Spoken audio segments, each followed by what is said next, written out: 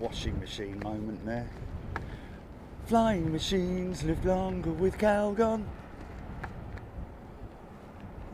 Got things battling around it.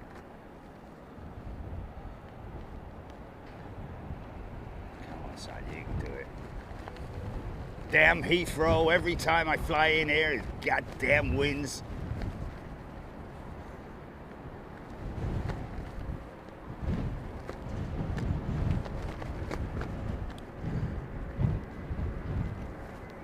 It's a headwind.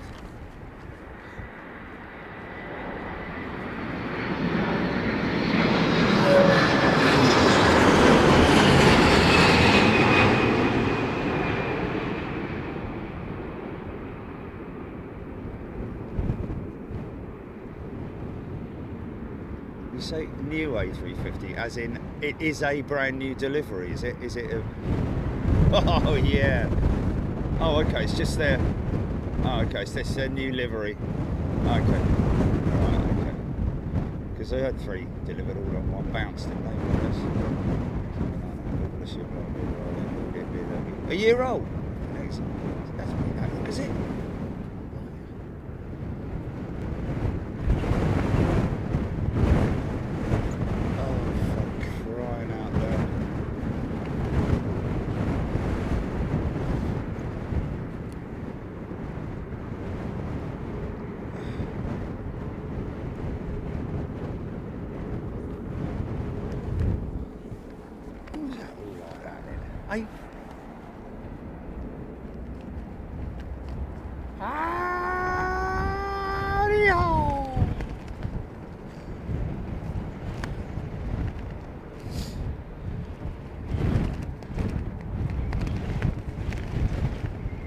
Winds 280 at 18 knots as of 18 minutes ago. Nick Gray, 280, slight crosswind element in that case because we are on runway 270.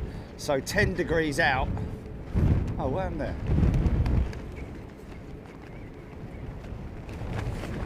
God, Riley. It's a bit tasty, man.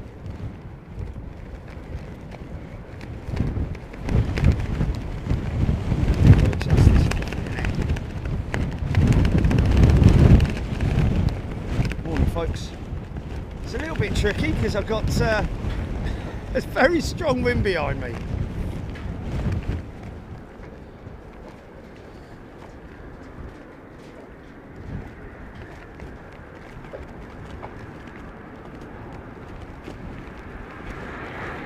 Mate, can you just cut all the watching? Yeah. Yeah, about Manchester.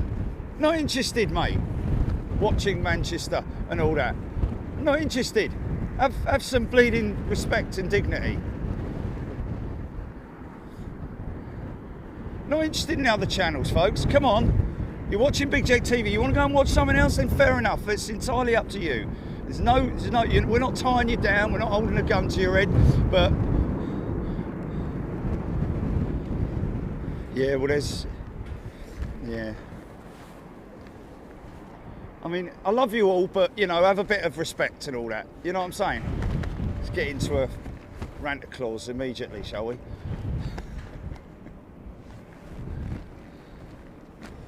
You know, not interested in, yeah. If you live in Manchester, fair enough. If it's blowing a hoolie up there, fair enough. But just not interested in other wherever they are in the world. When we're live, that is. Of course, we do have a lot of good friends, lovely people around the world. Has to be said outside of the UK, who are sort of like who are normal, who have their own lives.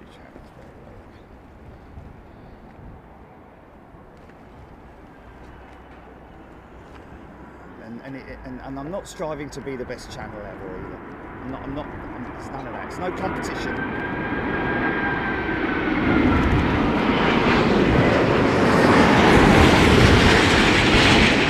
Yeah.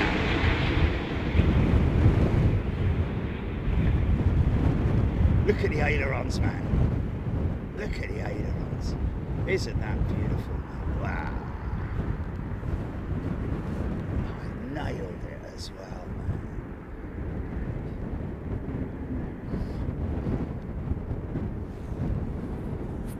Great crew flying with BA, gotta say. Once again, well looked after. Happy, smiley faces. Flight crew on the outbound were very accommodating at the end, wanted me to come up to the front of the onto the flight deck, had a chat with them, a couple of great fellas, and well, actually, I think there was a training captain with them as well. But anyway, yes, there was. But on the way back, I kind of let them. I didn't want to bother them because they'd had a bit of a stressful time, I have to say, because we were quite heavily delayed. I think we were, blimey, look at this, a triple stack, look at that. Yeah, we were very heavily delayed coming back out of Miami due to weather conditions. There was a possibility, because we talked about it while we were there, weren't we, that in some circumstances they will stop operations. Everything is grounded, literally. And they mentioned over the announcement that there's a possibility that they were talking with ATC, and fortunately they came back and said everything's all right.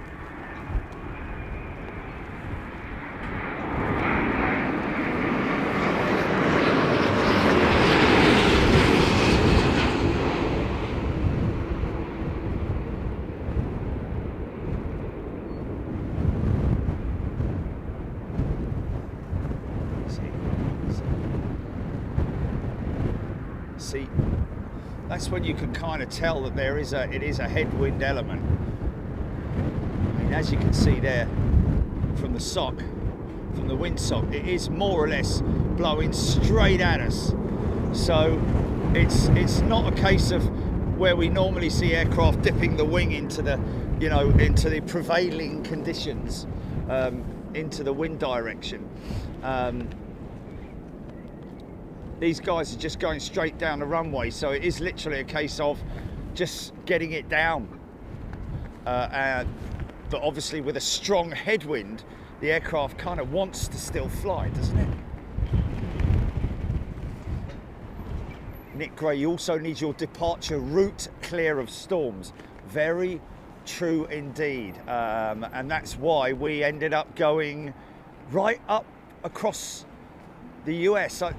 I didn't actually check it myself. Jilly told me that apparently we turned, I know we turned heavy left on departure, and then flew over land for quite some way before I think we're going over the top. Did we go over the top?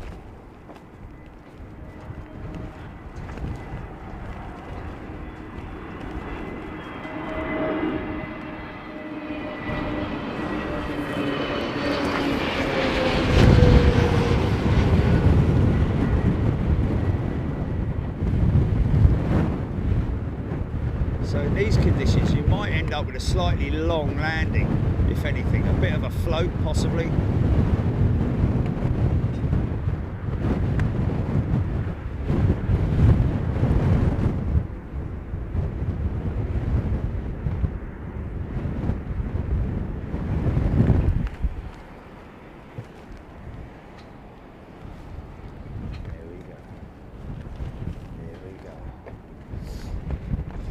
Tommy Thompson, yes, well, I'm not freezing because obviously I'm not standing here in a t-shirt and shorts, not like the local postman.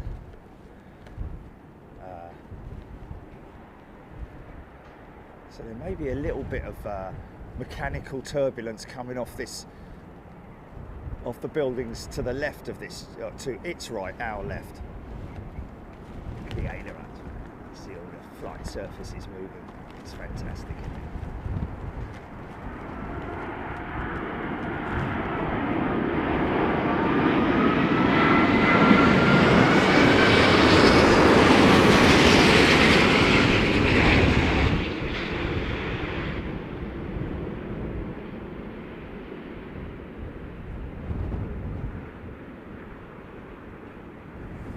Interesting that Nailed it again. Beautiful, isn't it? Isn't it beautiful seeing that image, man? Next Thompson 380 is dance. Sieve up.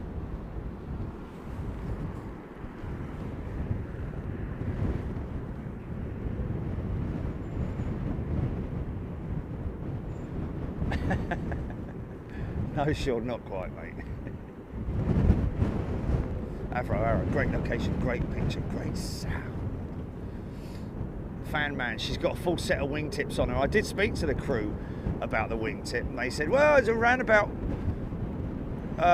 less than half of 1% in terms of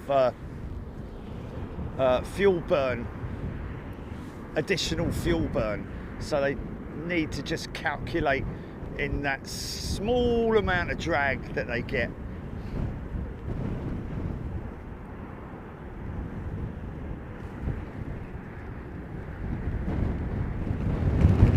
It's not the kind of drag that you would expect from something, for instance, like, you know, gear being left down or something like that.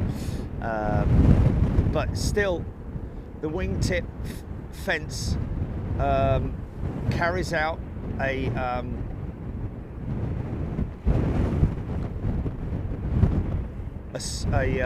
it has hello, call the brain, will you? See if I can.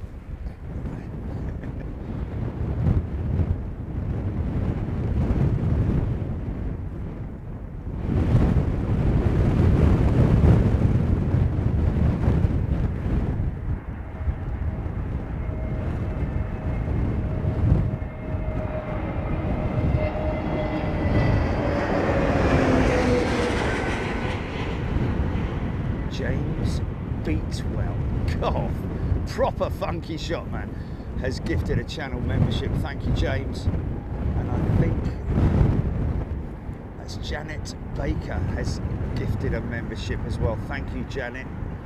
Very kind of you. Lovely things to do. Thank you so much. Don't forget, folks, hang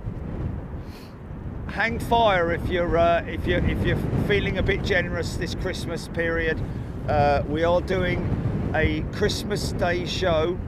And on that Christmas Day show, we have arranged with GoFundMe a special Christmas charity show for the Red Cross, which is we feel great about, because it is an international agency which is helping out as it's a Red Cross disaster fund. To be precise. Hello there. Hello there. Where's coming in from there?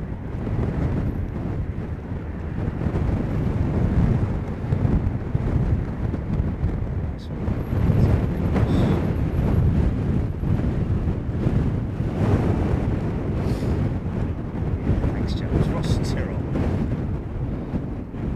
Wow. Arrow, minus 25 with wind chill. I don't know what the wind chill factor is here, but I tell you what, it feels a bit colder than it flipping is. Bluebird.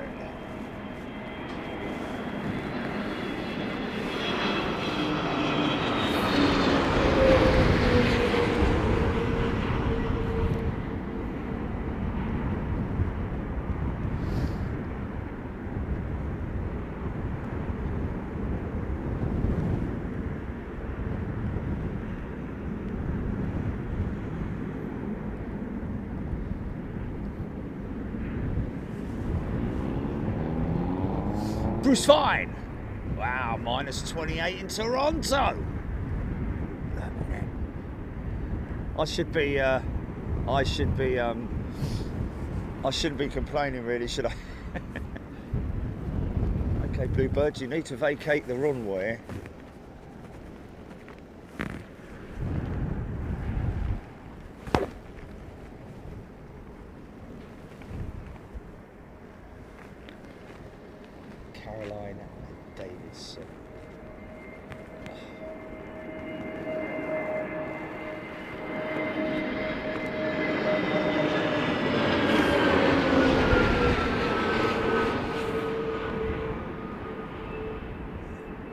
hopefully this will warm the cockles of your heart.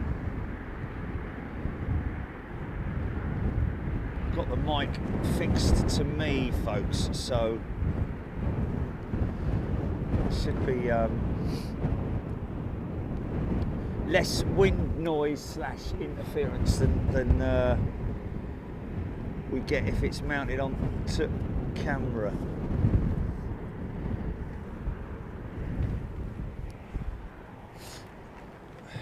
Well, Philip, it is, I know what you're saying, mate, but Philip, we try and do a global charity. I know we've done ones in the past which have been, you know, kind of UK specific with, well, actually, with Battersea Cats and Dogs Home. I think that was the only one we did. All the other ones have been global. We try to keep things global because we are a global community.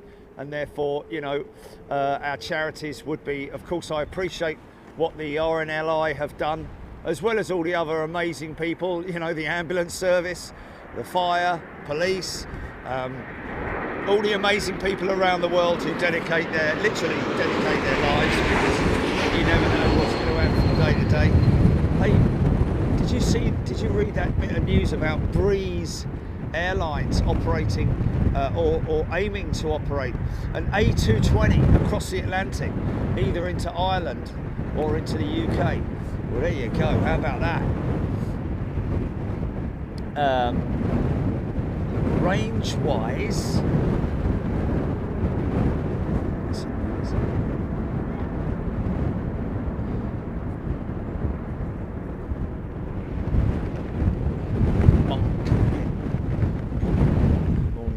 hope you're doing well. Oh, look at that, 380. They're like flipping buses at the moment, aren't they? Ooh.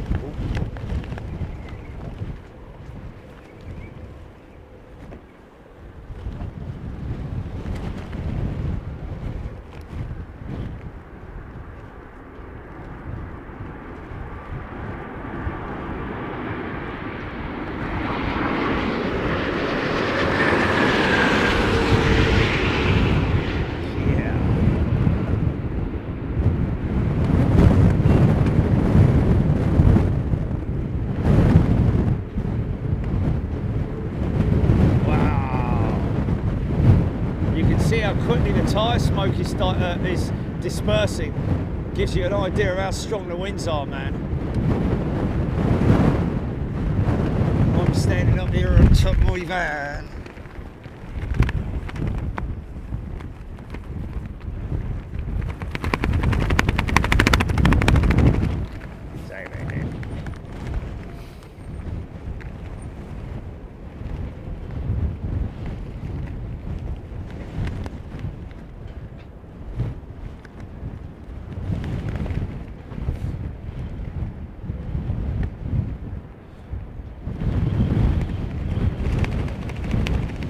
Good question, that, Rob. Rob Belcher. The GoFundMe campaign is actually live, but we're not going to put it live until. But yes, you can donate after the fact, and we in advance thank you for any donations that you give.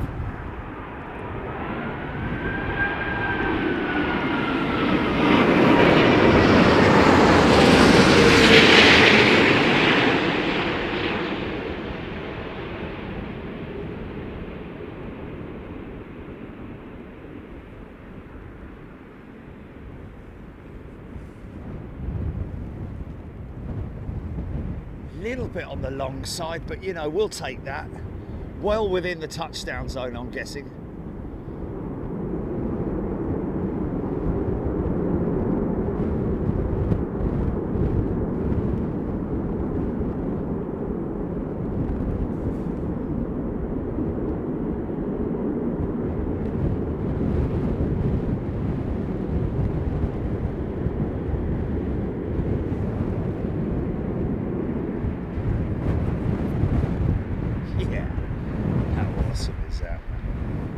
They have to leave a little bit of extra space because because invariably the guys at Emirates do a full run.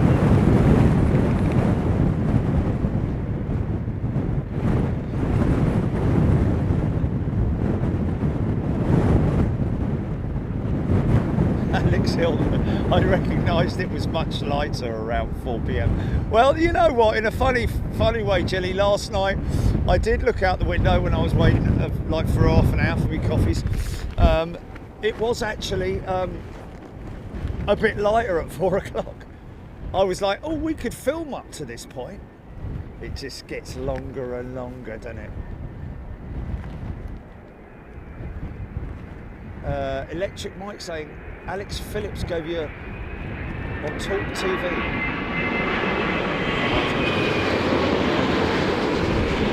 I don't know. What's Talk TV then? What is it? And who's Alex Hill?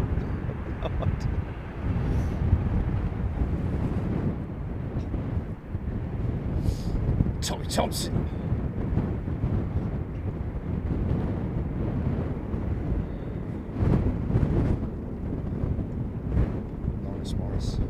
Hope you all enjoyed Miami, folks. All of my members with us last week in Miami for, well, this week actually, wasn't it?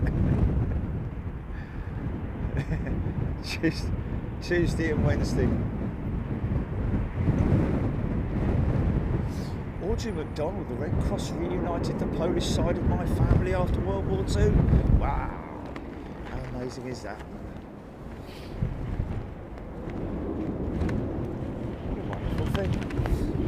Nick Gray next to LATAM BA202 787-9 from snowy Boston. That's a 777 there. Was that the one that just landed? Yes, it was. There we go. Sorry, I'm behind, Nick. Left K-Boss nearly 3 hours late. Wow.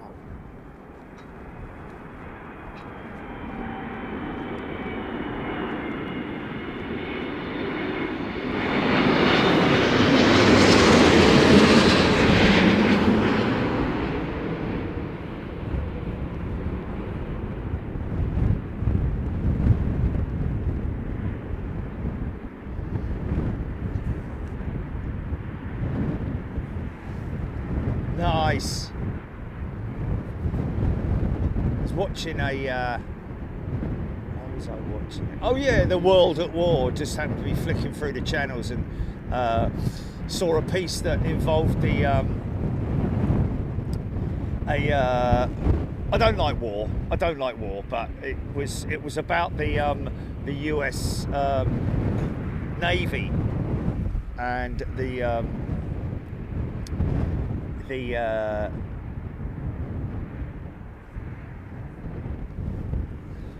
I'm losing it today.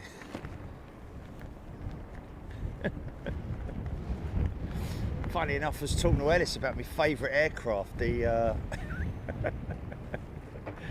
the Corsair. The Corsair. On the big aircraft carriers, and when they were landing, some of the photography, the videography from those days, windy landings on aircraft carriers, man, nothing worse, mate. Like literally float it in and then like cut the engine, just let it fall. But you have to time it right because of the why not? You have to time it right to make sure that your hook meets the line at the right time. Otherwise, you're either going off the end or going around, which I saw a couple of examples of as well. Caroline Davidson, loving this location.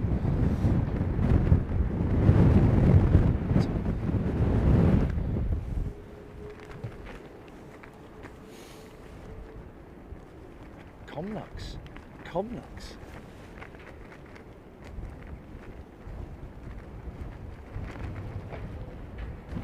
Yes, most definitely.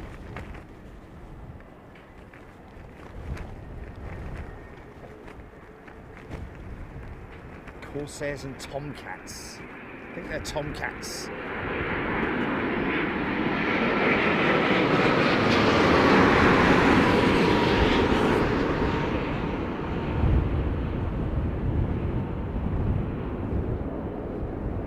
Watch the elevators, just as they touch down, watch them manipulating the elevators. Look at that, just a nice and easy.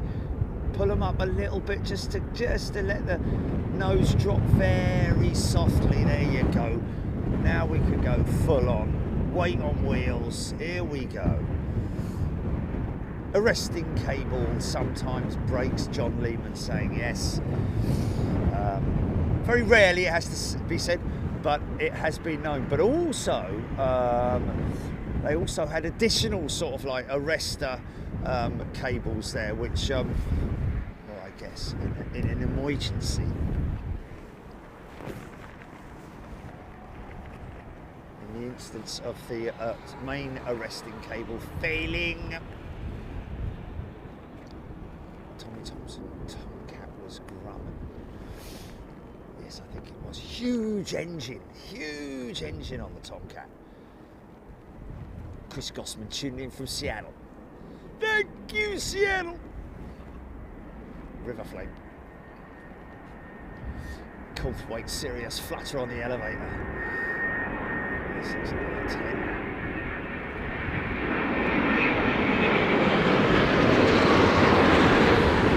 It's a long stretchy thing.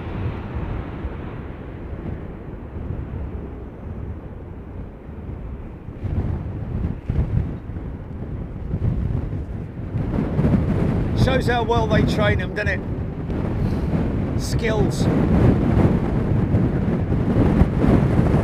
Apart from the qualified pilots on here, would find it very challenging to land in these kind of conditions, because with a strong headwind, one has to think that, you know, that the most important thing on approach is maintaining speed. Obviously altitude and stability in terms of your glide slope, but speed is of importance, because with a strong headwind, because you've got so much flap on, the aircraft would drop very quickly if you were to reduce speed too much or not have enough power on the engines. That's why you hear these things powering up and powering down, and that's sometimes manually inputted by the pilot, or the auto throttles working.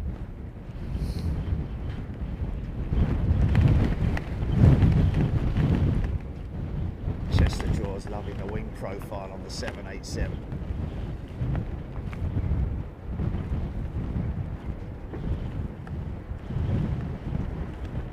Yeah, of course, when the depends on the operator, not so much on the on British Airways, because they don't tend to use a lot of reverser. Not here in London anyway, they do when they're overseas, which is quite interesting. But yeah, you'll see the elevators. There it is, there's that throttle power.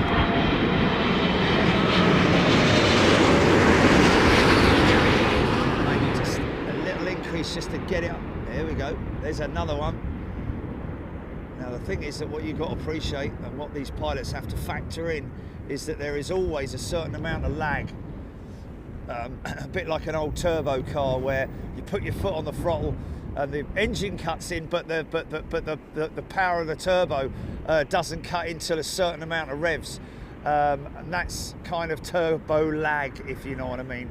But on these big jets, when you power up, it's not immediate. I mean, off the line, literally off the line, when these things are powering up to go out, when the engines power up, the 0 to 60 sort of speed, or 0 to 80 knots is actually, you know, there's quite a lot of cars out there that would do them up to 80 knots. However, once these things get going, you ain't stopping it.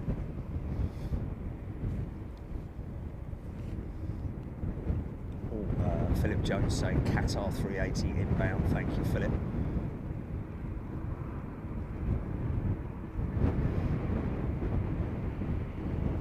Robert Hilton just noticed on ADSB someone is flying a drone at 300 feet under the glide slope for Heathrow. Transponder for drone is on, so ATC must be aware. Well, yeah, they would have stopped arrivals long ago. But 300 feet, that's got to be way out on the glide slope, way out, because if that was anywhere in the next sort of like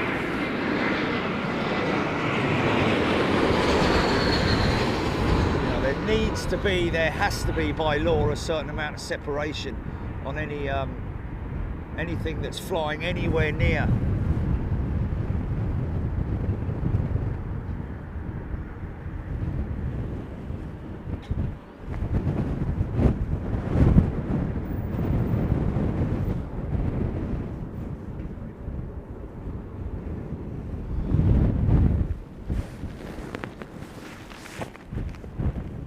Do cruisers, folks. If you want, we can do cruisers.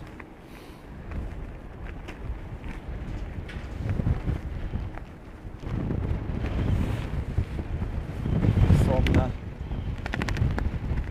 Aidan Campbell, Miami was fantastic. It was, wasn't it? Do you know what? I mean, I loved Miami and I loved all the stuff that we got.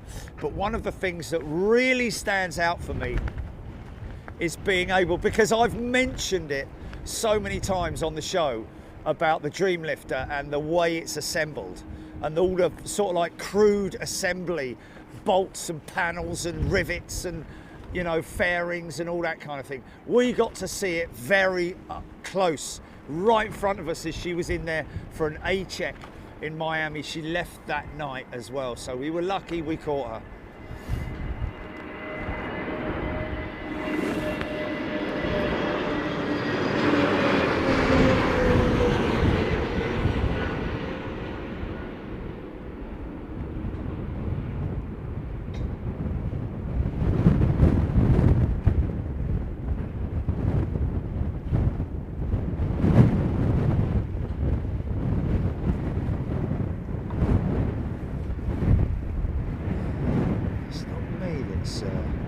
Banging and clattering, is it? I don't think so. I don't got anything hanging off the van apart from those straps. Just looking around, just doing a little recce, see if there's anything that's no?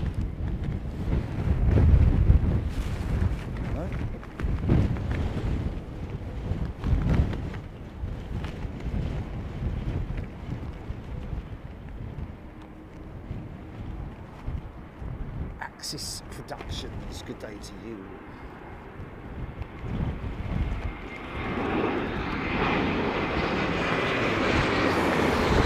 And Axis Productions making a very valid point there. It is a bit too windy for a drone, isn't it?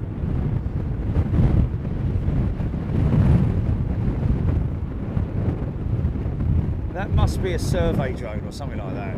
It's got to be either that or it may be police out far out at the East End, or they could be filming.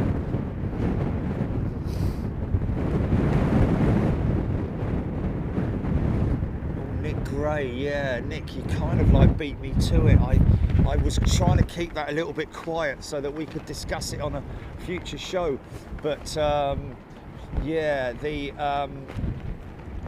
Virgin Atlantic jet that was has been grounded due to autopilot malfunction. Now listen to this, folks. That aircraft was, I think it was inbound to London. It didn't turn back, as some people have said. It didn't turn back. It was coming out of Miami and about 600 nautical miles south of Greenland, or Keflavik to be precise. They lost their autopilot. Yeah, Iceland. Oh, sorry, Iceland, sorry. That's the other end, isn't it? Is it the other end? No. Iceland, yeah, okay. Greenland's the big bit, isn't it? Yeah. Sorry, the big bit. But yeah, you know, and what amazed me, there's two elements to this. What amazed me was all the God, I want to use an expletives. I want to use an expletive. I really, really do, but I can't because there's kids watching. Okay, so it's filming the football game that cuts off at kicks off too. Anyway, there was Eliza Doolittle, GVLDY. They lost autopilot. They had to reduce altitude from 38,000 feet down to 28,000 feet. A big drop in altitude because you cannot operate autopilot.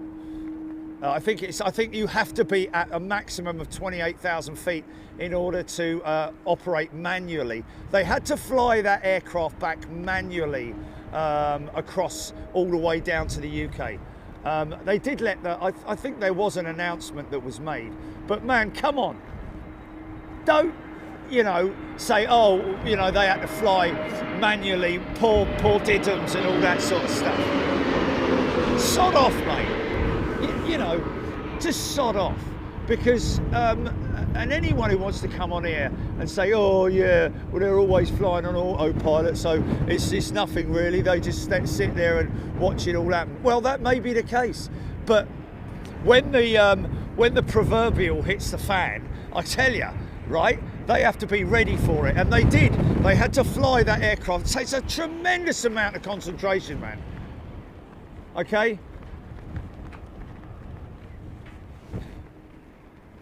So fair play to those Virgin Atlantic pilots, and it just goes to show again how safe you are. The hands that you are in are good hands that pay amazing amount of attention to training and refresher courses and stuff like that. And we're not talking about the sweets. Looby Loo, Qatar 380, 10 minutes out we're hearing. Oh no, 5 minutes out, sorry.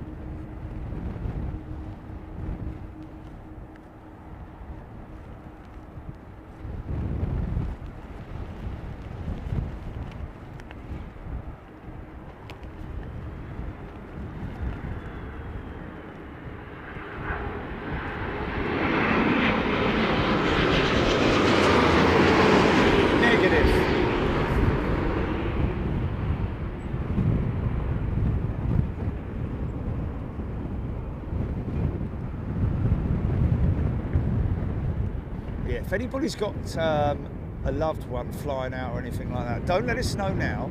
If it works in our favour, somebody just mentioning there that they got somebody flying out at 2:30 in the afternoon. Obviously, we're here till the switchover, okay? Usual deal, same, always the same. Go and watch The Office at just that moment of interview. Not at all. Maybe. Did you ever see that sketch, mate? When he was interviewing him.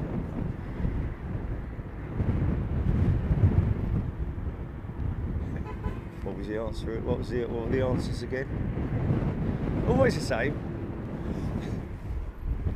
Not at all. Maybe. Sometimes. Air Action 2257, that manually flying an airliner hundreds of miles is a mammoth task of concentration and massive respect to those pilots. Thank you, sir. And don't forget, it was in the dark as well, wasn't it, Gilly, I think? I think it was in darkness. I don't think it was in daylight. Makes things a whole lot different, because you're reliant on that horizontal, the horizon. Your instruments, you're flying on instruments, man. That's where it really comes into play. The usual six-pack, the blind flying panel, so to speak. It's not like you can look for visual references out on the horizon.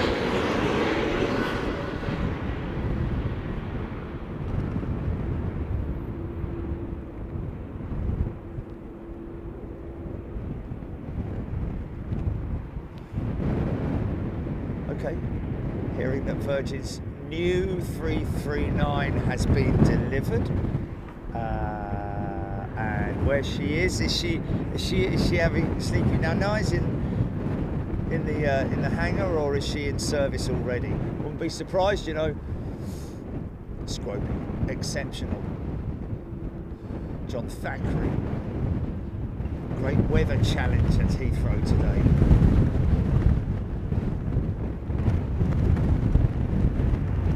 Terry Slater.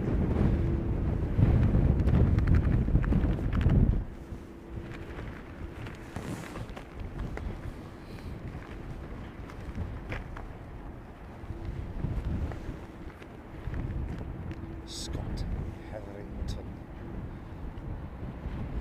Jeffrey Phillips will be interested to read the CAA report on the incident. Well, if you go to oh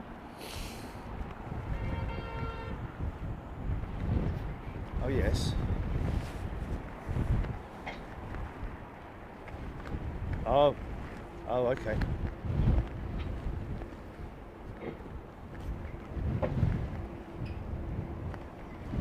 Yeah, there's no one on here. That's the great thing about the community. Whether you're a subscriber, a member, or just a viewer, it's great to see the reaction and the respect that everybody's giving to the pilots. Not some dimwit sat behind a desk who knows nothing about flying. You should know better than writing a report like that, mate, or moaning about it. You know, flipping idiot.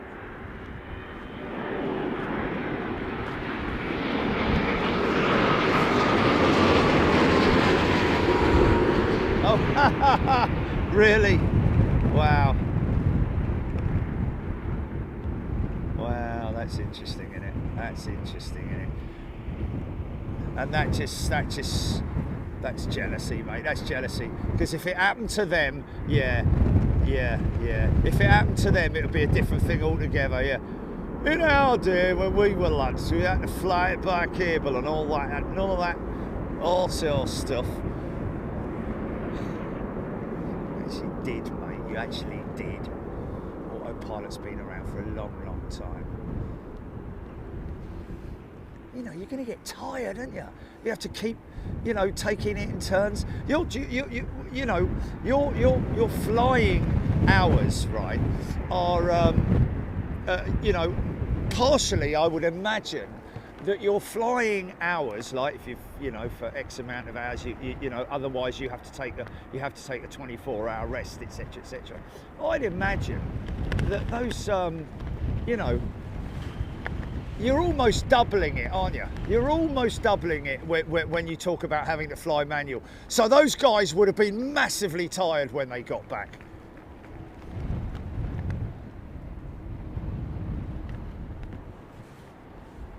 I say what I like and I like what I bloody well say.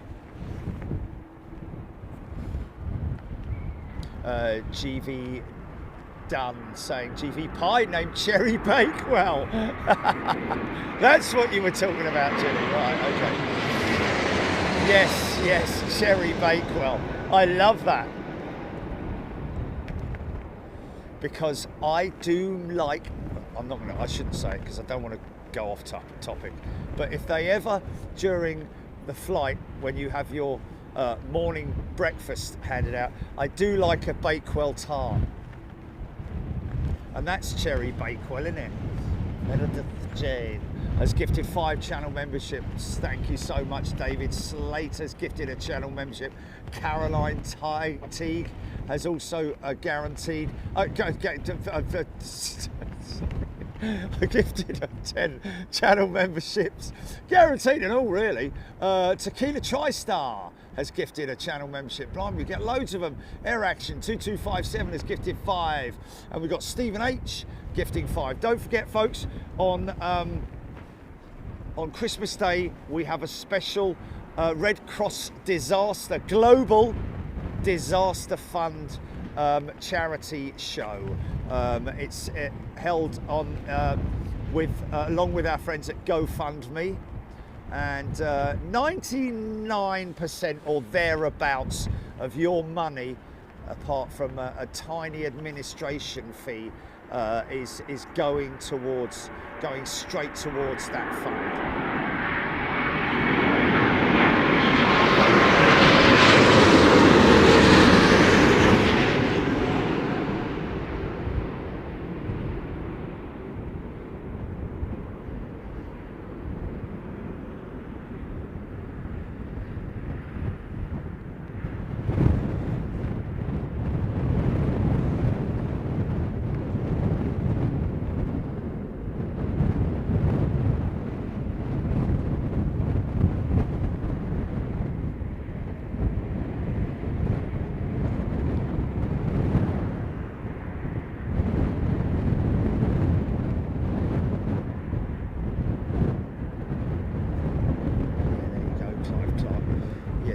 be honest with you, you can visit the flight deck. The Jazz Ass is a brand new member. Welcome, Jazz.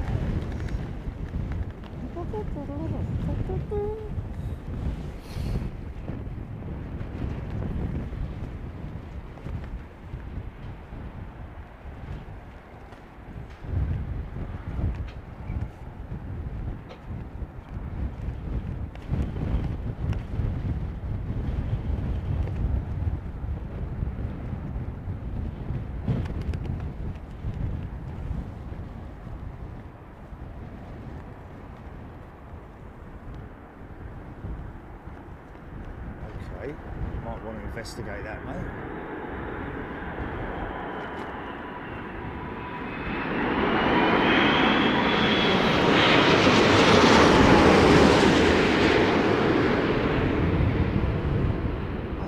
Ah, that's probably because of when we were trying to raise money for equipment, wasn't it? I seem to remember us doing something like that, didn't we? Look at that float, man. Watch this. Nailed it. Little bit of dip. Up come the elevators.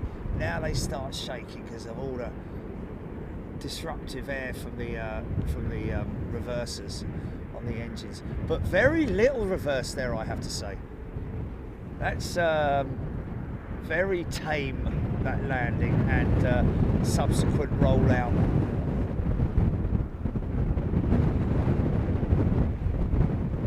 Wow, air action. Those pilots had to fly 1,187 miles hand flying. There you go, ladies and gentlemen. That should have been in the news, man, because that really does give people faith, doesn't it, in our pilots. Because the standard is the standard. It's not so much Virgin Atlantic pilots, I'll be honest with you. It's pilots around the globe.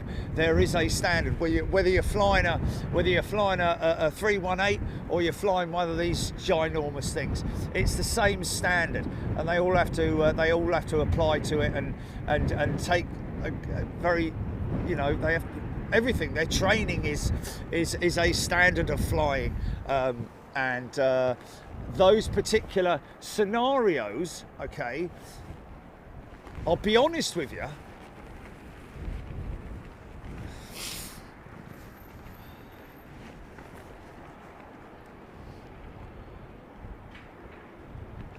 oh, we can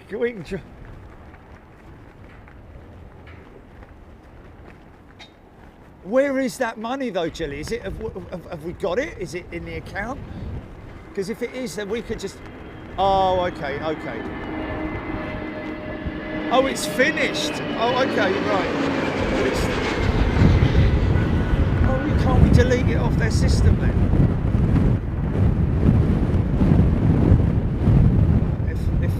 If you can't, then we'll let Pterodac. Oh really? Oh my goodness me, that's amazing, man. Don't drop that!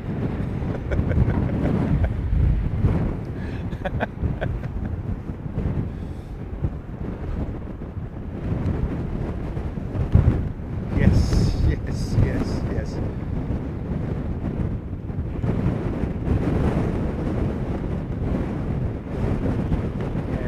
Yeah, GBY88, I know what you're saying, and it would be interesting. I mean, if I can almost guarantee that if I was to interview the pilots, it's a shame it wasn't somebody like Zane Dunning, because I think they would be willing to do that. And there's no point in me trying to speak to Virgin Atlantic either, because they've gone completely under the radar, and they're not, you know. I don't know why they bother even having a social media department, to be honest with you. It's terrible, man. Because, you know, you get all the praise from all the pilots and all the people that work with Virgin. They all love us and what we do and all that sort of thing. But you want to do a show with them now. It's like, you know, it's not happening. It's just not happening. Kind of given up on that whole thing. It's a shame, isn't it? I've had that happen to me so many times since I've been doing this, you know, since I've been doing Big Jet TV, and you generally deal with it in life in general, where, you know, you have a great person that you've been relying on and had a great relationship with for many years, you know, maybe a hairdresser or something like that, and then they retire or they leave, and then there's a new person, then they're bleeding useless, and then that's the end of it. You might as well just give up, go somewhere else and create relationships somewhere else. I mean, blimey, man, you know, we've been invited to Dubai, man, with Emirates. Doesn't that say something? You know? No, can't be bothered.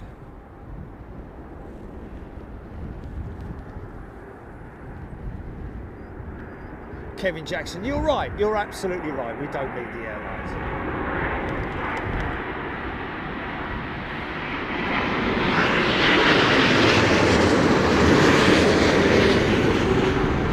That's, you know, in a funny sort of way, I do need the airlines, because I like to, you know, showcase specific parts of airlines, you know, pilot training, let the youngsters know that there's a future for them. I was with a good friend of mine yesterday, and they've got a couple of young lads, and they had no idea that, you know, and one of them is you know, he's very handy with the old computers and that. And I said, man, you know, in 10 years' time, your lad could be living in Dubai, earning a 6-figure salary, flying A380s all around the world, living the life of Riley, tax-free.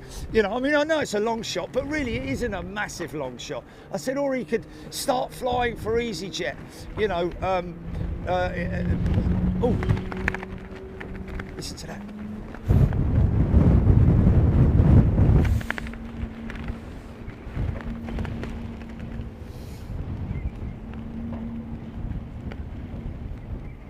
Adrian James, he's been with us 5 years. Would a visit to JFK be possible for a stream? Adrian, we've been to JFK at least twice.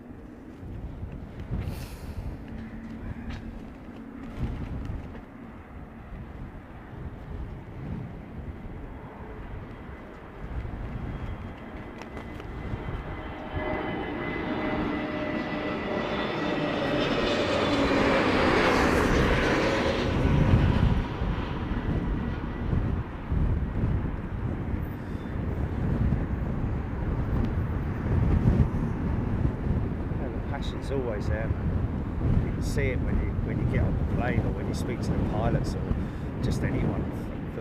And when you're on the phone to them as well, you know. It's the same old story, isn't it? It just is the same old story. People who just can't be bothered because they put in just the right amount of hours, you know, nice and steady, sort of like.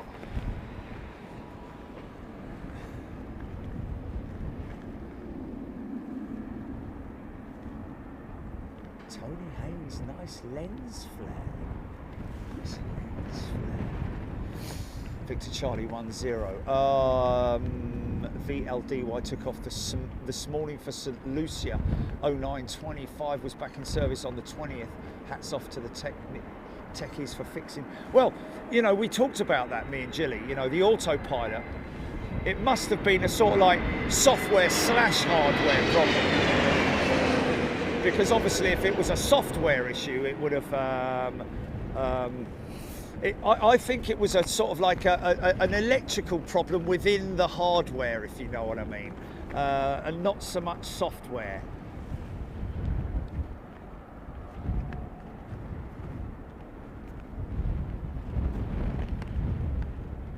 Yeah, there we go, Nick Gray. Nice Big Jet TV streams at JFK waterside with the sounds of the waves lapping on the shore. Odd music from the fishermen. Yes. It does make me wonder with those fishermen at the wharf there, or that little beach. area, what they're fishing for, because the fish are no bigger than sort of like big tadpoles, or not tadpoles, sticklebacks.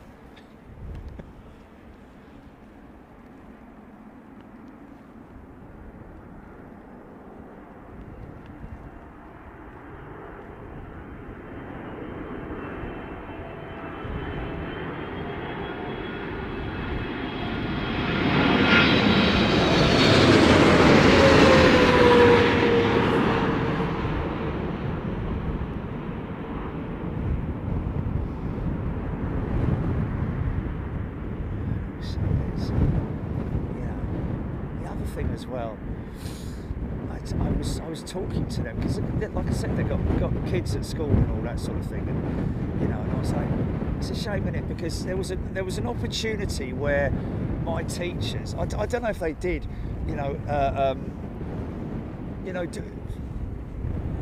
is there a sort of like, is there a sort of catch up for kids as they go through their different development stages in school, in terms of like, from second grade to third grade or fourth grade? I don't know what the grady things are like. Secondary school, isn't it? Secondary school up to big school or whatever it is. I don't know. Is there a point at which kids are sort of like interviewed and said, so how are you doing? How's education going in terms of like what you think you want to do in the future? Does it ever sort of like come into like, oh yeah, I was reading an engineering magazine the other day, and or something online or something, and I really would like to get into engineering. And then, okay, are you doing any engineering in your courses? Are you doing sort of like, metalwork and engineering, technical drawing and all that? No, not really. Oh, okay. Well, let's get you into that then, shall we? So we can, you can enjoy your education. Is that done? Or have they just got no time either? Yeah, just throwing in the class with everyone else. Yeah, but hold on a minute, that kid's got skills, man. He knows about sort of like aerodynamics, and or he really knows about, or she really knows about sports, or really good at a specific understanding the psychology of a player, or something like that. It's not just. There's so many different opportunities out there, isn't there? And they couldn't believe it. Some people are so out of touch, aren't they, in the world outside of where we are, yeah? And that's, let's face it, it's the majority of people around the world are so out of touch in terms of knowing the capabilities, the options that are out there for their kids' education. Air traffic controllers, I was like, they're crying out for pilots. And they were like, really? I said, man, for the next 10 years, there's going to be a huge shortage of pilots. Really? Yes, really. So that's why I always say to the kids, work hard at school, keep your head down, don't get involved with the riff-raff. Like I did.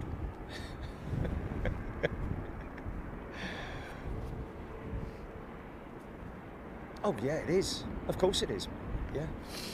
If I had a kid, I think I'd probably homeschool it, I'll be honest with you. And that's just 767-400. No, they won't. No, they won't. No, they won't. Not anyone who's under my wing.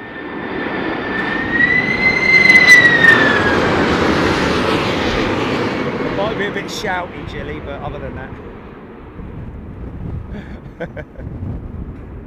They'll get a job done, put it that way. No namby-pamby messing around like, me fingernails and that.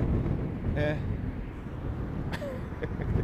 Nicely done, man. That was quite long, wasn't it, that whole touchdown sequence? Lou Stewart is a returning member. Welcome back, Lou. Lovely to see you here. Get involved in the chat, folks. Okay, aviation retailer, they do that in year 11. However, schools nowadays, no, totally. Yeah. I know. It's terrible, man. It's terrible. It's because they haven't got time, have they? Peter Laker, all things trains. MEA, Middle East Airlines 321 from Hey, hey.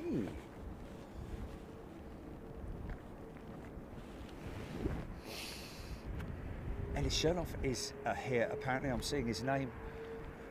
Keep missing, obviously, because I'm scrolling and I'm miles behind. Sorry. Oh, careers advice. Forget it, mate. You've got no chance down there. They're just people who are. It's like people who want to help us with Big Jet TV. Like, you know, all bless them and everything. But it's all right, man. You know, we don't try and teach us something we already know. Westjet saw their cargo jet 737 in Miami, didn't we? Oh, float it, float it, float it. There we go. Second try. Don't panic. Nice and easy. Let it float. It's fine. It'll sink.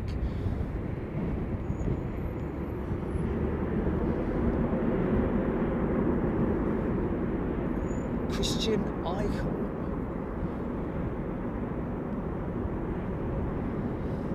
Flying the Junyao Purple Dreamliner. Helsinki, that's Helsinki, isn't it?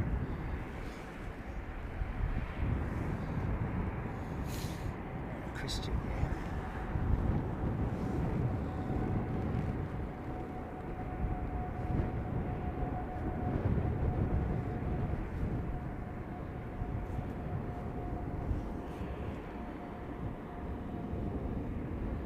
Oh, Ellis talking about watching a replay last night was fascinating, even with some dropouts. What was that? Is that the drive round in Miami? Because that was good, wasn't it? That was great. Seeing that, I've got to be honest with you, I think seeing the Dreamlifter up close like that had to have been my sort of like, it's difficult because there's so many great shots, but, you know, being able to see it up close and personal like that is just fantastic.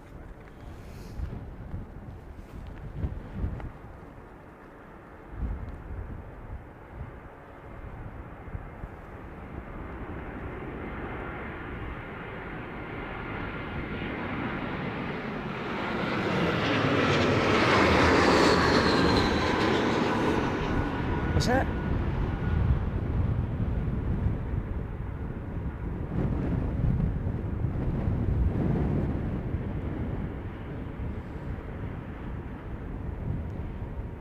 In a hotel.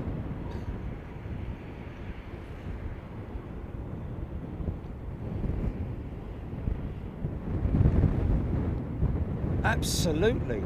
V100 Andy is a returning first class member. Welcome back, V100.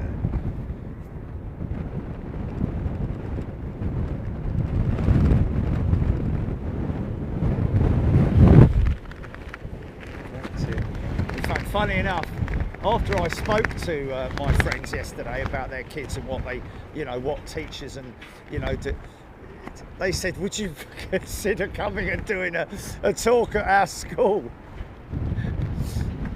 I said, someone's already offered me that, asked me that, and I think I might use that as a test bed. Not allowed. Oh, okay.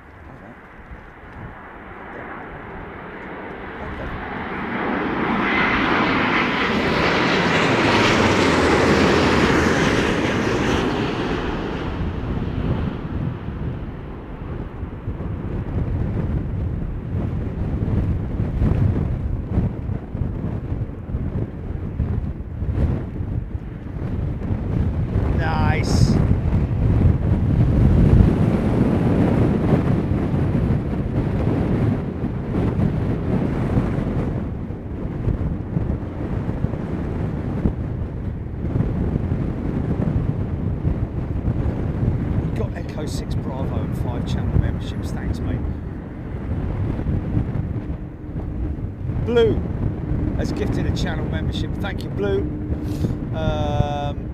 And he's a returning premium member. Welcome back, Blue.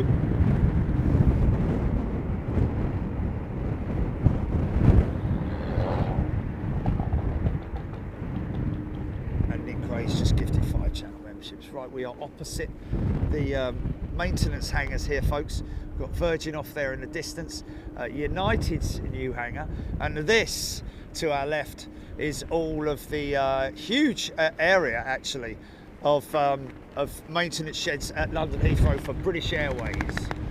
737, she's a max by the looks of her. Those big engines, man. Saw a good amount of these at Miami. Nicely there. And that lovely pastel colour.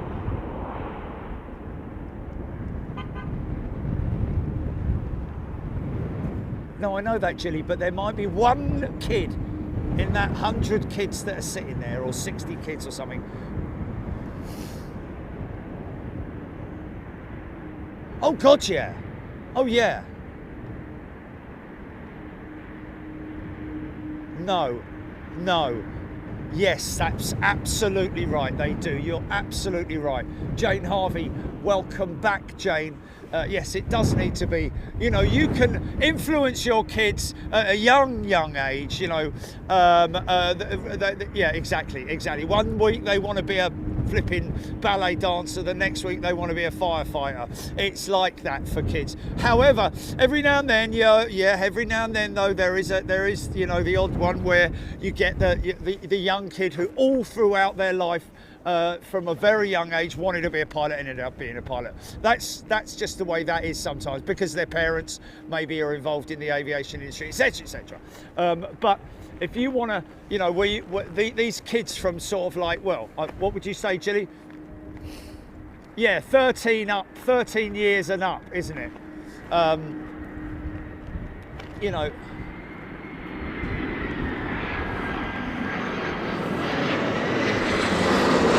Yes, I know, but yeah, I know, Chilly, but it you know, anyone can become have a YouTube channel, but it's the fact that to make it a success is another thing, isn't it? And that's kind of what we've done, you know, really, and that sort of like goes from my. But anyway, there's big stories about it. Greg Hughes, welcome to first class. Good to see you. But you know, I mean, yeah, like I said to them yesterday, I said, do you know the ATC, the United Kingdom National Air Traffic Services, are recruiting or at least speaking to youngsters who have who are gamers, and especially now these guys that are on VATSIM as well, you know, who are virtual air traffic controllers. Absolutely insane. And there's so many people who are not even aware. Look at the wing profile on this thing.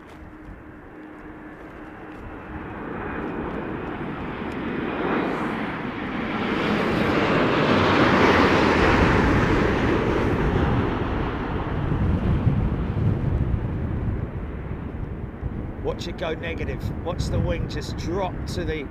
It still maintains an angle, but it drops significantly, somewhere in the region of 15 feet, believe it or not. You know, you go and measure that. You can clearly see it happening when you're actually on board the aircraft, especially during takeoff and landing. If you're sitting over the wing, you will see the wing flex up, and when it lands you will see it deflex as well. And that's not just on the Dreamliner, it's just that the Dreamliner has a very exaggerated wing profile. Outboard of the engines, it naturally, when she's sitting on the ground, the wings are already at like 4 or 5 degrees in pitch, whereas as you can see with the 350, it doesn't look like a lot, but it's the outboard section of the wing that is taking most of the flex. And that is of course all built into it when they manufacture, well, design the aircraft, really, actually. So the aircraft has to have the capability of moving and flexing, and these big carbon wings, man, biggest carbon wing in the industry until the 777-9 joins us. But then again, I don't know about the overall surface area.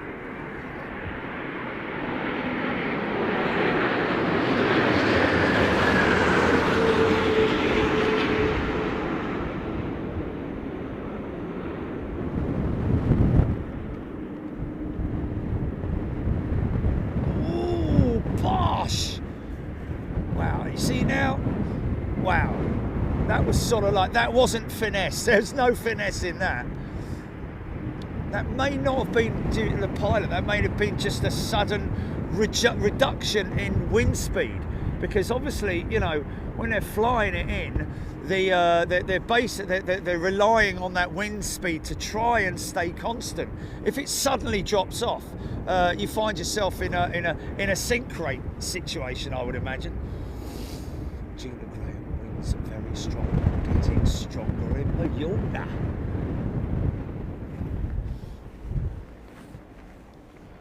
Whatever happened to that jumbo then, Jilly?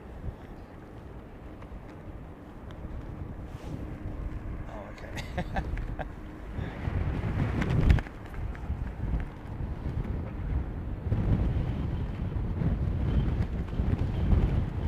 Peter Laker, was that a light in the window? Doubt it.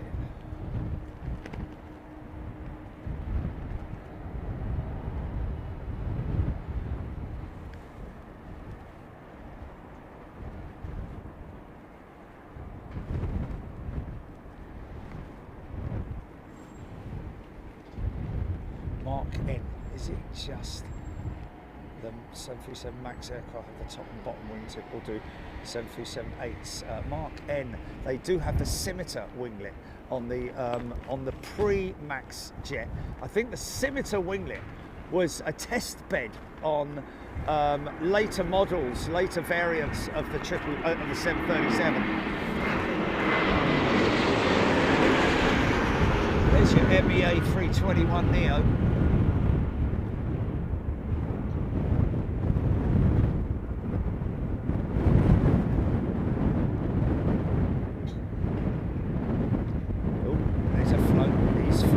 Go on, son, get it down. Little bit long. Oh, hello, go on, there we go.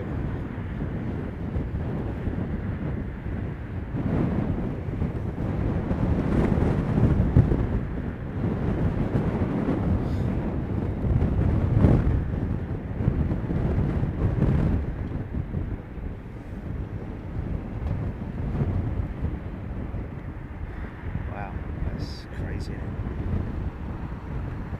Crazy to hear that, you know, potentially you could find somebody, some youngster flying and gaining a PPL, private pilot's license, before they can even drive a car. Insane, man. Susan Gerard has gifted 5 channel memberships. Thank you, Susan Chrissy. My dad always wanted me to work in aviation. Everyone else talked me out of it. So that's where it's crazy. That's where it's just wrong,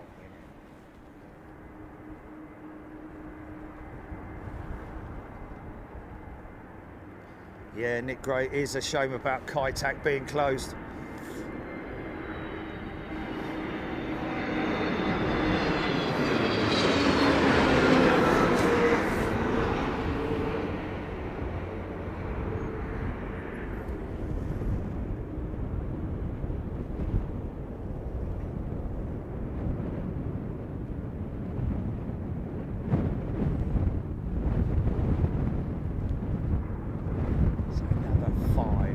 From Nick Gray, Susan Gerard, we got you.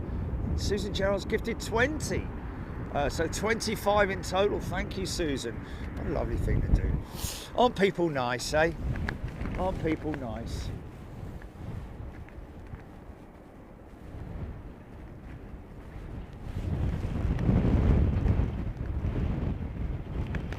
Brussels Airlines Red Devils A320 is a new member. Simon Tillier also. Wiggles Way is a new member. Carl 149, I think it is, and Steve McLean, should I say, new member. Sorry, Yeah, there you go. Wow. Welcome, everybody. Good to see you here. If you're a brand new member, make sure that you subscribe to the channel. And the reason I say that is so that you can comment, so that you can get involved in the chat. If you don't subscribe, you can't, which is a crazy thing, I know. But it is just the way that YouTube run their things, you know, if you know.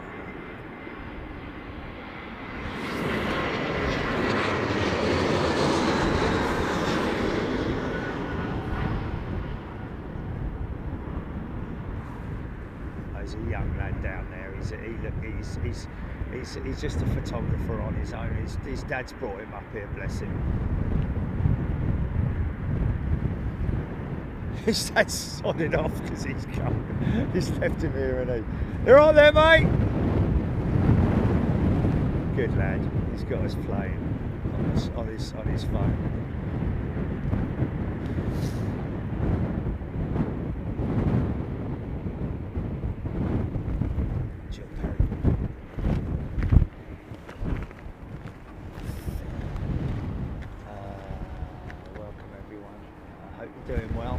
Sunday, not long now before that big argument at lunchtime.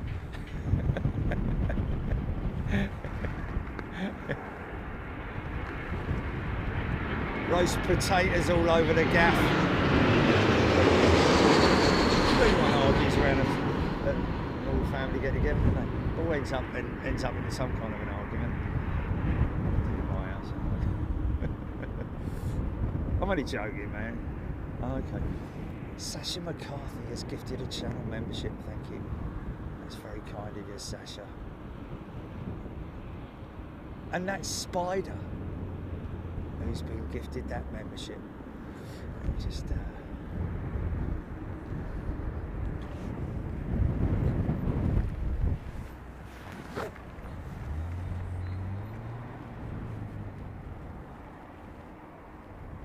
So the glide slope for London Heathrow around about 3 degrees. I did read a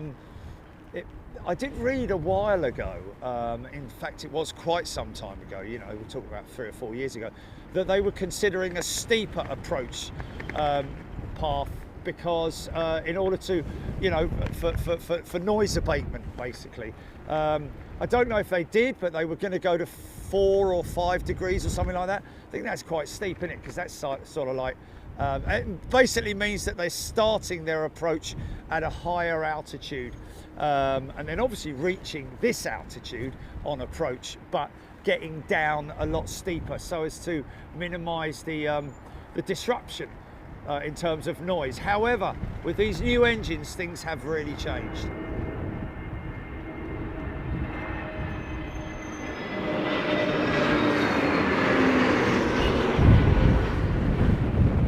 Because really, you know, when that comes past you, it's certainly no louder than a nasty, horrible motorcycle with stupid exhaust on it that you can hear probably for about, you know, a minute after it's gone past you. They should be outlawed, those things, man. And anything that makes that's very noisy. That's what you know, everyone's trying to achieve these days, isn't it? You know, make things quieter. Wait, please get it, Jerry. Oh, missed it. Darn it. Oh, mate, there was a crossover there. There was a crossover there. Look, you can just about see it. Oh, that was a funky shot, man. That's KLM by the looks of it. KLM Dreamliner. Nice. See a blue top. Oh, that was a shame, man, because there was something crossing that flight path. Oh, was it EasyJet, mate?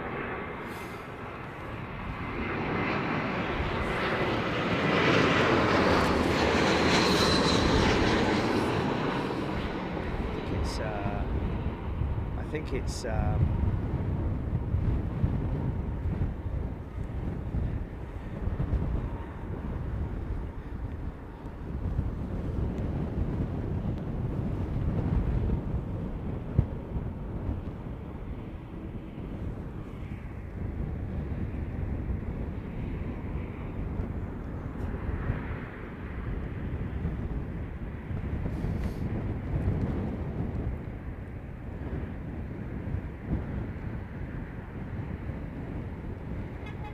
Turkish Airlines beginning their new third longest route, December 18th.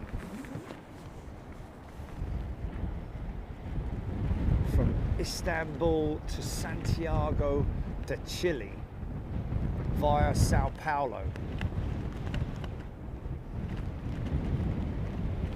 In March, they started flying to Melbourne, followed by the launch of Sydney.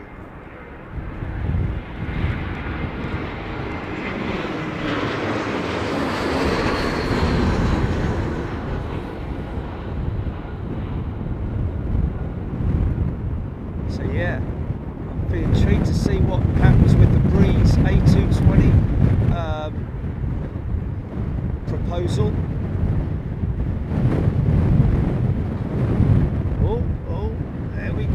Wow, I think that was right up to the final marker, wasn't it?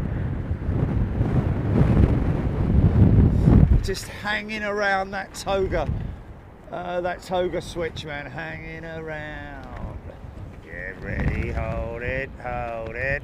Doing all of that with one hand on the. Don't forget that a Boeing yoke, of course, folks, is like a half steering wheel, whereas with the air, like this one, for instance, this Boeing jet that we're seeing here, and it always looks a little bit frantic, but they're all under control because they're sort of like as they input, they're sort of like overcorrecting it, if you see what I mean. Looks a lot more frantic than it is. It's all calm and collected.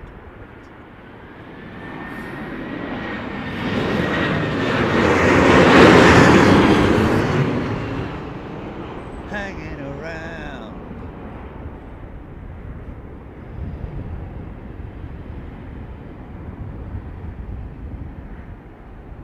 Yeah, nice.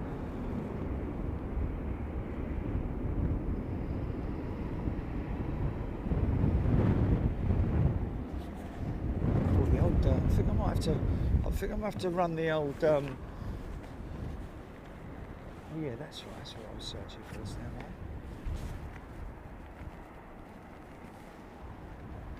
that right? LCY approach angle.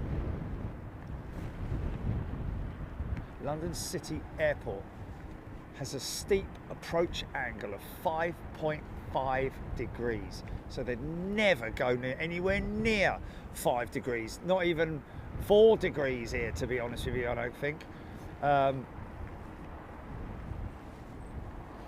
Of course, it is it sounds a little bit sort of like, really? Wow, it's gonna be steeper coming in. Well, the thing is that if it is steeper, it's still stepped, yeah, and the aircraft just gradually loses height based on, you know, its flap settings and speeds.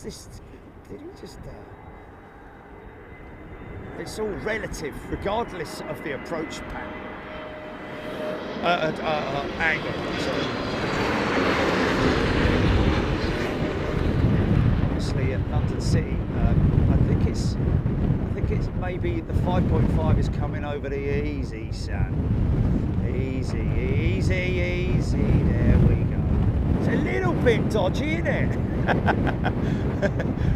It's a little bit of a side wind now, a little crosswind element that's kind of been thrown in there. It may only be temporary, but as you can see, it's running sort of like, you know, a little bit between 28 and 27 degrees, that crosswind. Okay, so it's a 3-degree approach at most airports, but obviously with London City they need to avoid high-rise buildings and office premises. Mohammed Cameron is a brand new member. Welcome, Mohammed. Get involved in the chat. Make sure, if you're new to Big Jet TV, that you subscribe, folks. That way you can chat. Even if you are a member, I know it sounds funny, but that is the rules that YouTube have. You've got to be a member. You've got to be a subscriber, even if you're a member, to chat. And I want to see your chat, please.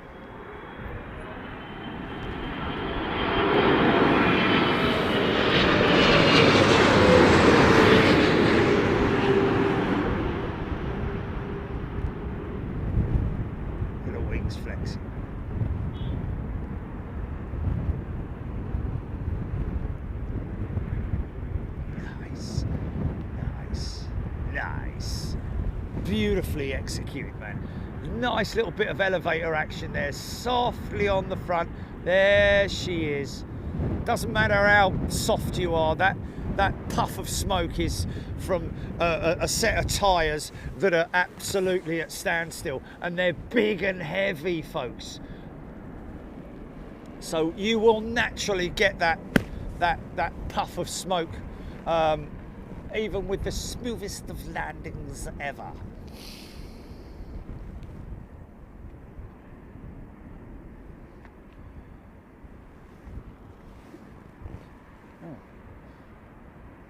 Thanks. Okay.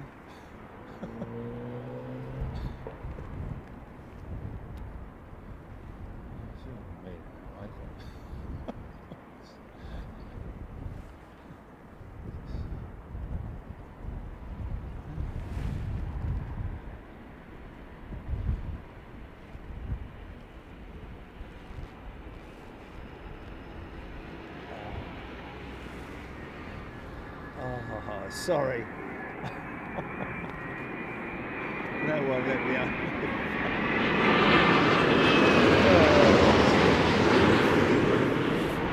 You'll read the comments, Julian.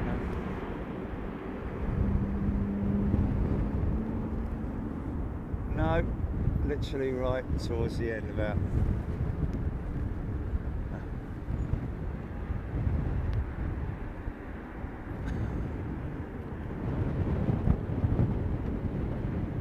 Trying to take the screen grab a bit.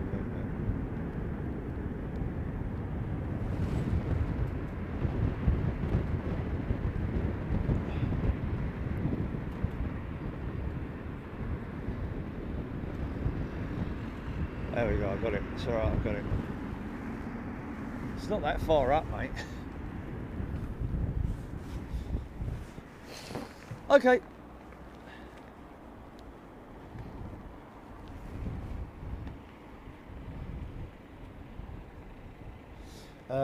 A wild snowball. See, this is nice. I like this. Good afternoon. I read that Air Canada will transfer their 737 MAX 8s to their subsidiary Rouge. That is. Does that mean we might see the A320-300 come here in Air Canada colours, or the 321 XLR?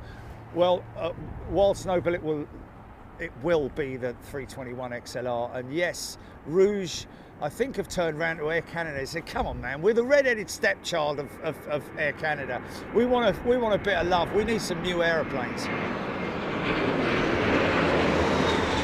You know, we put all the hard work in as well, and we've got aging 320s. We need some love, and so Air Canada, yes, that's right. Snowball.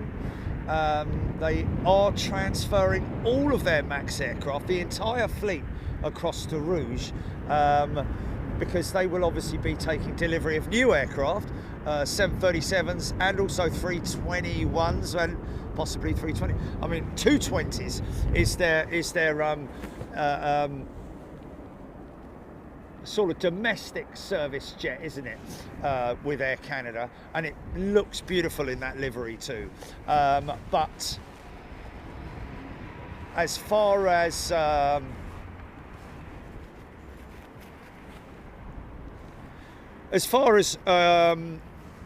them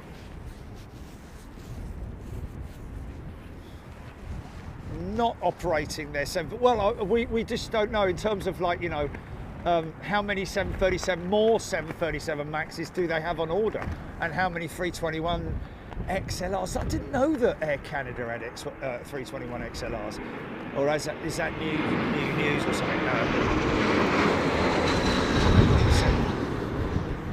No.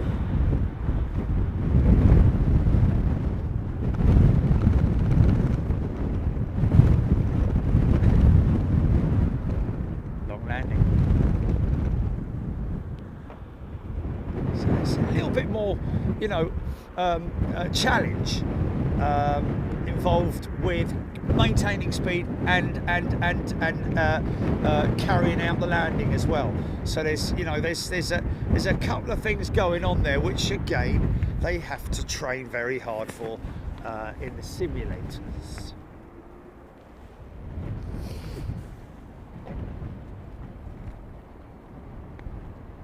Kinda.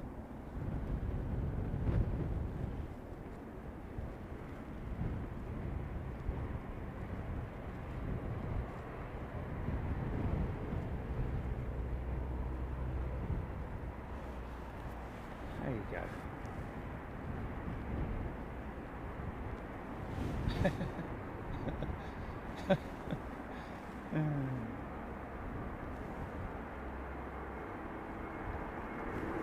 God, is it loaded yet? Yeah.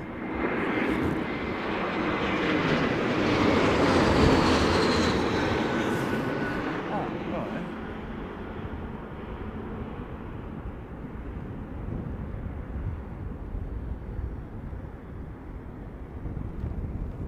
Yeah, I know.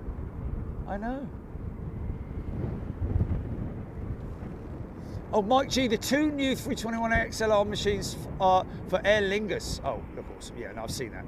Well, to be honest with you, I'm not going to poo-poo it, but I'm just going to say that, you know, the 320 Aer Lingus 321s look great. What you're seeing there is nothing that's visually different from their existing 321 fleet. The changes are the difference in the airframe is only noticeable if you were to climb into the belly of the aircraft and see the extra fuel tanks.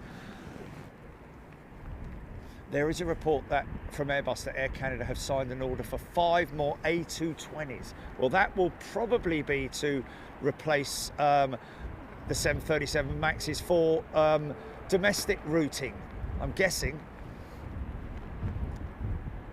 When I say domestic in the United States, it's what we classify as long haul, because east to west is a long flight, man.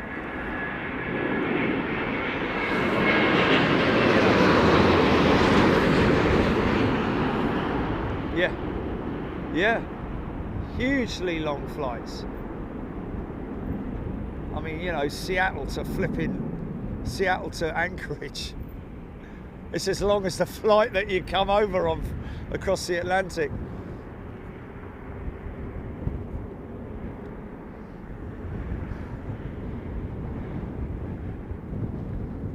Mark Sullivan tuning from the wind.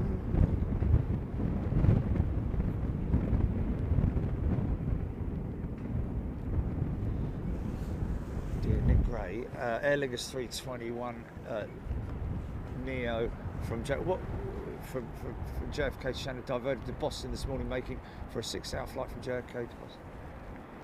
What's actually? What?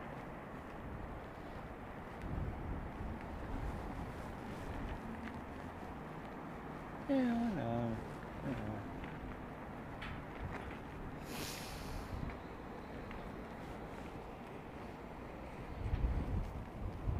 Richard Hall, be wonderful if the nose wheel could be made to rotate before landing the save on where it would still smoke. There would still potentially be a patch when the wheel makes contact with the ground, even if it's spinning. I would imagine there will be some, you know, I mean, the thing is that, don't get me wrong here, the spin up is so quick. It's very, very quick. So the wear on the front tyres is marginal compared to what you get on the mains in terms of the fact that they're braking wheels, if you see what I mean. Another 737, blimey.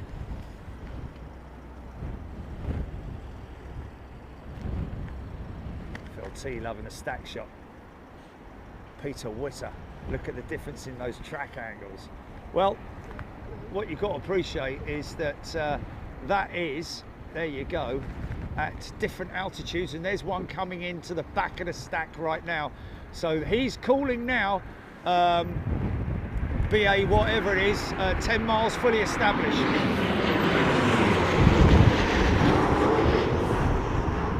It's an old 737NG, I call them. I mean, I know there are different dashes, 7s, 8s and 9s and all that malarkey, but I like to call it the Air nicely saved. I'm sure that if there was an invention to be made where the there we go, here he comes into the back again. It's just non-stop. Cathy Williams, EK29 and about. Well, let's just have a look here. I'm just looking at my flight radar 24. Oh, look, it's still on Miami, Jilly. I do that every time, don't I? Oh, clear. I've got to clear it. Filters. Airport.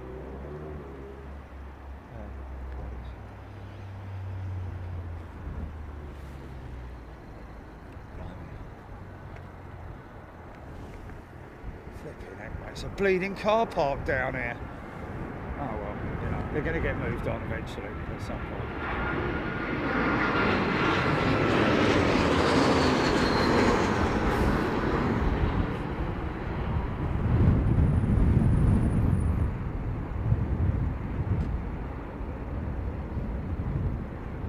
To what?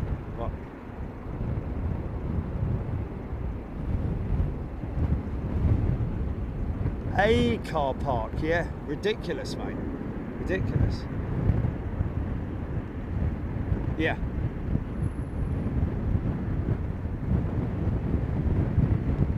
So that one that just joined the line. Oh, okay, my Tinternet.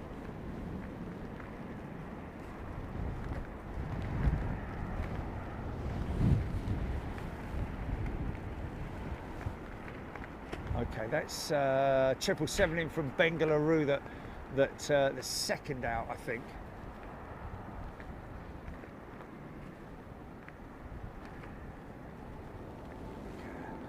Isn't it great? So you've got something coming in from the left any moment now. You should be able to see the Egypt Air triple pulling into the back from the left. Try and get that shot.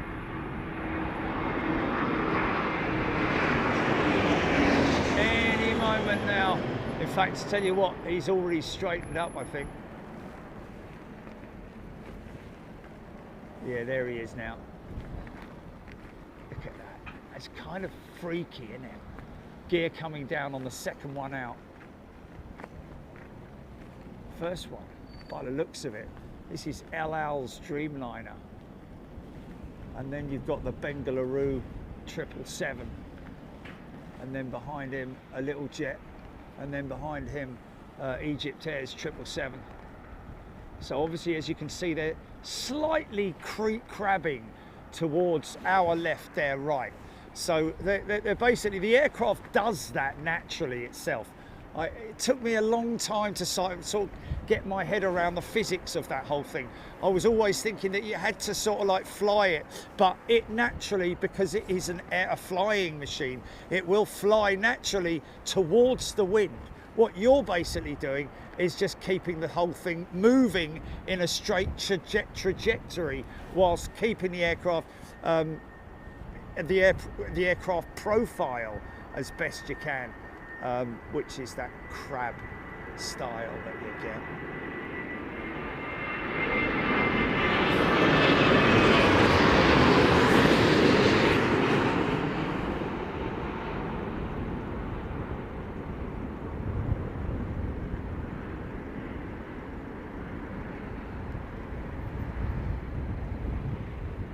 Yeah, nice. See, that's quite violent there, isn't it? With that sudden kick, where the aircraft, all of a sudden, if it is facing in the wrong direction, it will go towards that direction because it's now a vehicle, like a ground vehicle, rather than a flying machine. although you don't have a blooming great big rudder on the back of your ground vehicle, of course, which helps in a rather large way in terms of keeping it straight. And then once the aircraft reaches around about 60 knots, then you can use the rudder pedals to steer the aircraft via the front wheel. Some, depending on the speed of turning off, because the rudder will no longer be effective after about 60 knots. Not massively anyway. Aaron Thomas, TAP's is a 330 today. Nice.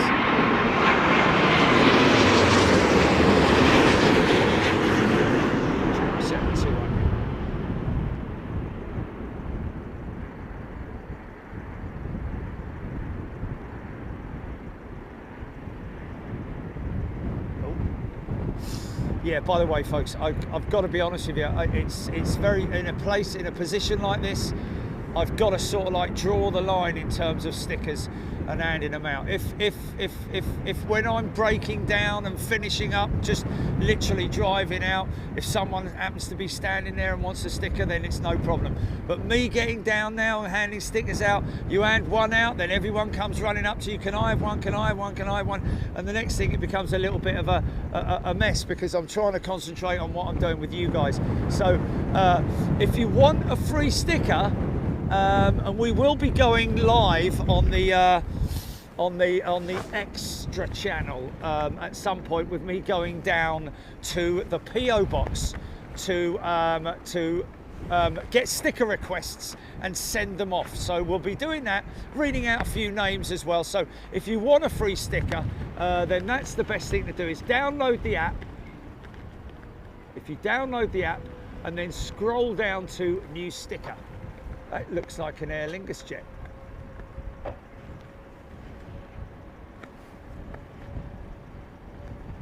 Well, TAP have sent that 330 in a number of times though, haven't they? Oh, 330neo. Well, oh, listen to that. Engine test in the, listen.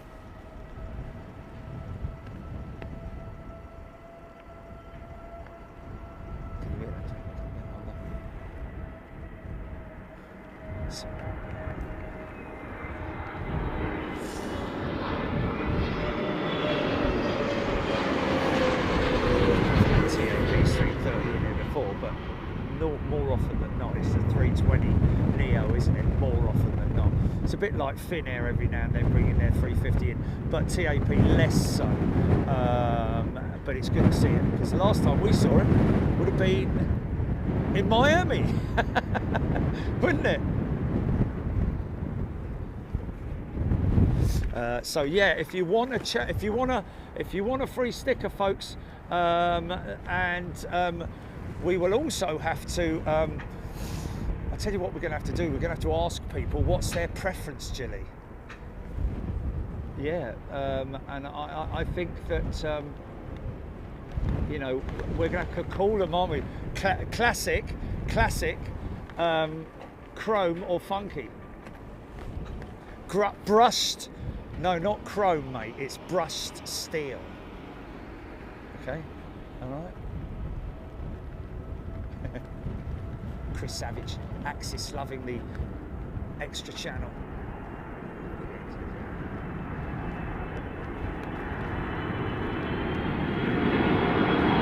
Stand by.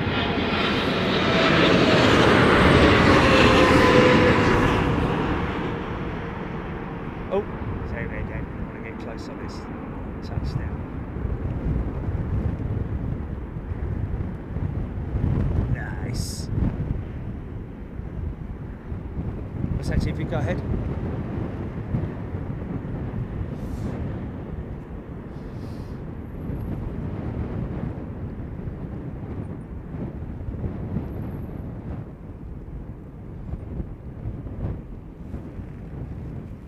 Auto, the manual flight, yeah.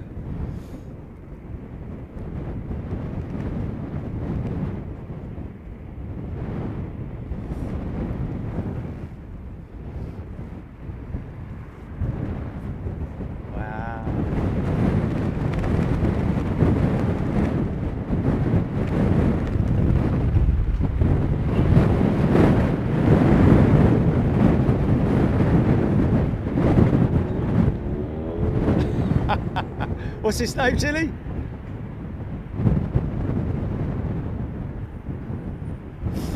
Well, we just had an A220 pilot write to us on email, and thank you, sir.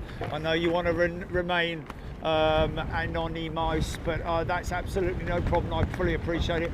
Flying an A220, just commenting on my comment regarding the autopilot and loss of with Virgin Atlantic. Spot on is basically what he's saying. So thank you, sir.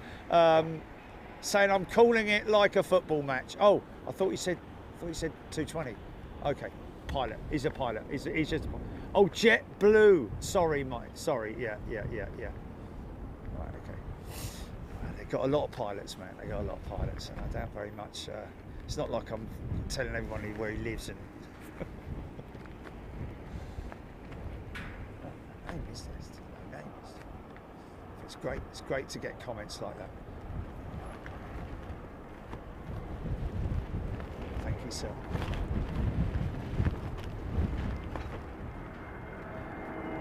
What's that Kevin saying? Troll alert. What's it saying? Oh, okay.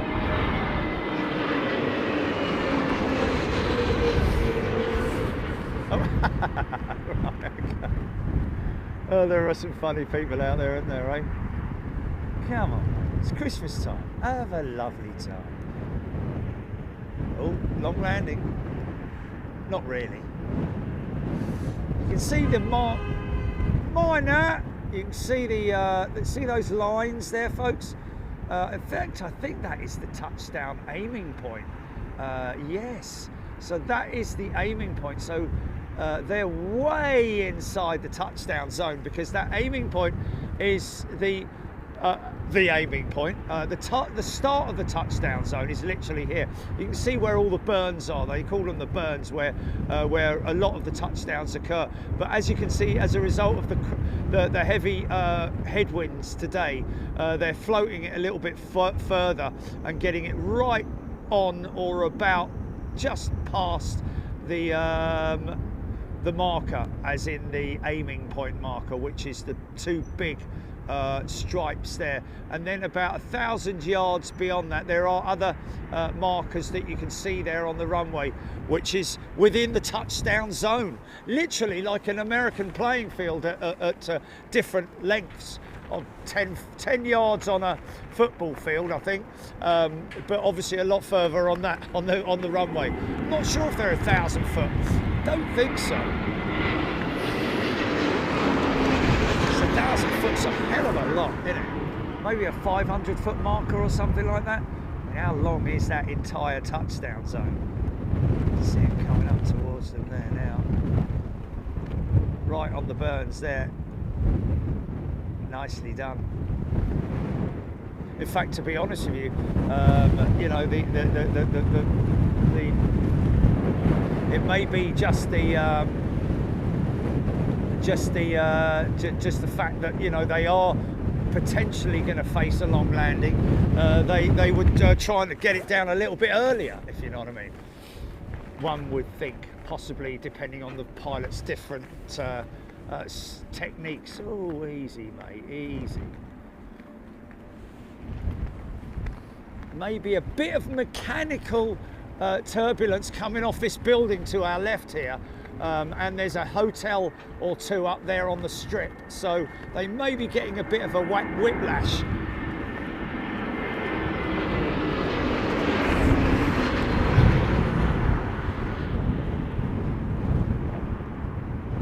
That's somewhere we've got to keep an eye on, Jilly, isn't it? I was thinking that the other night. Oh, nicely done. Whoa, a little bit bumpy, but we're down. No, it's interesting because if you go on to Frankfurt on Flight Radar 24 and look over at the ice de-icing pad, you'll see whether they're de-icing or not, because there'll be a whole load of vehicles around there. Oh, there you go.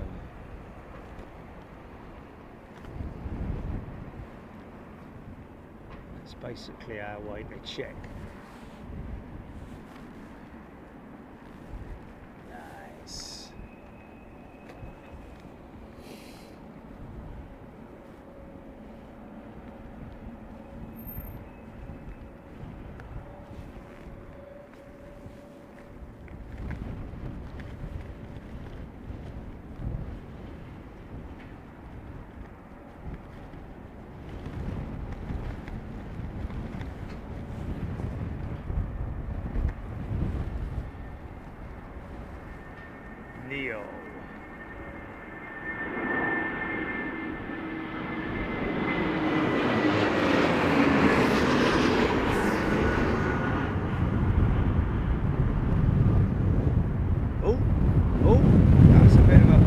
lovely flare, wasn't it? Oh, then maybe carrying a little bit. There we go. Nicely executed, man.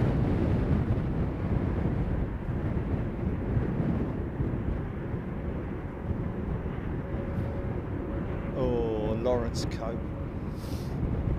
Chiang Mai, Thailand, you lucky. No, but hey, you know, I personally prefer inclement, would you call it, conditions rather than hot. And you know, I'm not a big fan of the sun.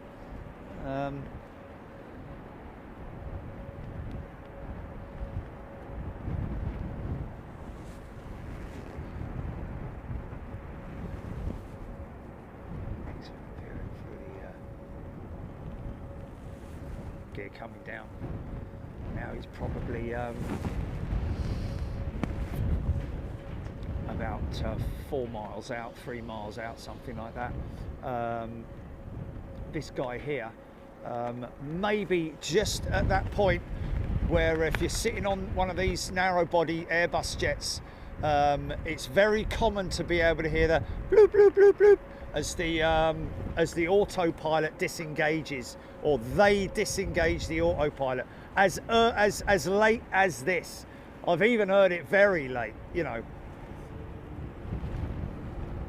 because in fact there is a maximum speed at which the autopilot will operate under in terms of wind speeds. They may be manually flying this down to on the glide slope, perhaps. I don't know.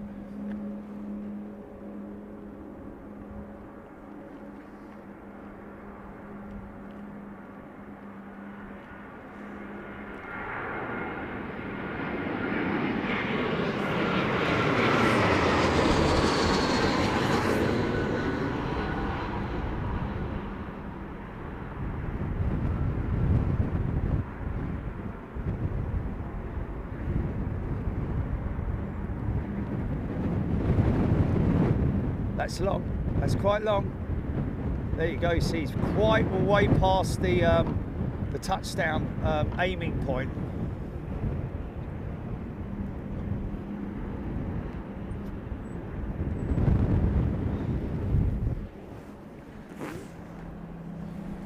So get involved in the conversation, folks. If you want to talk aviation, then this is the place to come. Get your get any kind of notifications on here in terms of if you've got something on flight radar that you're looking at, if you've got any news, if you want to ask any questions, then we obviously have myself. I can help as much as I can, but also we do have some very knowledgeable people on here, as well as pilots, etc, etc. Aaron Thomas, long floater it was. Sananda, all runways are designed the same with marker that are uniform. There we go.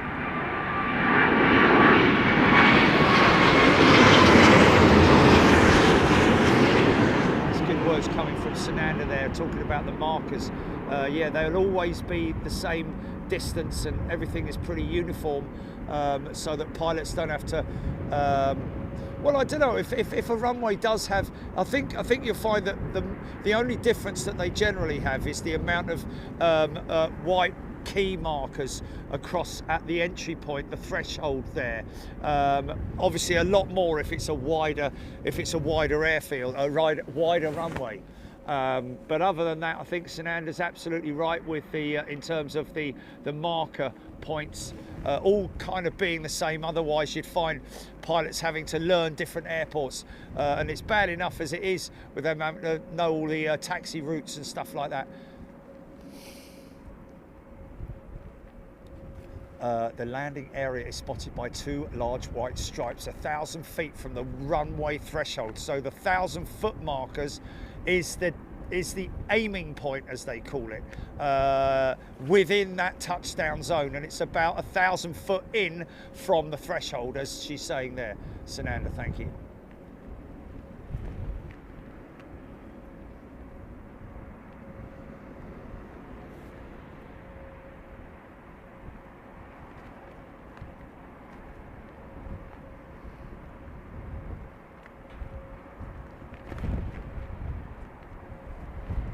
Beverly gifted a channel membership. Andrew Thompson's the recipient. ML Nordic.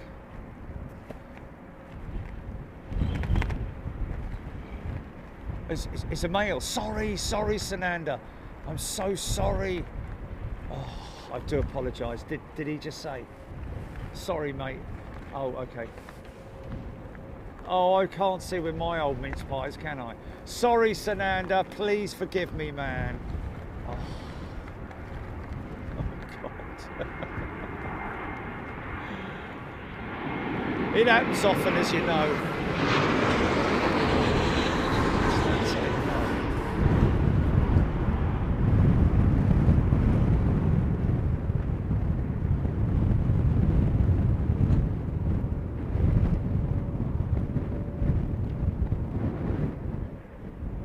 Easy. That's long. That's long. That's long. There it is. She's down.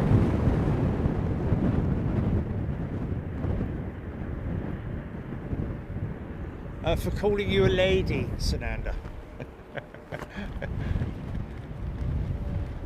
But I am a lady. Great series. Another thing lost due to our wokey bleeding government. Everyone loved that show. Everyone loved it. Yeah. Society then. Tom LX, can you see the Pappy lights?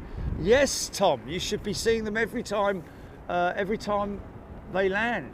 To the left of the jet, and of course Pappy lights are for altitude, not for left and right. It's just for altitude. McHeed is going to be wearing his hoodie later in the boozer. Hey! There's the Pappy's coming in a shot now. You see the 4 red lights there. Which basically, on the ground here, we can't really see them. Up at altitude, you get a much better, obviously a different shot when you're a pilot compared to where we are on the ground here. You have to go on Google to sort of like appreciate how the Pappies work, but it's basically a visual indicator. And don't forget that the aircraft is telling you all these numbers as well. You know, 100 above, 100 above minimums, your minimums. They're starting at around about 2,500 feet if you want it.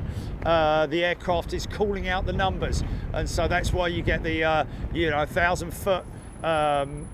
And then 100 above, which is 100 above your minimum height, so that's your decision height that you make. You're committed, you're going into land, and then of course it will run through 500, 300, 200, 100, 70, 60, 50, 40, 30, 20, and then that's where you're sort of like coming off the power, you're letting the aircraft drift, you're flaring it, depending on what aircraft it is. It will tell you to retard the throttles. And on the Boeing, I'm not sure what it does. It just says, it just gives you the numbers, doesn't it? I've heard sometimes where it goes 50, 40, 30, 20, 10, 10. 5. I've heard it. I have heard that. Where he's floating it.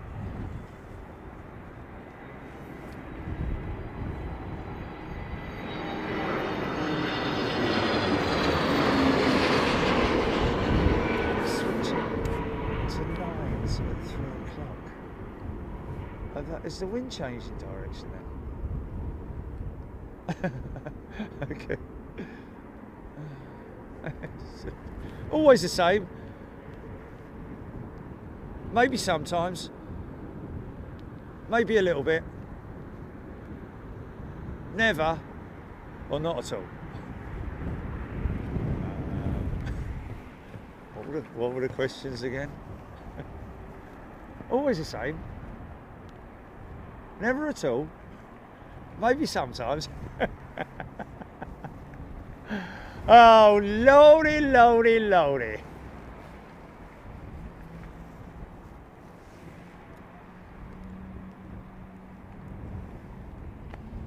Sananda, there we go, telling Alan,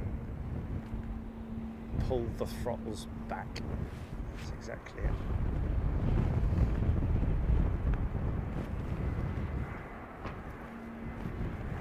What's that? Neil Haig. Okay. It's a 3-stripe. Description of this stream is misleading. In what way, Neil? In what way, me old mate? What is it? What's misleading about it? Planes landing in winds, windy conditions, London Heathrow. What were you? Sorry, did you want to see something else?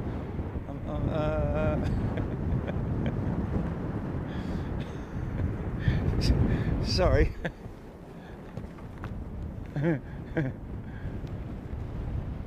You there! Very misleading video. This is the very angry person here. Come on, I'm waiting. I haven't got all day.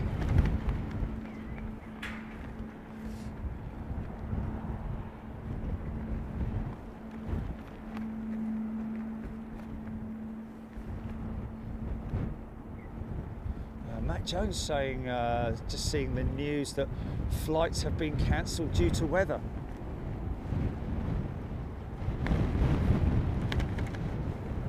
What are you talking about, mate? You all right, son? Is it?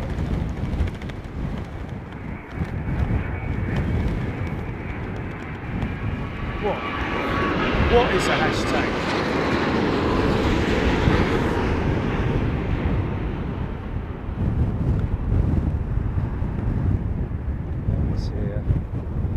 There's always one, Jilly.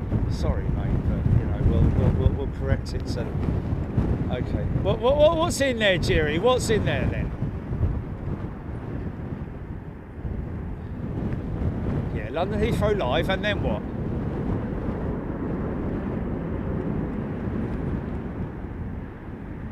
Yes, live windy landings at London Heathrow Airport is the title. Yeah, what's misleading about that?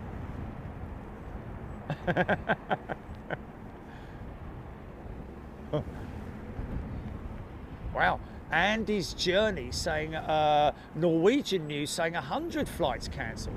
It's not, oh blimey, okay.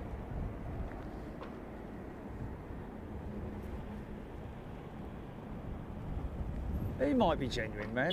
Lay off him for a minute. He's, you know, come on. He might be genuine, but... Oh, okay, he's a knob then. Oh, I don't flipping know. It's just like, watch the show, man, and enjoy it. Stop moaning.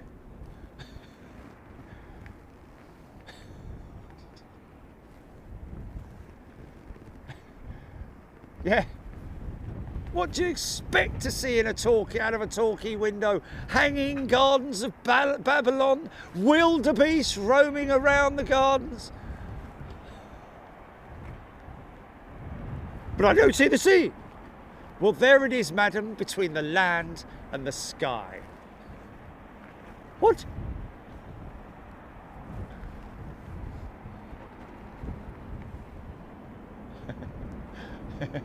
Very funny, Big G. I should have read the whole thing there. Herds of wildebeest roaming endlessly across the runway or something. Majestically, there we go, across the runway. We got there in the end. Thanks, Big G, mate. Blimey O'Reilly. Flipping, I wouldn't like to go shopping with you. Here we go. TAP 330-9. Nice. Look at that. Now you're going to tell me that that's the one we saw in Miami. Go on. That would be...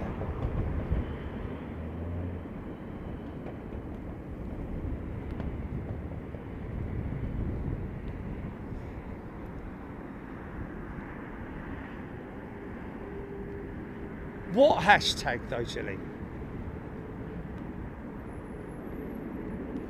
Okay, all right, yeah. Blimey, that's someone who's really gone deep into it then. Flipping heck. 1 in a million, that is. That's 1 in a million, man, where someone will go, you know, flipping heck, just because she left the bleeding hashtag in there, for crying out loud. You can't make it up. You can't make it up, I tell you. Sue saying, I'll just double check for the person in South Africa, the postage would be £2.80 if you have picture stamps. They are still valid. I do a lot of the post, so I know. Okay, so what's that for? The self-addressed envelope. Yeah, if you want a sticker, folks, I was saying earlier, download the app, yeah, scroll down to free sticker and follow the instructions on getting your free sticker. Just make sure when you send your self-addressed envelope, it has a stamp on it.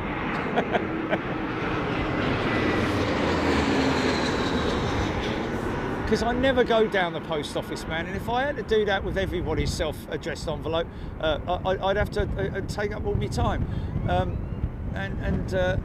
You know, the stickers cost money, man. They're not free. They're good quality vinyl as well. So you know, no missing a bear.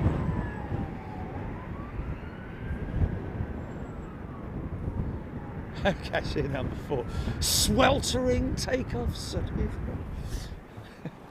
Seaplanes.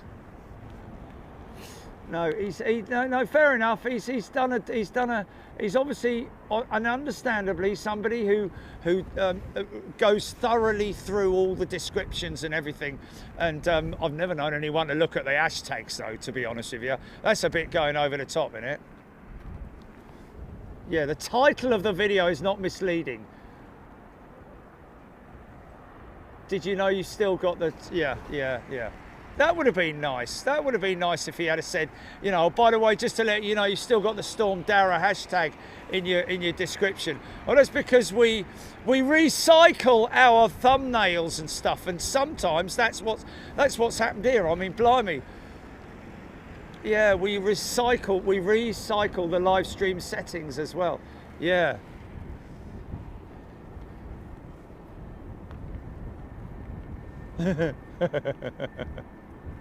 What's a hashtag?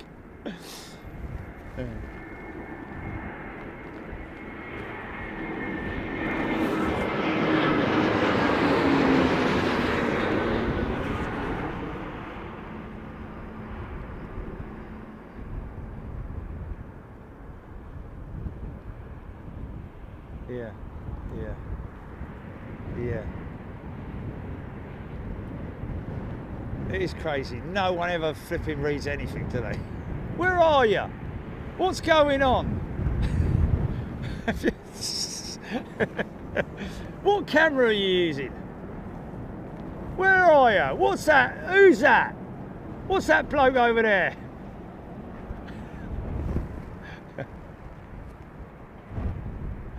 Balfour Town in 3 years, never read the hashtags. Hashtags is for SEO, isn't it? Hashtags ain't for people really to look at. Not no, it is but it's a trending, yeah, but that's still in a search criteria, as well. Okay.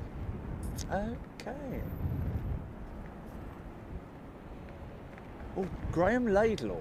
Just as a footnote, Jerry, that TAP that just landed was in Miami on the 19th. When we were there, Jilly? When we were there? Dates were we there? Oh my goodness me. Oh, so I might have got it. I don't know. Did some stuff in the morning on the 19th, didn't we? No, that's Thursday, isn't it? Yeah, but I went live up until 11 o'clock, didn't I? Yeah, we did at least an hour on the balcony. I'm sure I saw the TAP jet in there. I don't know. Sometimes they sort of like, you know, are a little bit random over there in Miami. I mean, some of them are on...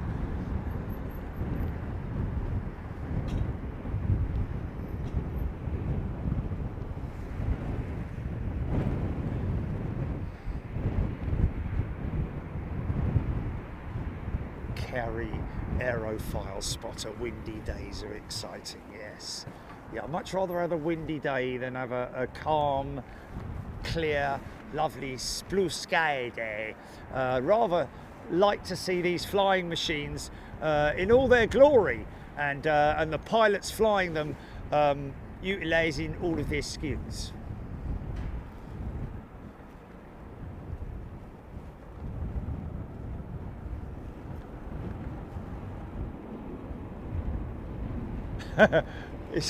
Is that Anthony Barry trying to wind me up, Jilly? Or is that just a genuine, what time are you streaming till today? How long are you on for?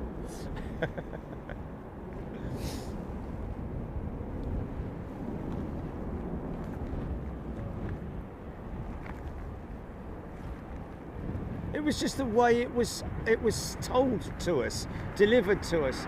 Could have been a little bit more sort of like, I'm not belittling anyone, I'm just, you know, it's a bit banter really.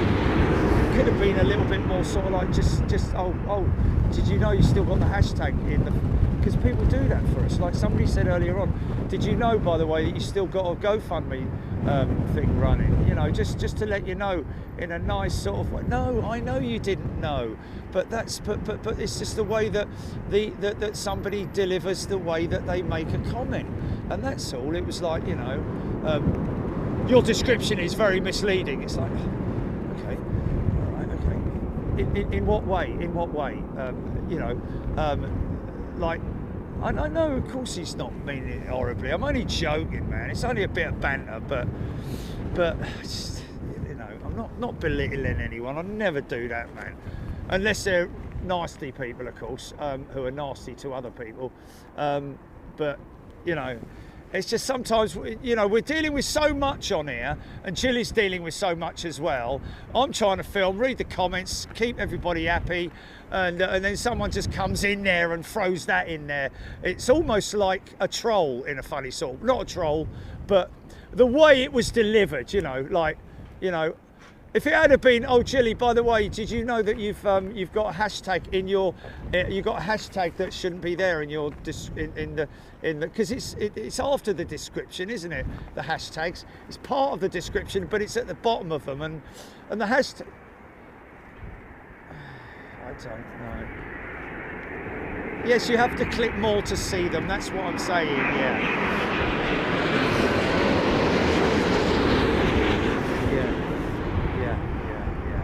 Sorry, mate. I don't want to, you know. Don't get me wrong. I appreciate your, you know.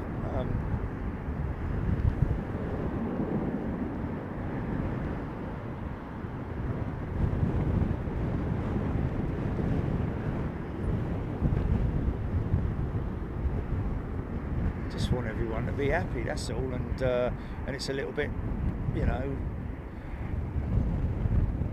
disheartening, I should say, is the word, you know, when someone just throws a curveball at you while you're trying to do all your work.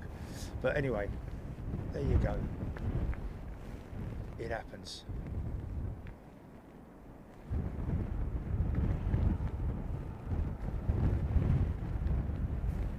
Even Nirvana.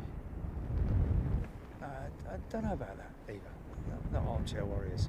Just, you know, someone who's very thorough in his research into reading descriptions and stuff like that. But, you know, it's the title, isn't it? The title's the... Diana Lee, sorry. Great shot of the lineup. Yeah, Diana might be looking a little bit behind on... oh, look, this is the... oh, no, sorry. I thought for a minute there.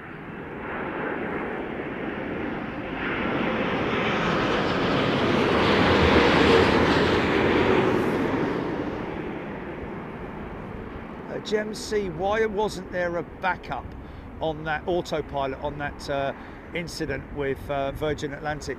Well, it was just a complete shutdown of the autopilot system. I don't think, as far as I'm aware, that there is a redundancy autopilot.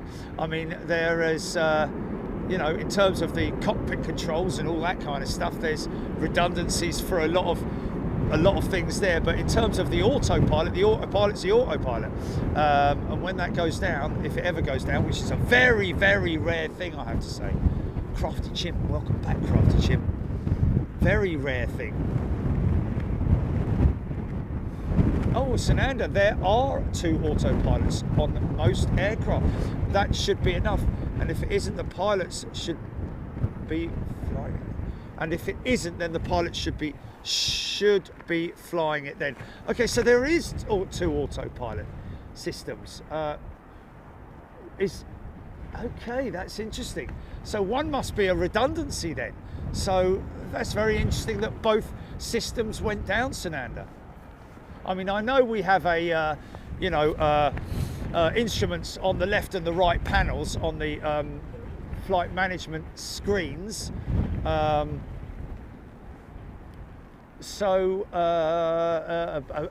In which case there's one for the autopilot, one for the captain, and one for the senior first officer or the first officer. For instance, angle of attack sensors. There's 2 angle of attack sensors and a redundancy, and so on and so forth. But I wasn't aware that there were 2 autopilot systems. Wow, that's pretty amazing. I'll have to look into that. Michael M, thank you for the winds. Appreciate that. Visibility 10 kilometers or more. 290, so the wind is a little bit more of a crosswind now at 290. At 17 knots gusting. I reckon that's gusting at least 20 or 30, maybe more. Clouds scattered 3,300 feet. Temperature 6 degrees, dew point 0. So in that case, oh, look at that turn on shot.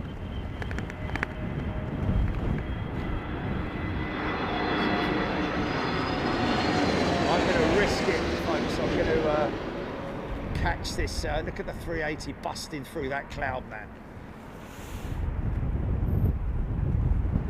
I bet you this one goes round. Just my luck, innit? No, they're down, safe and sound. Just wait for the gear extension on this 380. There it is. Outboard gear first. Crafter chip. D-Bash mode has gifted 5 channel memberships. Thank you, D-Bash. Jazz has gifted 10 channel memberships. Thanks, Jazz. Don't forget, folks, if you've got any loose notes hanging around, or fancy dipping into your pockets this Christmas Day, we will be live on Christmas Day with a special Red Cross Global Disaster Relief Fund charity show, brought to us by GoFundMe,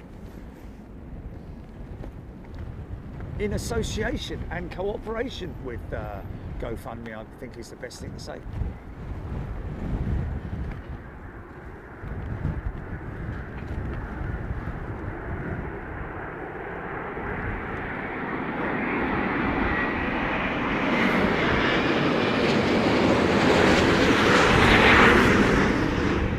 Like I said, one of the most important things to me when I was speaking with GoFundMe was that's a beautiful jetliner, that Qatar A350 in the wide scheme. I do like that in the oneworld scheme in it. One of the most important things to me that I immediately questioned the guys at GoFundMe was how much of the money will be reaching those people who are, in need. 99, around about 99%, a tiny admin fee for each donation, but 99% of it. So that's a good thing, man. That's a really good thing, and that's why the reason why we agreed to do it with those guys.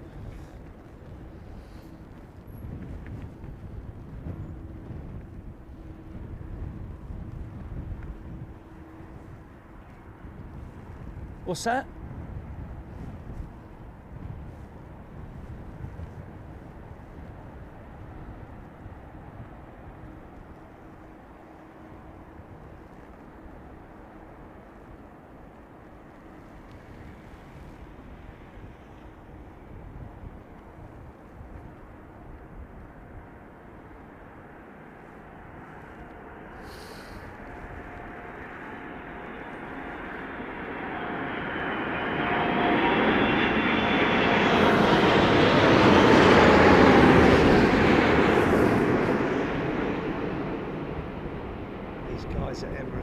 huge pilot drive for new pilots, and that's going to be going on for at least another 10 years before they sort of come up to speed, they would imagine. Don't forget, you've got a massive listen to the reverses on this, bringing the front end down nice and soft.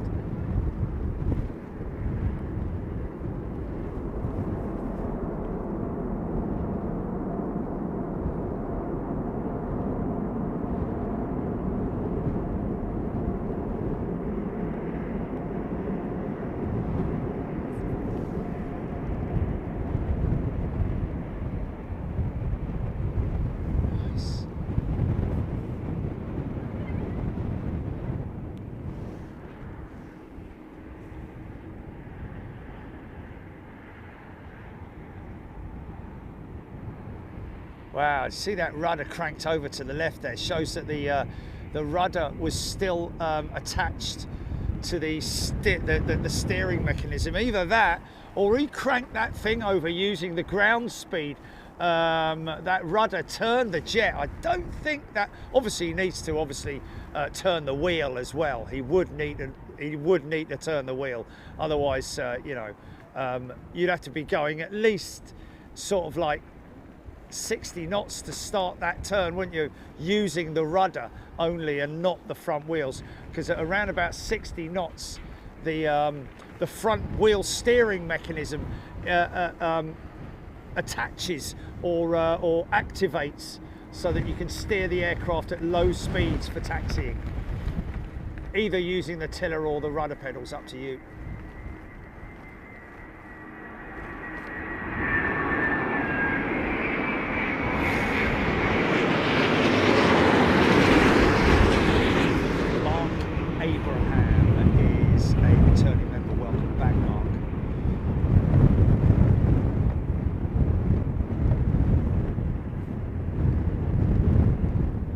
First set and second set. Big old wheels and tyres on the, wheels, the whole setup. Wow, nice. Nice one, Mark.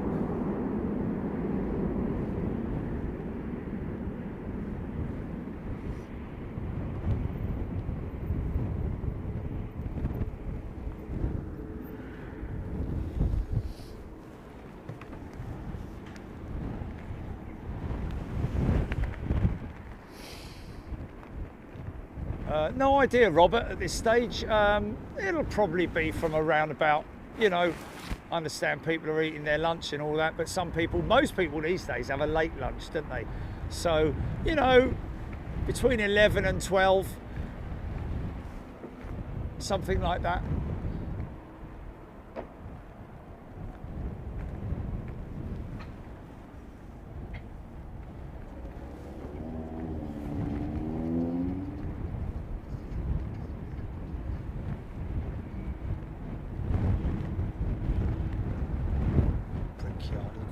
Taxi, but it departed 27 left. Jason Moran, what's that? What's that? Caught what taxi?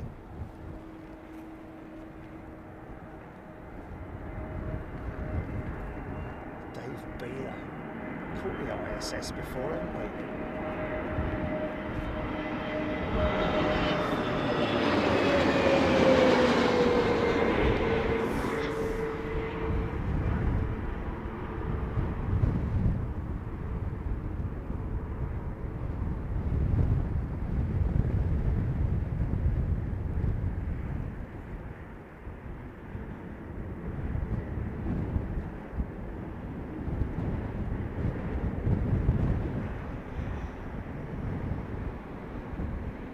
Okay, yeah. And what's he talking about? Oh. Oh, okay. Annie, how often do they have to change the plane tyres? Well, a lot of people would think, Jed, based on the amount of tyre smoke that you see on landings, quite often. But no, it is literally an inspection thing. I mean, if one of the valves was to fail, obviously the sensors pick that up in the wheels and inside the tyres. You know, your pressure settings are all there. But generally it's a visual thing. I think there are maximum amount of cycles, but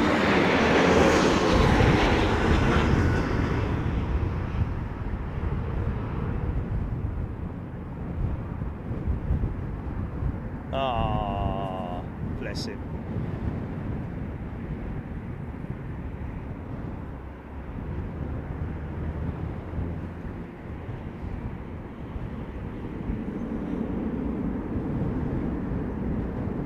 Jill Perry, do aircraft parts come with a guarantee? Well, it's a difficult one, that really.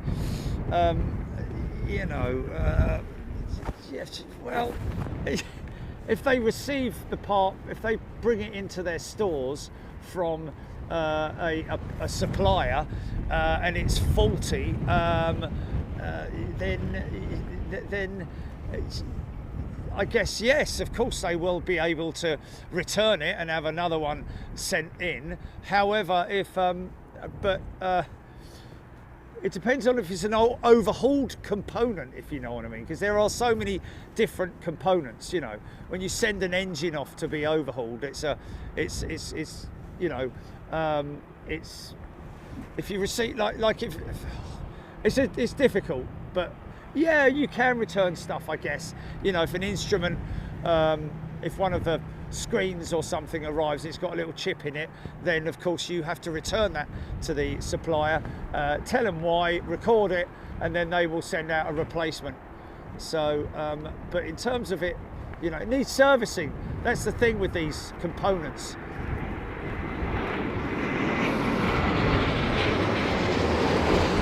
So, you know, in terms of aircraft components, they need to be serviced at certain different intervals of their life. You know, all components really. So, ooh, that's a bit long. There we go. There we go. She's down.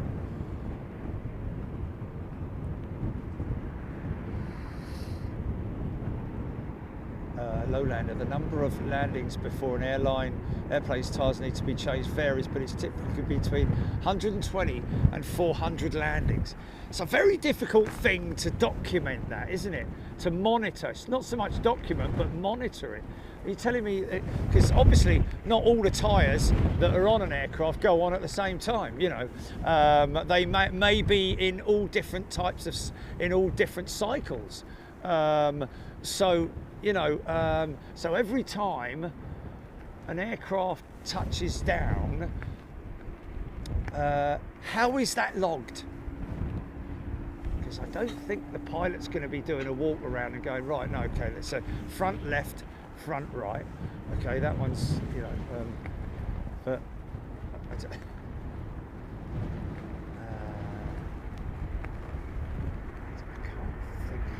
would be, unless it's done automatically and it's updated. It's Air France 220 talking about earlier on about Breeze Airways looking to fly transatlantic with their A220s, possibly either to Ireland or to London. Or the UK, should I say, sorry, could be Manchester, could be Gatwick, could be Heathrow, could be Stansted, who knows, but, or Luton, or East Midlands, but anyway, the 220 on transatlantic, that's quite a new one on us, isn't it? I mean, obviously the 737 and the A321 we've seen on the transatlantic routes, but not the 220 just yet. I remember that kind of will, you know, is that a long range variant? It must be.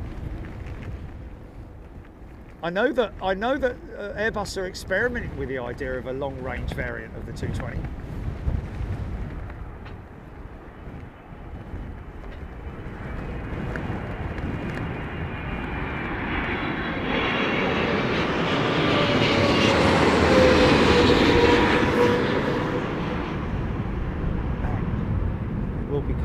221.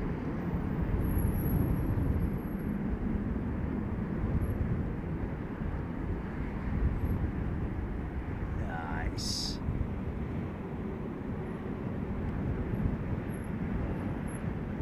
Nice bit of elevator action, man. So 120, 200 cycles. Tyres are changed on condition, Ellis is saying. There you go. Pilots do inspect tyres on every walk around, but not all the surfaces will be visible. Very true. Engineers also inspect tyres after every landing. But again, not all, apart from, the contact patch will obviously not be visible. If there is a big patch on the tyre, I've seen it quite a few times, but it looks a lot worse than it is. Those tyre carcasses are very, very thick, extremely thick, bit like me. Adrian Crook's aircraft landings are recorded in the tech log by the pilot on command and verified by engineering, then recorded by airworthiness control to ensure limits are not exceeded. Wow. Yeah, I guess there you go. There, Adrian Crook's confirming how that is monitored then. They're recorded in the tech log by the pilots in command and verified by engineering. Wow. Is that the return to base after, like if they go to Miami, for example, they record it when they get there and then, or is that done?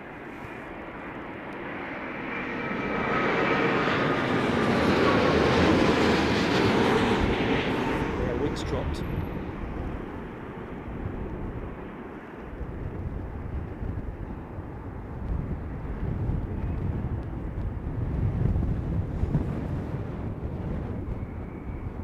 Okay, well, we're still straight down the middle. Oh no, a little bit of a crosswind element still in there. Put it this way, it's not nice and calm. Start up.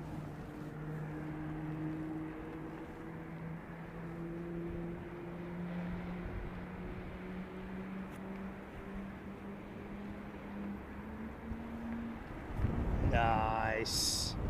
Who's that firing up over there, man? Oh, it's Air India, isn't it? Look. Oh, where is it? Oh, where is it?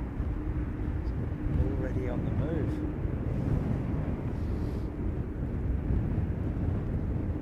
Thank you, Adrian.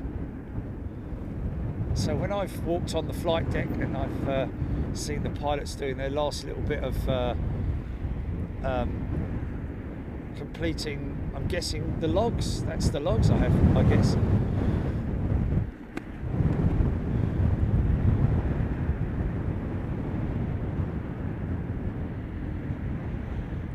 What's this, Jedi Master Joe? When you run the best Planespotting stream on the planet, the news outlets want to use your footage.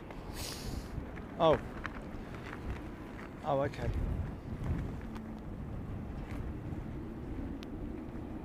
Oh yes, with people asking to use our footage. Yeah.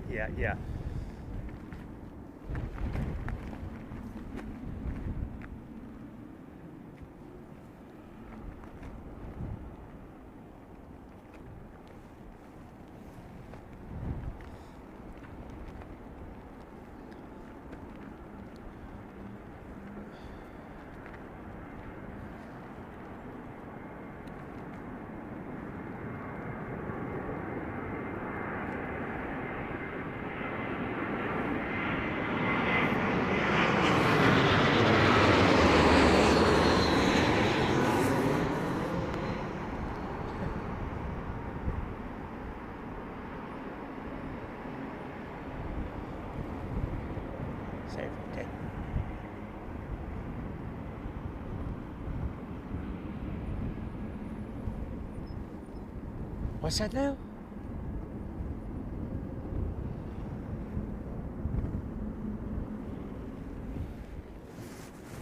Still got a jet in the test cell. And that is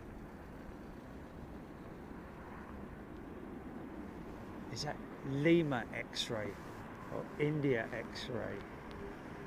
Don't know if that's a 777 or a 350 or a Dreamliner.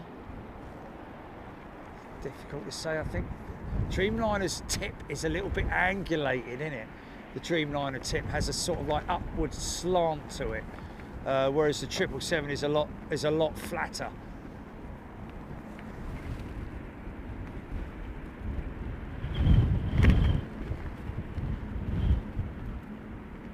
Why isn't my phone working?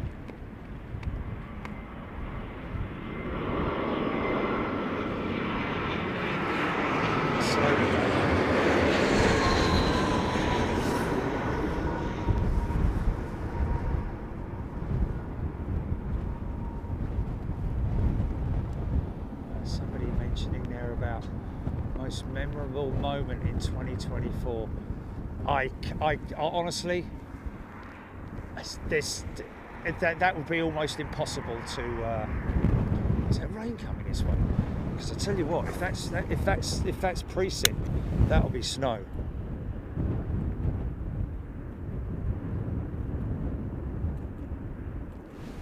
Are you there, Jilly? Okay. All right. Okay.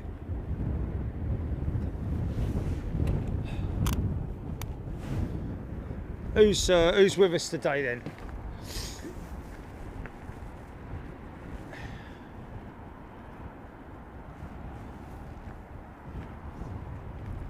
Trev Lyon liking the close-up shot.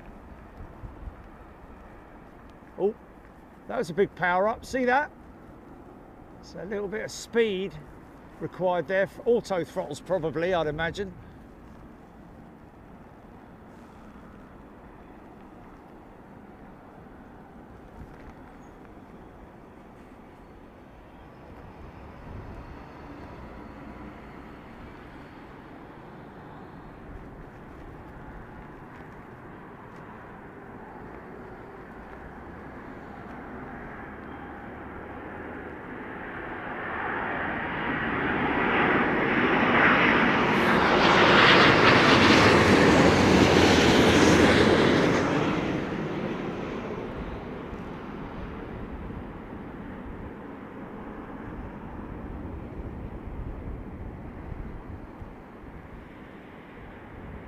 Wow, smooth as.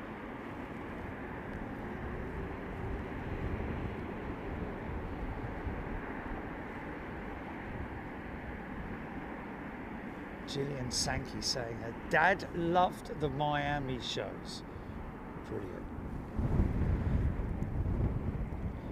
Benjamin Clark giving a shout out to Caroline. Benjamin, it's not a sub, it's a membership, my friend, which means that in January, when we do our first overseas show, you will be able to come with us. It's not a sub, it's a membership, mate. Look on your perks and see what you've got with that membership. It's completely different than subscription. And that to me sounds like you're not subscribed either. So to get involved in the chat, he must be a subscriber because he's managing to chat, isn't he? So he is. So nice one, Benjamin. That's very good of you, mates, for saying thank you to Caroline T for the membership. It's not a sub. I think that that is what he means. It may be terminology. Yeah.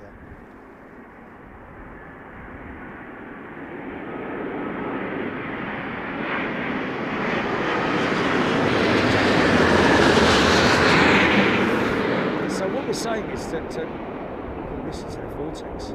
Listen to the vortex that thing's left behind. Can you hear that above me? Watch it. Is it? Watch it. Listen, listen, listen. Wow. Here it comes.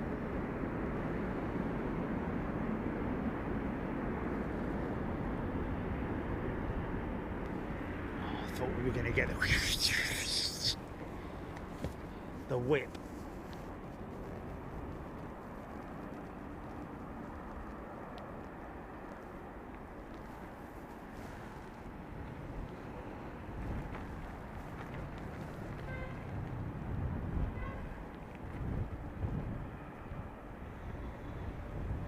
Sananda talking about aircraft needing more speed.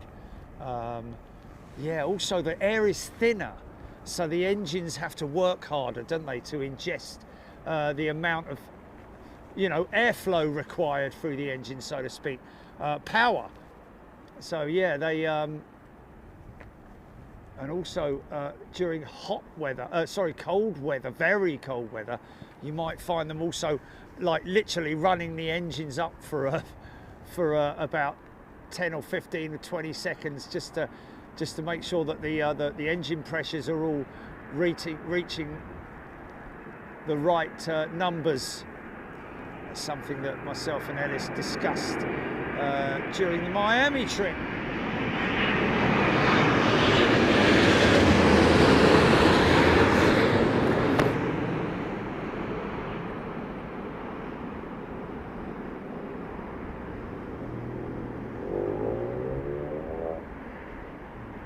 Wow, nice.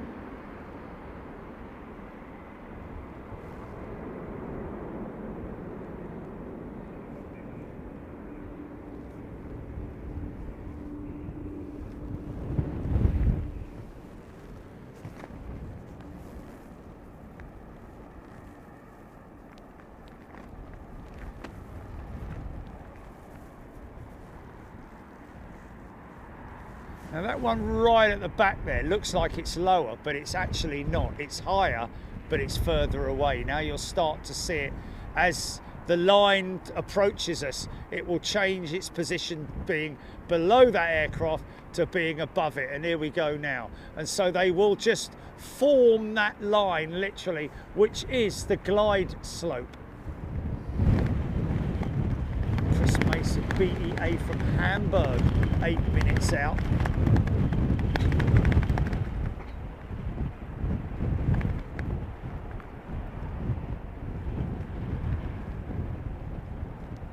Yes, Mojo.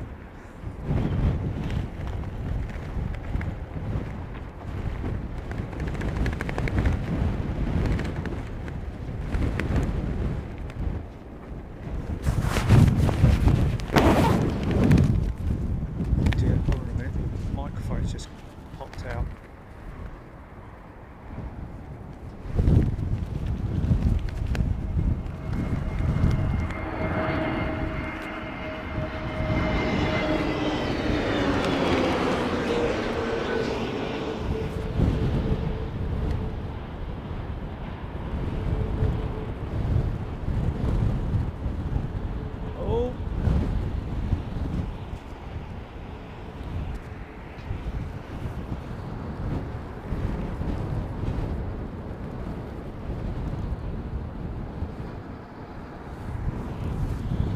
Definitely some precip coming this way, mate. Look, see that? And if that hits me, it's likely, I would have thought, to be snow. Is there any precip near me? Can you see on radar?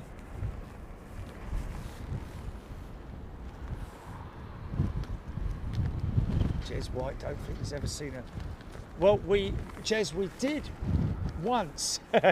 In all the 8 years we've had, one show where there's been snow.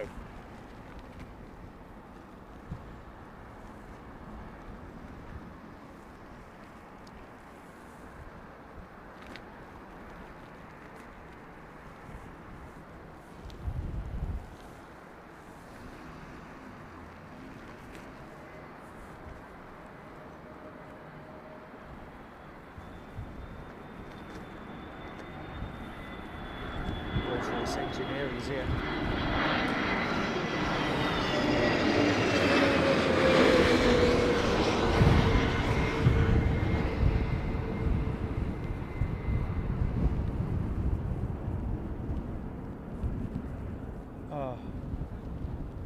Okay, we got what appears to be a front coming in. I need to get this all covered up, because I've got rain already, mate. It's a good job I water the waterproofs then, isn't it? Hold on. I've got a front coming up towards us.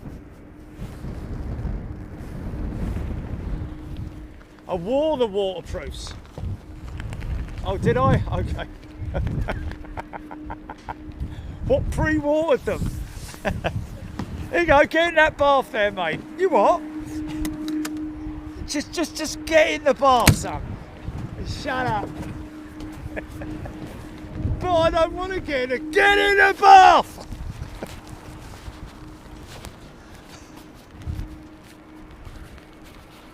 You're mad.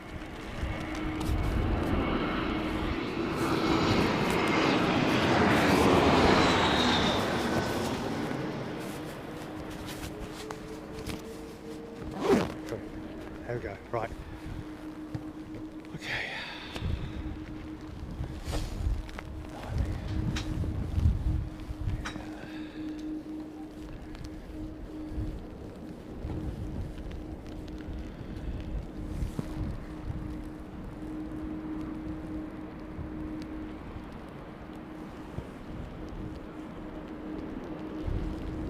Okay, a Rolls-Royce engineer had put me straight on a couple of things. Hot and high airports definitely take a lot from the engines, and that's why Rolls-Royce unfortunately have been struggling with the XWB in hot and high temperatures, but they're working on that constantly. And part of that is to do with wear on the blades as well, isn't it? I believe from Sandy. But the hot end of the engine, we'll let him talk about that.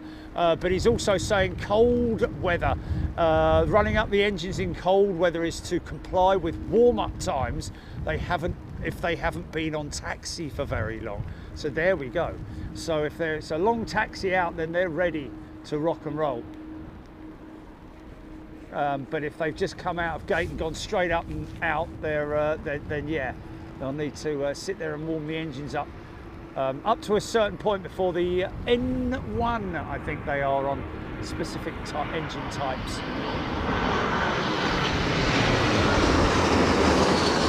And that's sort of, I think that's linked to the exhaust gas temperatures. I think is possibly what the N1 may be, or something like that. But it is basically to make sure that they've got enough power. Oh, hello. Go on, son. There we go. Oh, hold on a minute. There we are. Nicely done. Yeah, well, we weren't expecting this, were we? He laughs sarcastically. Lovely, isn't it?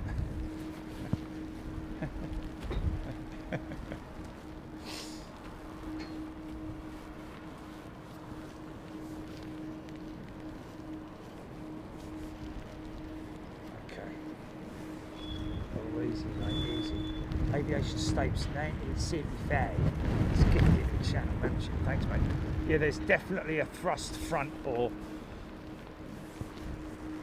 whatever it's called.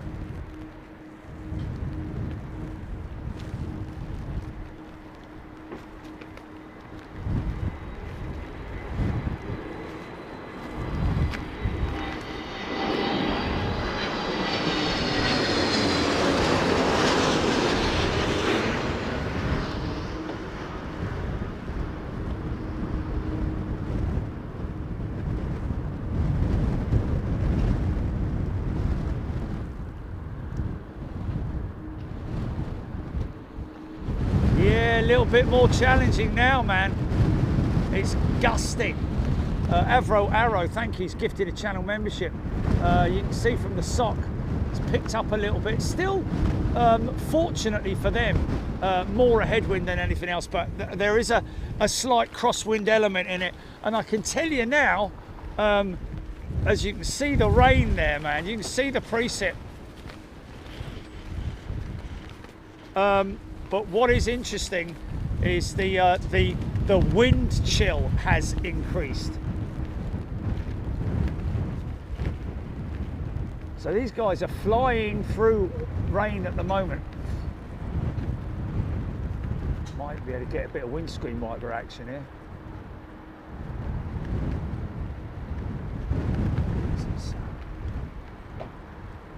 Nope.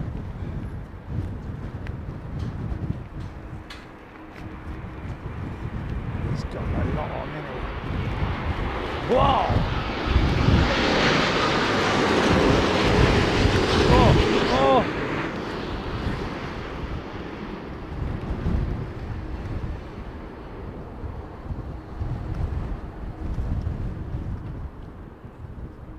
Nicely done. Yeah.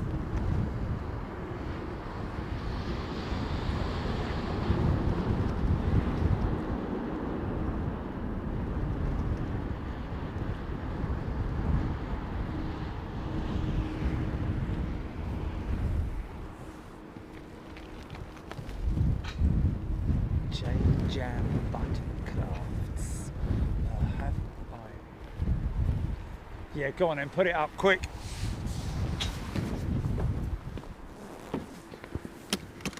I bring any? I'm gonna put. Oh, I can't believe I got.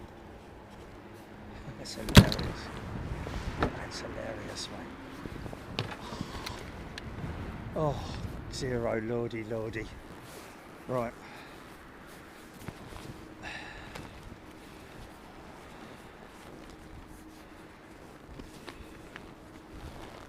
Okay, there we go. Which glove is this? It's the wrong one. I'll tell you what I'll do. Stand by, folks. Just putting another glove on. I'm going to have to put the glove on the wrong way round. But that's all right. I can live with that. It feels a bit odd, but...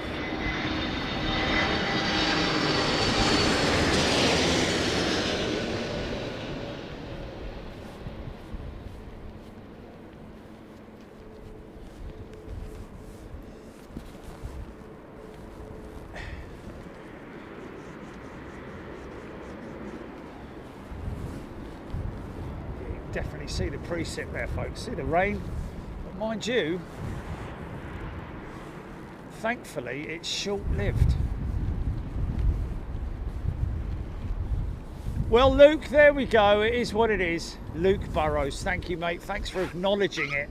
But that's what I'm here for. I'm here for your pleasure, come hell or high water. Nice cup of coffee.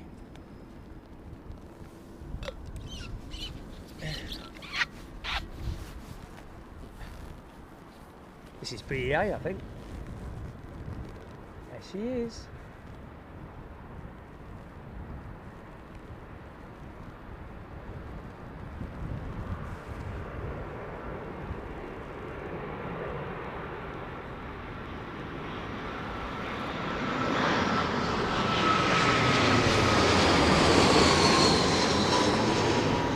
I think they might have a spare radome for that jet, you know. When I say a spare radome, I'm talking about a spare black one in the same scheme.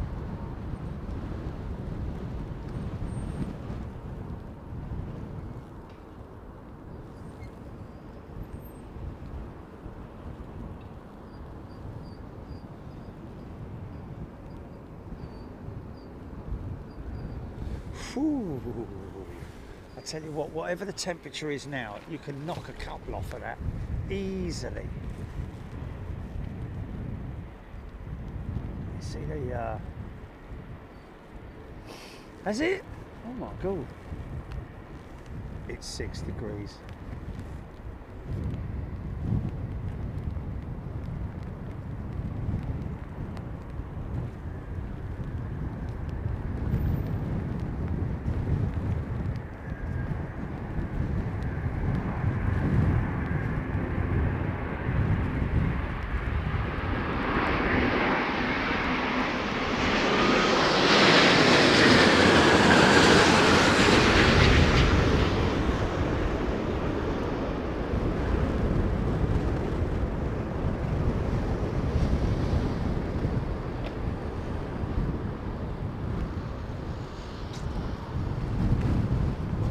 Thump.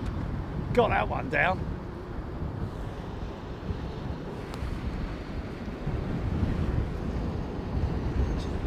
Milestones. 14,000 feet in late return.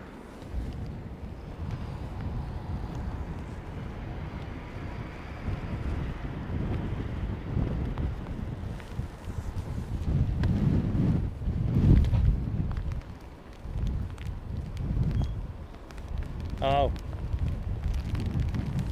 Oh, blimey, it's raining now. It's raining now.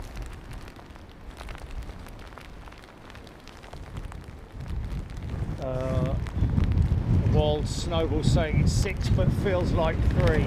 I tell you what, it bleeding well does feel like 3, mate.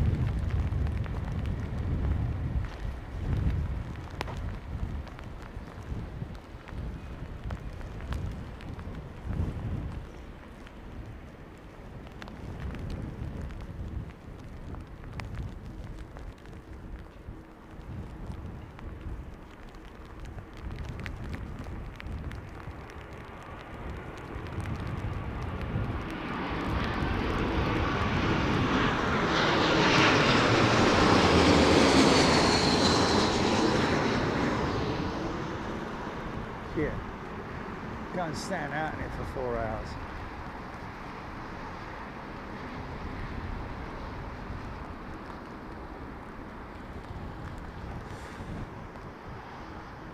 Nicely done.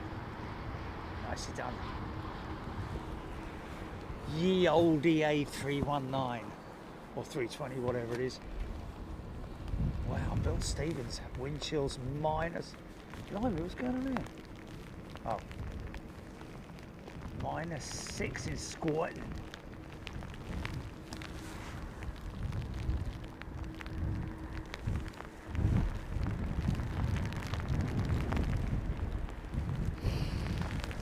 Sure is wet rain, man, I'm telling you.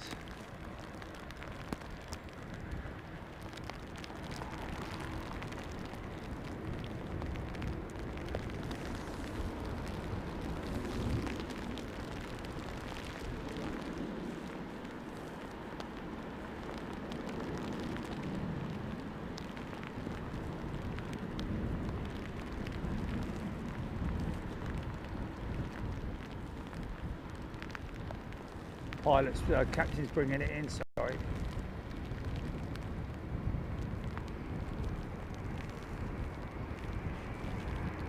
He's got his windscreen wiper going. Oh, were they? Oh, okay.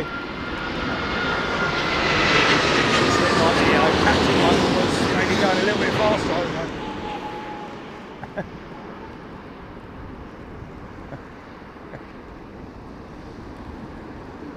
Oh, well, they were both going, were they? At the same pitch, like at the same. They were synchronised. Oh, they weren't synchronised, right? Okay.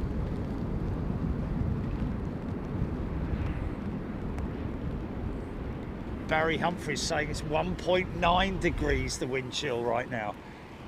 I can feel it. Tell you what, my fingers can feel it. That's for sure.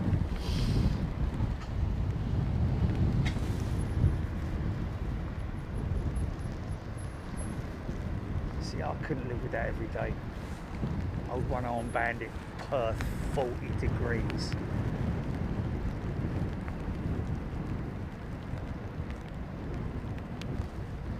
Yeah, the reason why they're not synced is because they are. Yeah, but it's be suffering outdoors, mate. Going outside.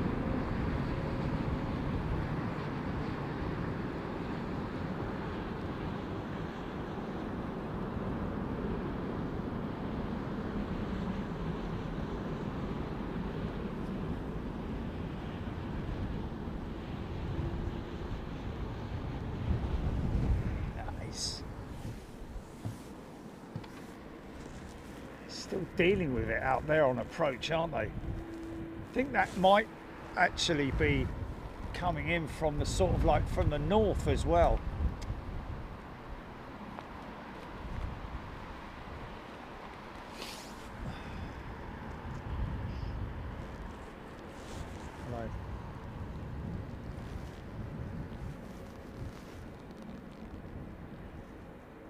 Looks like the RJ.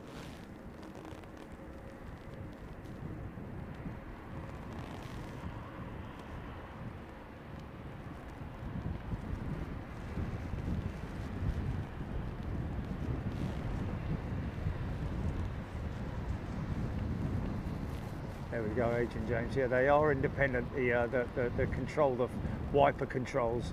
So sometimes you'll see them not on at all. Normally it's the flying pilot. There's both of them going there, you see. In fact, they've just stopped. There you go. They're on delay. Looks like it might be the captain bringing that one in with that on delay.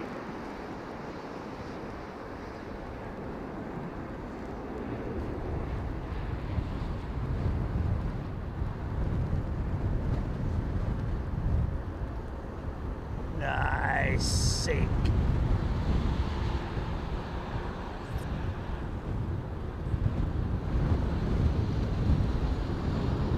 There's no. Can't do it. Can't do it. Maybe for a static camera, yeah. Just a static camera, yeah, but not one with being able to zoom and all that kind of like funky stuff that we do. It's it'll be a pointless thing.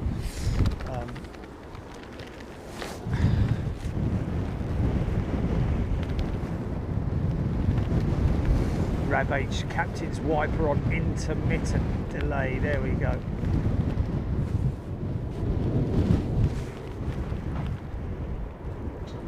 Looks like a Virgin jet.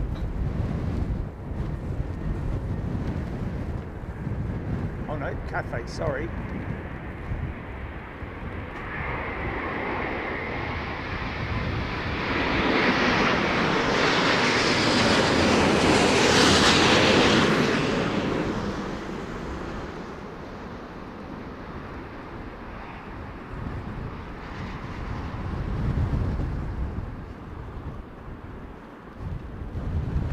Well, dug that one in on the flare.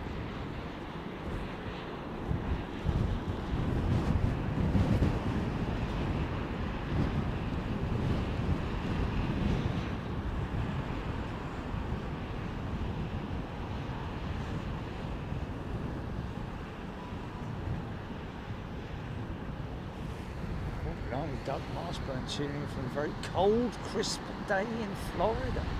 Blimey. Kef 2147, good day to you.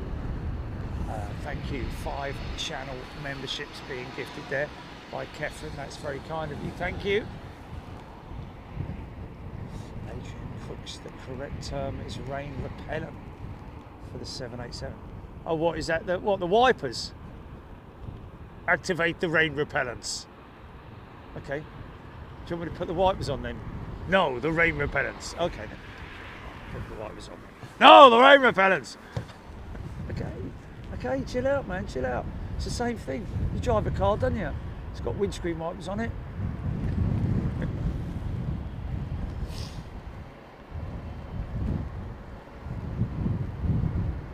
Clip 707.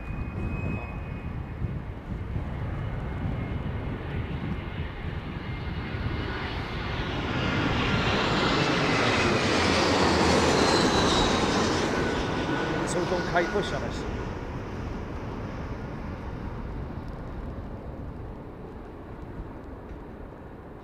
Oh right, Cathay, right, okay, yeah, I got you. Yeah.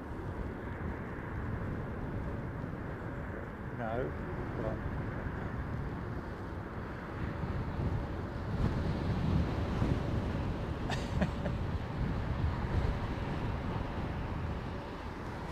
Oh yes. Vaguely, yeah. 6YJJK has gifted 5 channel memberships. Thank you, 6YJJK. Thank you so much. And great to see you all. Hope everybody's well. And you have made whatever plans you need to make for Christmas period. Whether you're going to be alone like me, with your pets or just on your own, then we can at least bring you some some enjoyment over the Christmas Day period, when we will be live for Christmas Day. Don't know when yet, what time that is. It's not going to be any later than midday, that's for sure.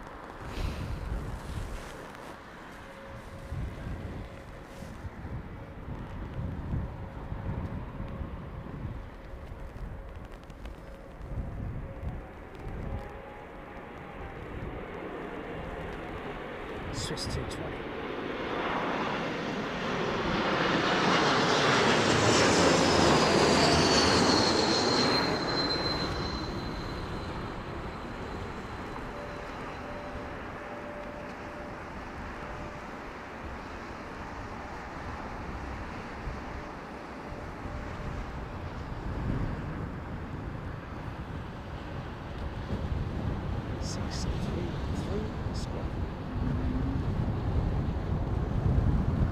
Aviation. Emirates A380.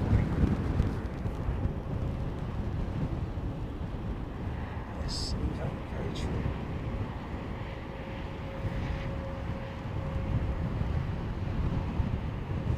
Alan Thomas looks like CX7 not flying today.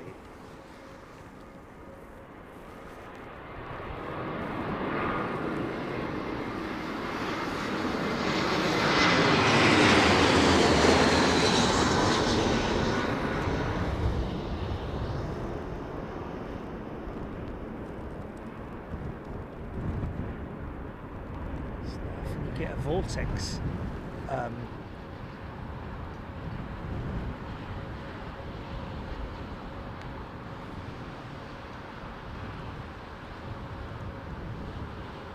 A vortex noise from a little jet like that. It's funny how it's sometimes at a certain point, or depending on just on the conditions, wind direction and that kind of thing.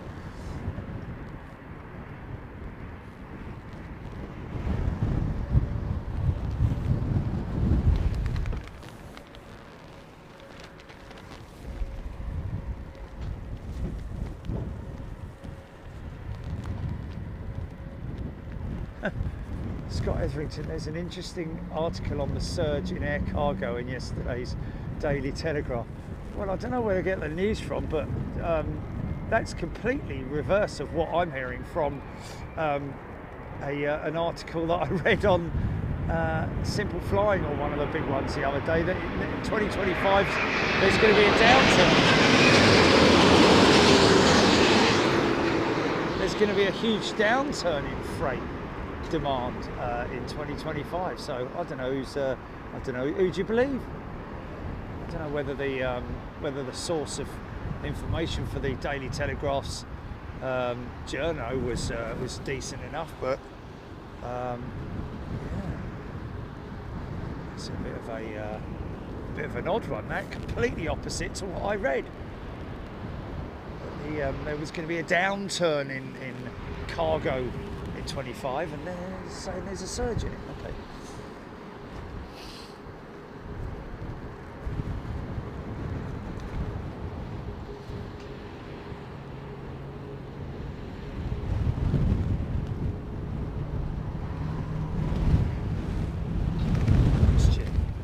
Flying out on NYE to Bangkok via Shanghai on Junyao. Yeah, we mentioned that earlier, didn't we, mate? Sounds good.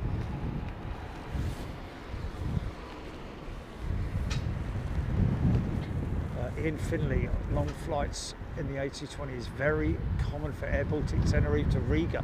It's 4,500 kilometres. Okay. Well, there we go.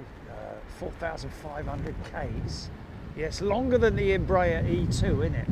I think that's why Airbus was so interested in it when it first came out, was its range capabilities for a regional jet, really, you know?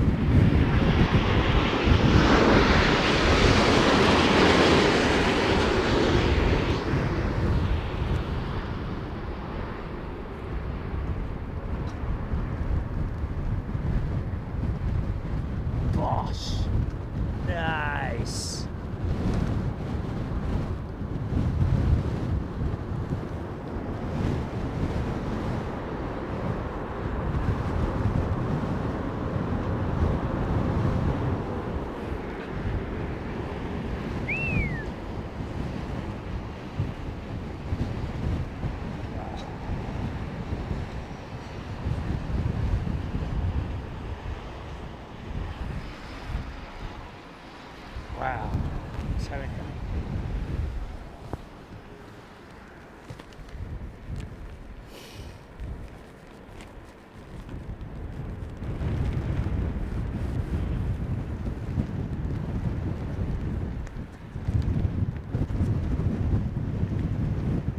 Adrian Crook's cargo is on the up. We at One Air. Oh, he's from One Air, is he? Flying 3 747s, likely to another to come. Yeah, they did get one the other day, didn't you? I think ex-China 747. 2 new 777s next year. Wow, Adrian, that's fantastic. Well, we've been crying out to do a show with One Air for ages. Always falls on deaf ears, so it'd be great if you could reach out to us, mate. Give you some love and give you some exposure. And that's good to hear it from Britain's UK cargo airline, official UK cargo airline, One Air.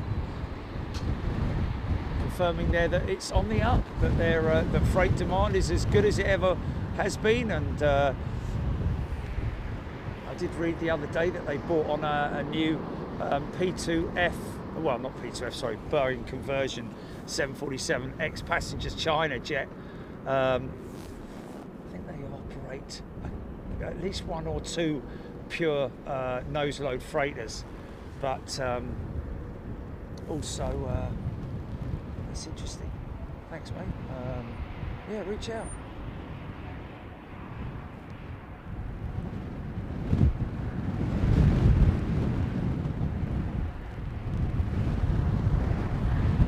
I'll have to see if I can dig that article out, because you know it was. Oh,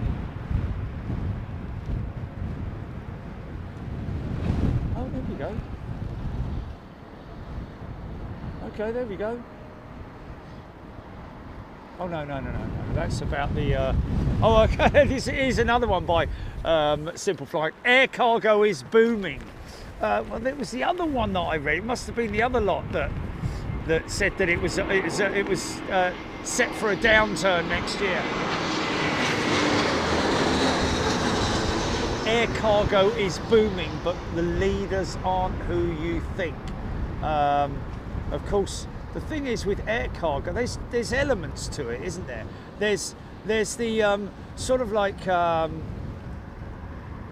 e-commerce freight, which is all of your Amazons and all of that kind of stuff. That's, you know, constantly coming over from China into the globe, basically.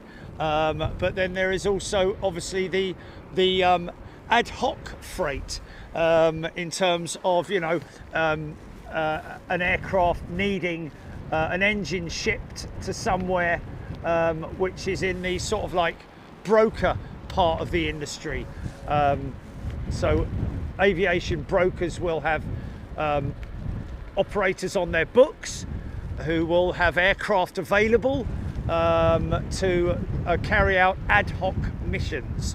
Whereas some of these large airlines, like Atlas, for example, are being commissioned to run on behalf of people like DHL, and then of course you've got your FedEx operations, you've got your UPS operations, where they're all calling in aircraft over, especially over periods like this.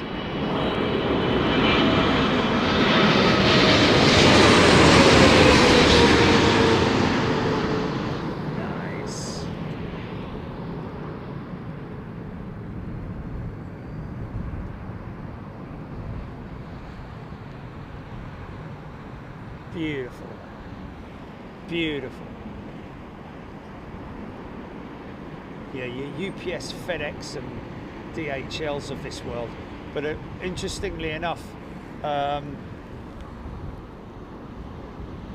in terms of the legacy airlines, you've got the likes of Emirates, who have their own individual cargo arm, Lufthansa as well, Turkish, Malaysian, Air Canada also have dedicated cargo aircraft, which is really cool. I like that.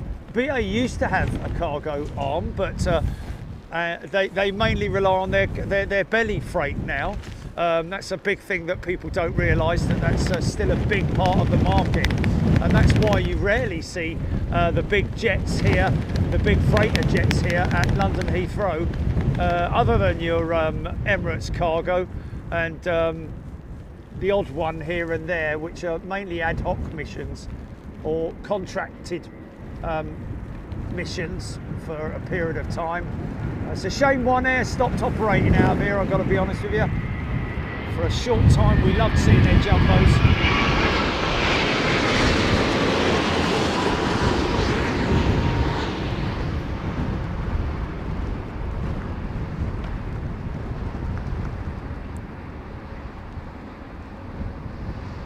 Of course, all these carriers have a very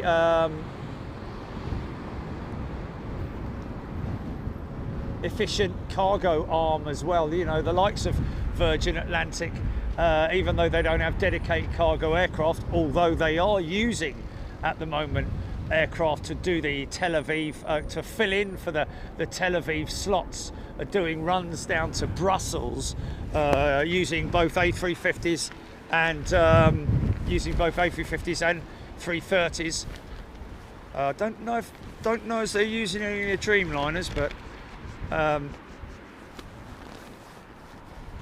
course a tremendous amount of freight can be carried in a 777 belly.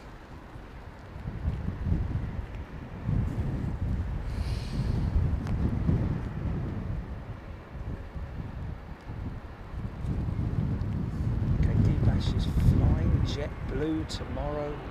Wearing their ugly Christmas. But she has to wear it, or are they going to be wearing it? Carry it through, I don't know.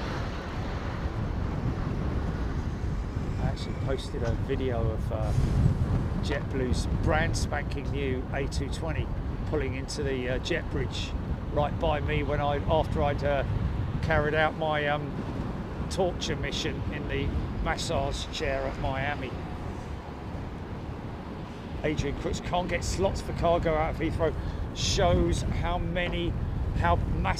maximum cargo is out of LHR with the big players. Yeah, there we go. He's talking about obviously well, can't get slots. Oh, she's going to be wearing it. Fair enough. EGPX, there were also 747-8s 10 years ago in the BA livery. There were. They've got a couple of those examples in at Aviation Retail Direct as well. They were operated on behalf of BA by an independent airline. Right, okay, there we go. Oh, I wonder who that was. Was that maybe...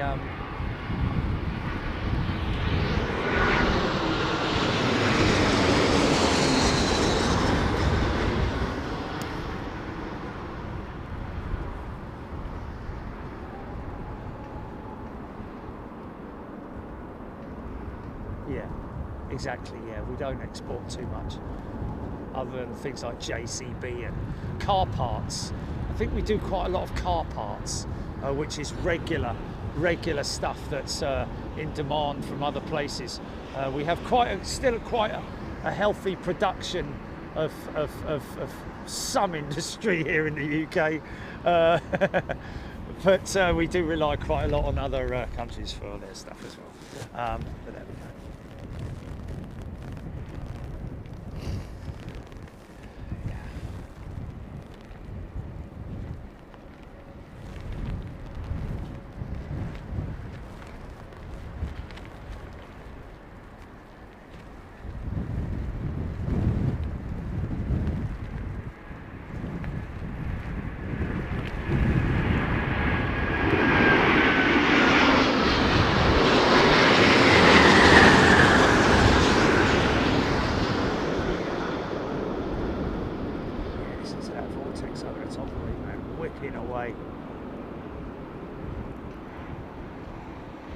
Oh yeah. Of course, like we've oh, there's some weather coming towards me, mate. Looking at the other end of the airfield. Oh my God. The horizon's gone. What happened to the horizon? Oh no. Okay, get ready, Jerry, because you're going to get battered for another 30 minutes in a minute. I wonder whether I'll miss it or not, but I don't think so. Look, it's all around me. Oh, it's all around me. I'm going to get mullered.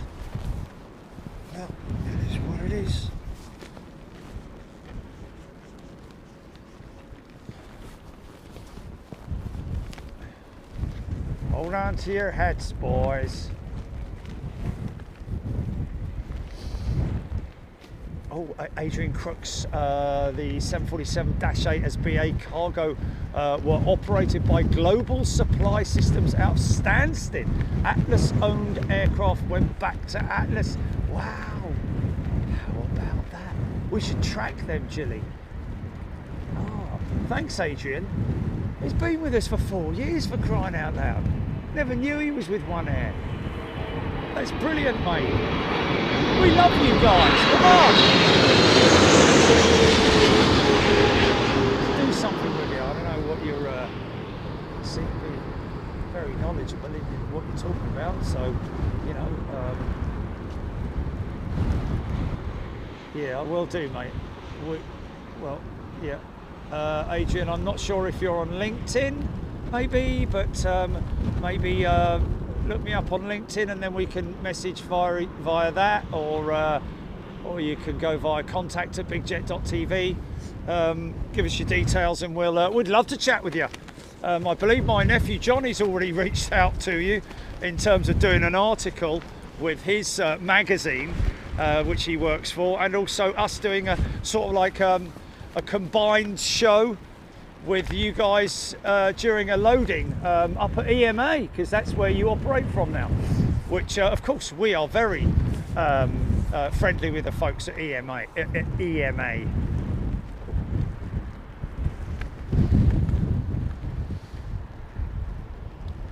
There you go, Adrian, you can do that, mate.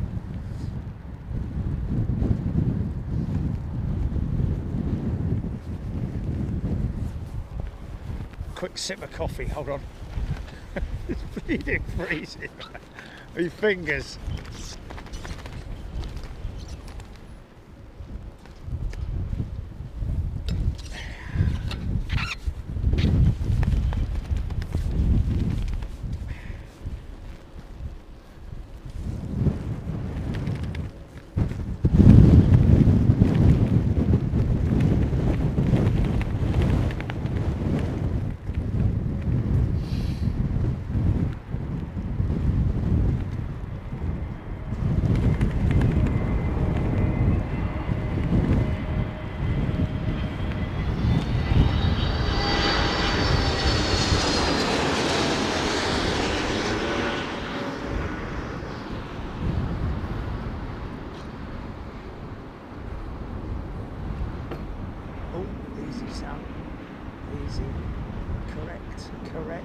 Correct.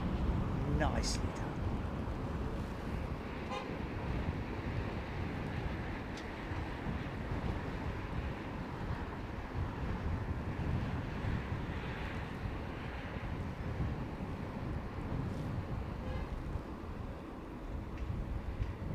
Aaron Thomas, High Fly Malta in 50 minutes. Well, Aaron, we're going to be here for another 30 minutes. Because they will be changing their operations to departures here in precisely 27 minutes.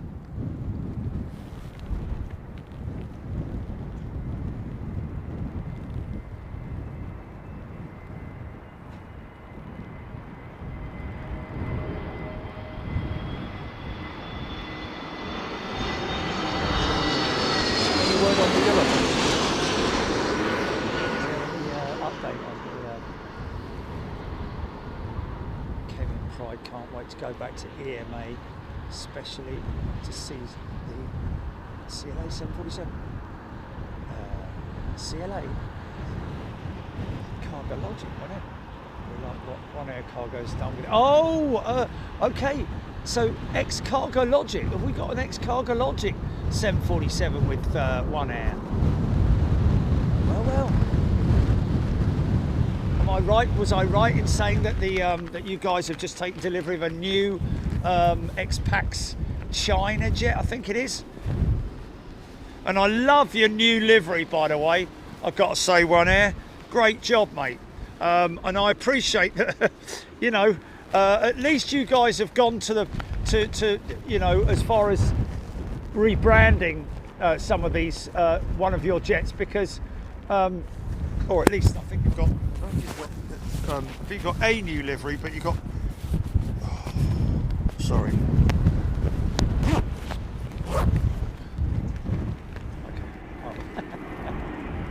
Oh, sorry about that. Sorry about that.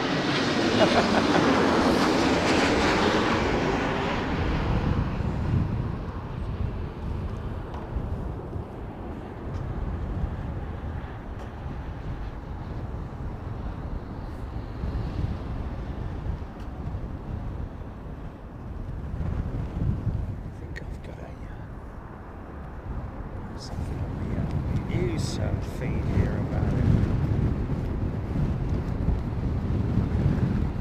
It's picked up again.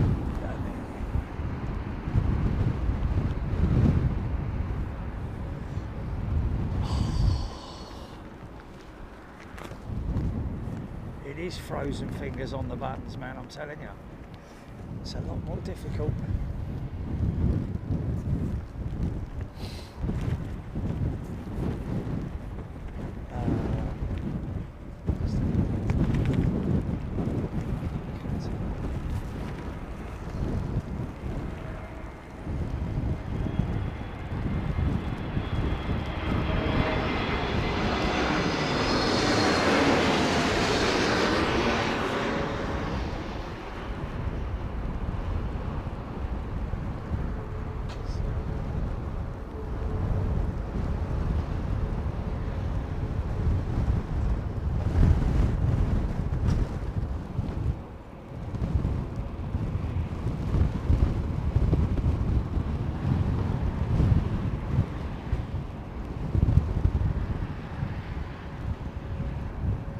Wow, man.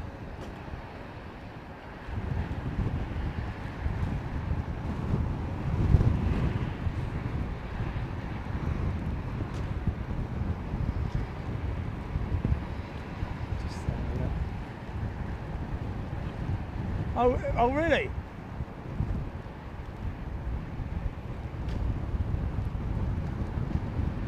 God, blimey, I'm telling you, mate, it's bleeding taters up here. I feel like I'm on the summit of a bleeding...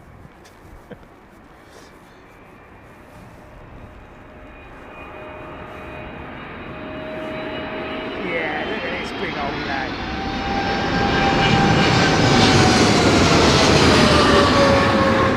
Big power up, man. Look at the wings flexing away there. Easy, son, easy. Yeah. Ooh. Okay. It's a bit heavy. Would have felt a big bang in the cabin, wouldn't you? Boom! Flipping things flapping around all over the place above you in the overheads.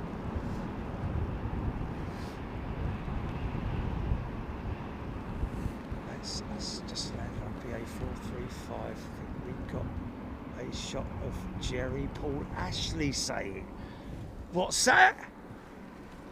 It's got to be legit if they got a picture of me. Did you see that, Julie?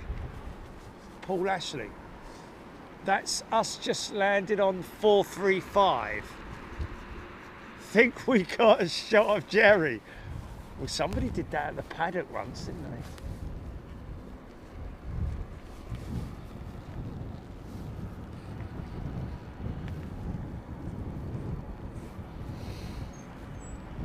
Paul Ashley felt the shed effect. Wow, there we go.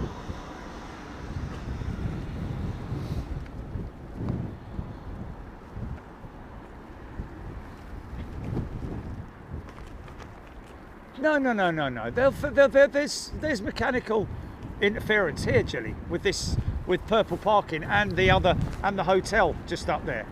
There is definitely some mechanical side wind. Oh, look at that!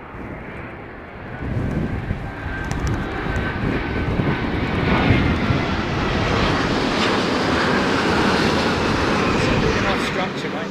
Still get a little bit, nothing as much as what you get with a strong crosswind from the south over the sheds.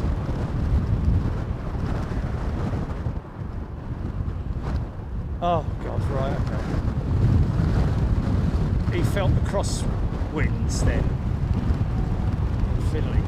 Jerry, One Air's new aircraft started with Air France, 9 years, 3 in the US with Cargo Logic for 6 years, 20 years old. Okay, what new aircraft started with Air France 9? Okay, well that must be another one then I saw, because I'm sure I saw a news article with about One Air, and it was a China Airlines, I think, or Air China. No, China Airlines.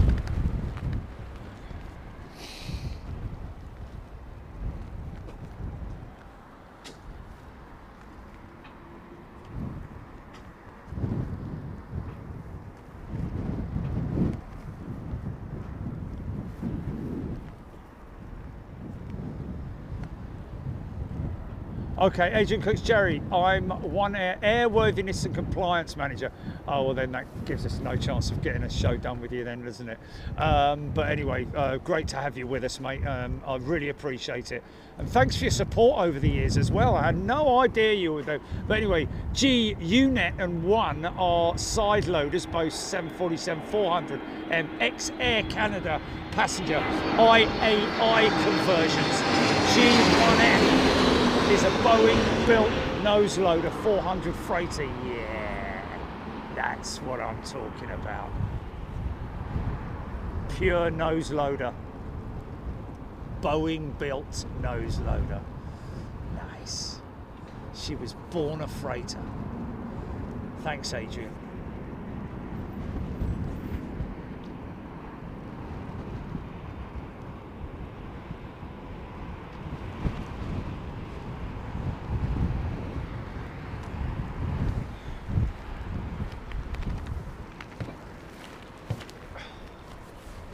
Still got that precinct.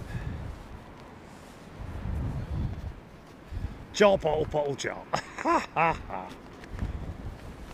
Wheeled that one out.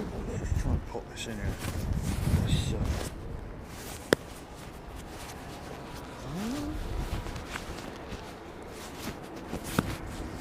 What's that now?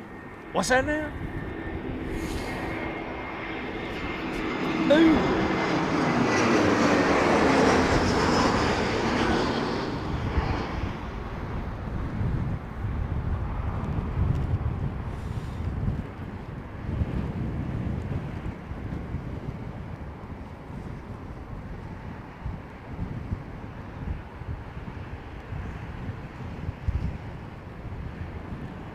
I'll be absolutely 100% honest with you here, Adrian. Reaching out to you about doing a show with you guys would be completely pointless, and I mean that with all due respect, in as much that we have spoken directly with the people that we would need to speak to. Chances are that if you went to them, they say, oh, have them come to us and reach out to us, and you know, we'd be basically going around in circles. So with all due respect, you know, we'll wait to see if they come after us. We've done as much as we can in terms of doing a feature with One Air. We'd love to do it. British airline, we're a British channel. We'd love to give you some love. Just look what we did with Cargo Logic Air, but you know, it just seems to keep falling on deaf ears, or like, you know, oh yeah, we'd love to do this. Let's give us a call next week or something like that. And it never happens, you know. Like, oh, he's on holiday, or he's gone away, or doesn't work here anymore. Or you just give up in the end, didn't you? Like somebody said earlier on, you know, I mean, I'm only doing it so that I can, you know, for my love of aviation, being up close with those aircraft is a great thing. But you know, it's a hardship. I've got to be honest with you. Doing airside shows is actually quite a hardship in terms of work, you know, in terms of labour, because you're walking and filming and talking and all that kind of thing. So there's a lot of stuff going on, and of course at the same time when you're walking around and all that kind of thing, you're also got Gillian in your ear. Hold on a minute, it's dropped off. Jerry, stop where you are. And you're talking to someone and she's going, oh, I don't like this, you know, all that kind of thing going on. So it's actually quite a challenge to do an airside show. So you know, that linked in with the whole thing. People want to see this kind of stuff. That's really what they want to see.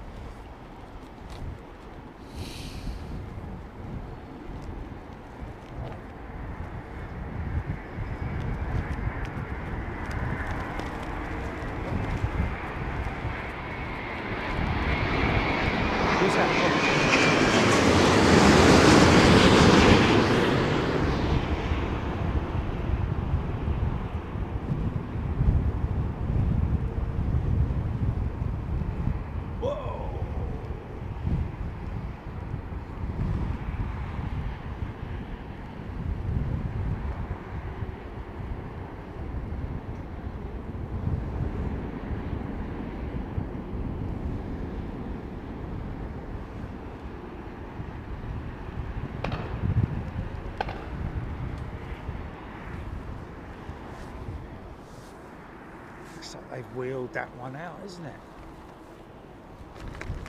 Oh yeah, there it is over there. It was India Lima or something, wasn't it? Or India X-ray, that's it. That's a triple, isn't it? You know how I know? From the rudder assembly, the split rudder assembly, with those, you can see the hinges there on the lower rudder assembly, which they use for trim and as a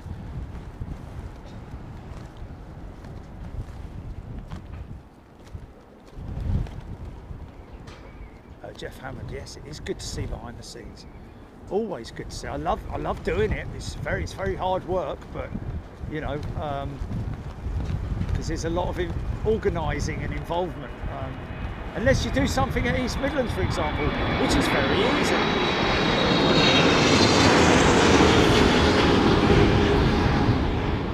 I've got to be honest with you, half of the reason why a lot of these companies are so slow to do anything like an airside show is because they have to arrange for an escort. Well, you know, whenever I go to East Midlands, there's a fella there that always comes out and drives us around. He's a lovely bloke. I forget his name. Please forgive me for forgetting his name. But he's a lovely fella, very keen and willing to stay with us all night long. But unfortunately, it's the other people who, you know, need to either organise somebody from the company to come with us, and that's generally where you stumble and fall. Oh, I'm on holiday, mate. No. I'm having my hair done. No. Kid, no. Dog's got to have its toenails done. No. Can't do it that week. No. Okay. My granddad's getting married again. No. He's left. Oh. It's brilliant. Just give up. Just carry on doing what you're doing.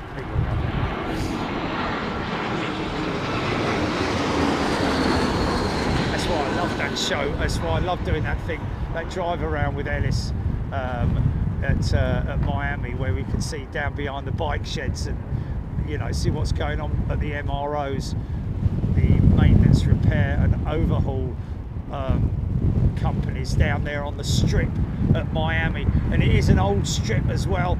Lots of the old hangars are still there, lots of the old buildings, a lot of the infrastructure's still old.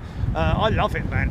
And of course that's down where Corrosion Corner was, that Ellis filled us in on. I thought it was a place, a dumping ground for old aircraft that had sort of like either just broken down and were going to be broken up or whatever, but no, it was a parking area for old aeroplanes like DC-3s and Connies and stuff like that. But down on that strip there was the when we drove around the back of the bike sheds, kind of a bit like this, you know, we got in behind some buildings there and went through one of the staff car parks, and right in front of us was the Dreamlifter, like 50 yards away, if that, and you could see all the rivets and everything on it. It actually has made me love the Dreamlifter even more now, I have to be honest with you, from seeing that. But that's what I like about behind the scenes, just being able to walk around and look at stuff like that.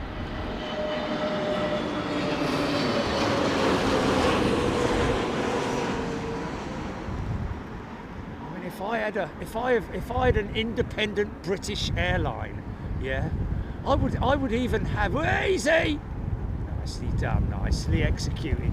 I would have my own live stream channel if I was doing, and say to my, you know, I'd bring someone in who's a bit lively, who really has a passion for aeroplanes, loves aeroplanes, and wants to, and would like to sort of like run a YouTube channel for my airline. It'd be like, yeah, man. What you mean, going out airside every day and following the, yeah. What, you mean going overseas and filming? Yeah. Going on the planes? Yeah. Mate, I'm in. And we'll pay you for it as well. You know, all your insurance is paid for. You're on a salary. It's like, really? Wow. But no. Hey, let's put a picture out on Twitter. Look what we did today and get sort of like 500 likes or something like that. It's like, what is the point? What is the point? Lining up for 27 right departures now.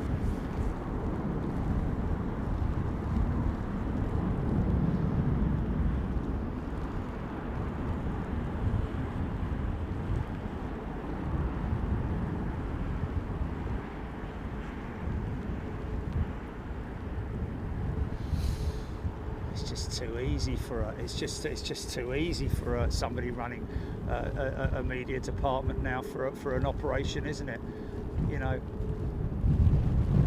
because the people up the top of the pile are too busy with running the business when they should be relying on, you know, employees that they pay money to do a good job in marketing and promoting their business and services, and look what we do and all that.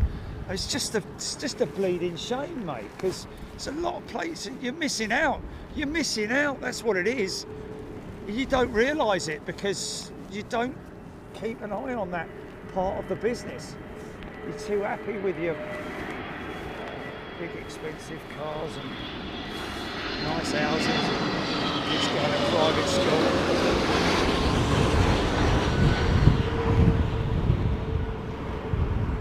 Good. May not need any marketing and social media. Maybe they're doing a good enough job at promoting the business to the you know, to the sector that it needs to be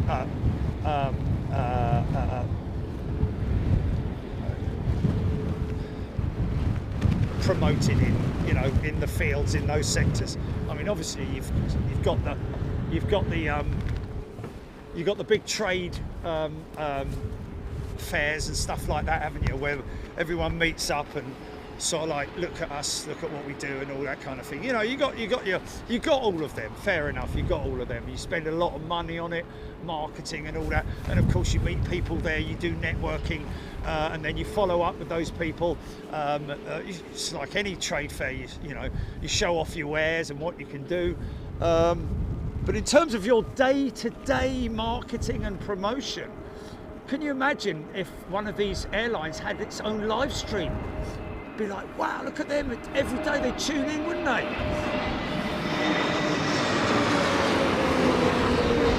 Just imagine it. All you've got to do is, you know, I mean, even if it was so easy, son, you know, I'm not talking about, you know, it'd be easier if it was a, you know, an operation like a cargo operation or something like that, because you've got slightly less restrictions, but if it's look at those two beauties lined up. If it's with something like Virgin Atlantic, for example, you could quite easily do all your filming at the shed, because you don't need an airside pass, so to speak, when you're doing it in the privacy of their own shed. And from time to time you might do a special out in the field sort of piece at the terminal, of like greeting a new aeroplane, which would again just be a case of it's just so easy, isn't it? Somebody who uses their brain rather than, you know, got to go out tonight for a meal with the missus or something like that.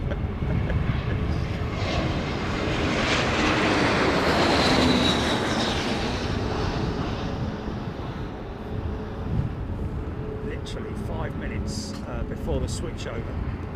3 p.m. every day, without doubt.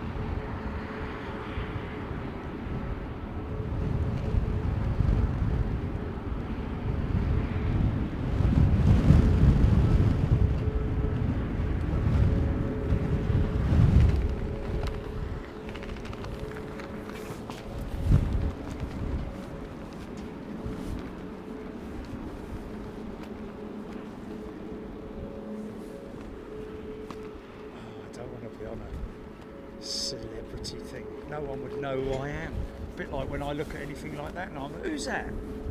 Who's that? I've never seen him in my life. Who? I know, because I'd be arguing with everybody. Be winding everyone up. Who's supposed to be cleaning the bleeding toilet out?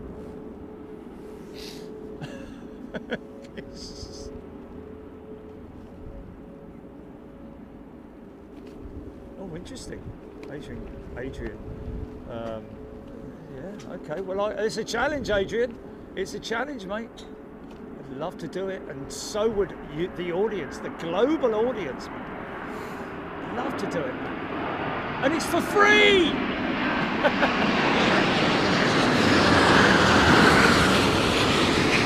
That's another thing, you never get to that stage, do you? Oh, we got another company that wants to come up and do some filming with us. Oh yeah, right, okay, well, you know, I don't know. How much are they going to charge? Well, no, they're not going to charge us anything, it's free. Oh, okay, well, how much are they going to charge for getting it? No, it's free. Everything. No charge for anything. Really? What, where's that going to end up in? Oh, on a channel that reaches out to the global audience. Oh, yeah, but what about the footage? Yeah, we can use it, free of charge. Really? What, all that filming, they'll give us it for free? Yeah, but it's got their logos all over it. No, you can have it, we can have it without any logos on it. So we can use it in our own marketing? Yes. And we don't have to pay them? No.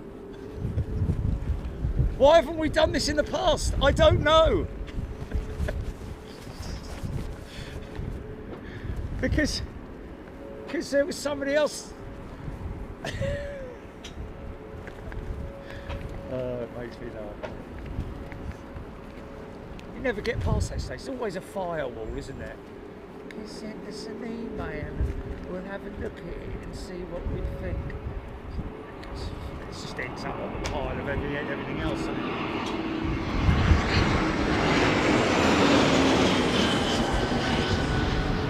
That's why it's great when you meet somebody like you know,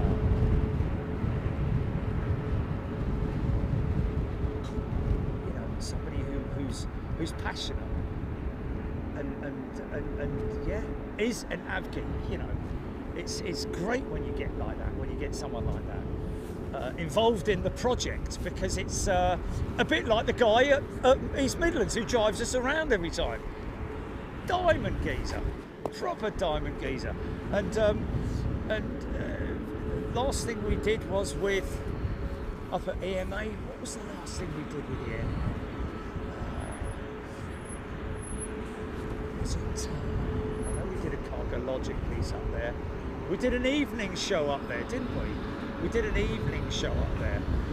A cargo. It was just about the cargo movements, wasn't it? But it never kind of went to plan with the cargo movements.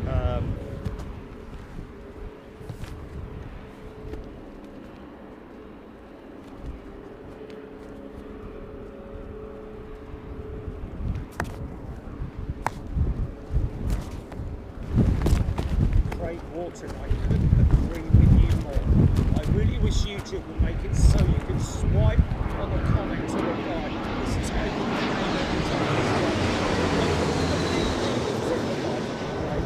It's such an easy thing to implement. Well, maybe, I don't know, obviously it isn't because I haven't done it yet. But really, it is very annoying that you have to type the name, and I've done it every time and it never works. So, you know, what does it link the person in? Oh, I don't know.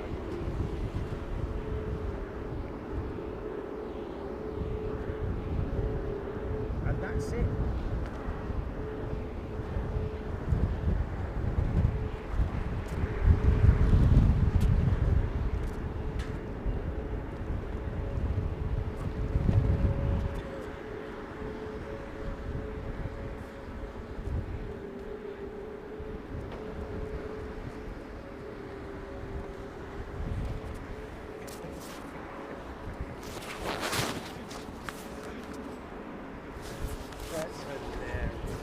Really?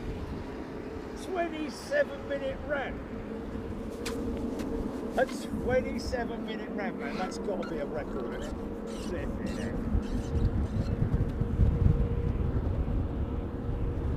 Hey, look, I've been going through it for 8 years. I flipping deserve a big long rant about it, don't I?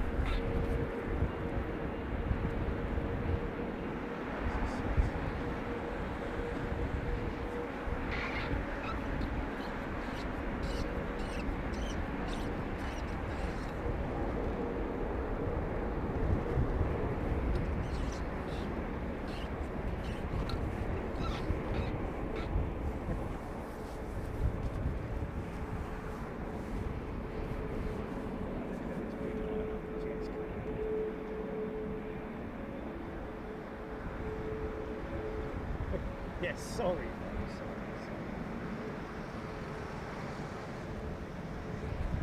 Yeah, 'tis the season to be ranty. La la la la la la la la la.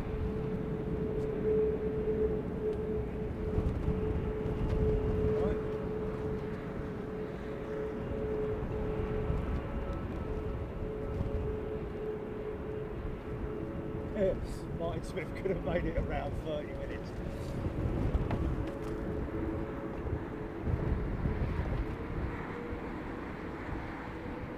Squeaky flask, yes. He knows the sound of a squeaky flask. He's opened a flask. What's gone off? Right.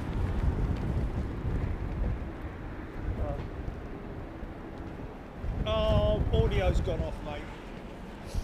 Oh my God, you know what? Oh, really? Are you sure? Oh.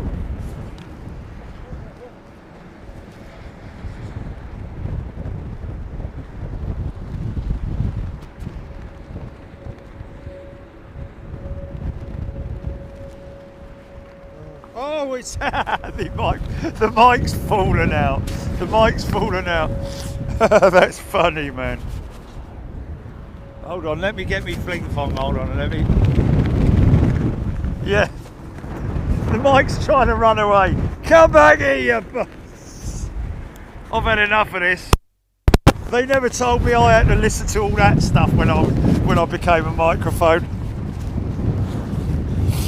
Why me? Just get in a pocket, mate. I've only got a couple more minutes left. But I'm only a little road, Mike. Just get in a pocket, will you? I've got my fingers all... Is that alright? Oh, it's not, is it? It's very hard to do with bleeding gloves on, man, I'm telling you. Okay, I believe we've got your email, Adrian. Thank you, sir. And yeah, let's. They're only based in. Is it? They're based local, aren't they? I think.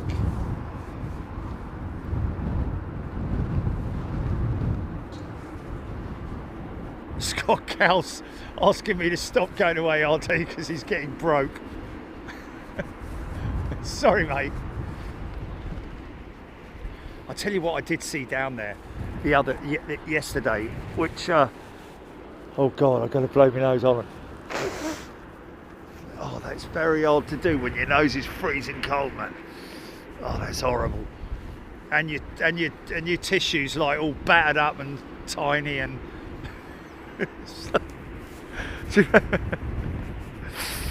Remember when your mum used to give you an old rag or something like that to blow your nose? Blow your bleeding nose!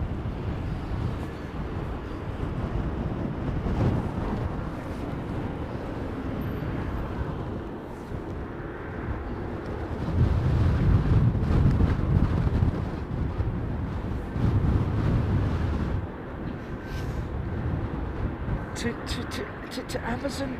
To where?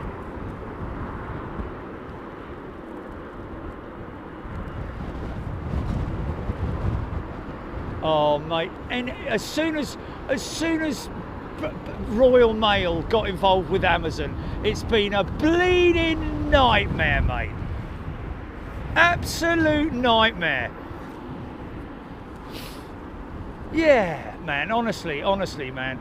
I've as far as the post office goes, with their normal delivery stuff, with everything, it's perfect. There's no problem with it. It just is what it is. But since they started doing Amazon stuff, it's like I do hope that. Yeah, there we go. Yeah, we've had so much of that, man.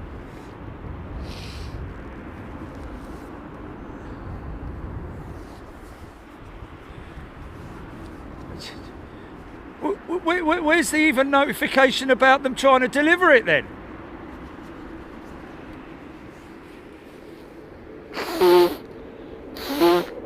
I'll name that tune in 3. La, la, la, la, la.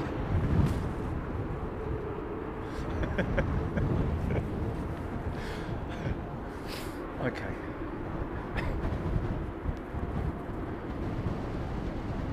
Matthew Gunner Pepper T by 777-236ER to Bahrain. Bahrain, is it? It's AI. Is that a different place? Where's Bahrain? Is that the Geordie Bahrain? Bahrain Lake. Oh.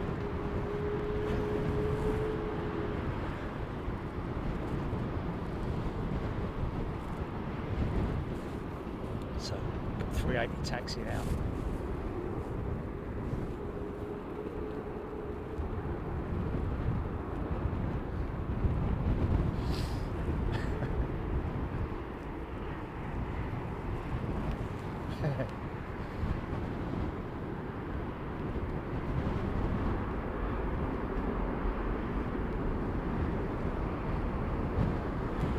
Weird.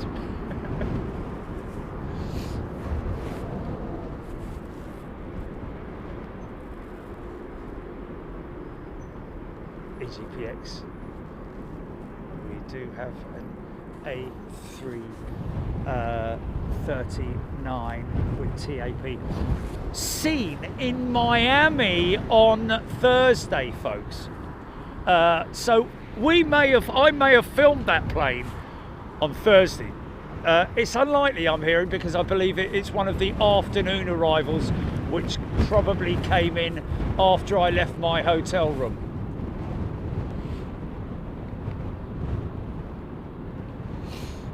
Paul Weaver, going to be the odd man out with Royal Mail and Amazon delivery have improved down south, and they have opened new AM depots too. That's brilliant, mate. Paul, I'd love to. All I'm saying, Paul, is that any involvement that I've had, and I'm down south, by the way. I guess you could say I'm down south. I don't know how fast down south you are, but every time I've had the Royal Mail get involved with my Amazon delivery, it has been a bit of a nightmare, to be honest with you. I've always, it's always been, I've been messaged to say we couldn't complete your delivery or something for some odd reason, not giving an actual reason, which is a bit unfortunate. You know, I'm all for the Royal Mail, man. Come on, British company and all that, I think. Unless they're run by Germany or something, I don't know. Yeah, there you go.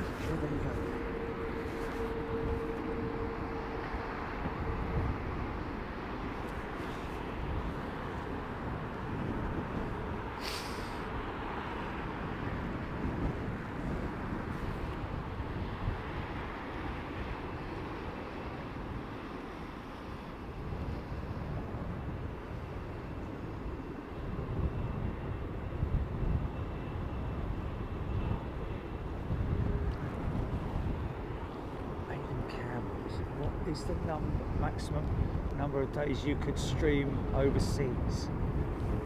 So, within my limits for staying in the country, I'm guessing. You know,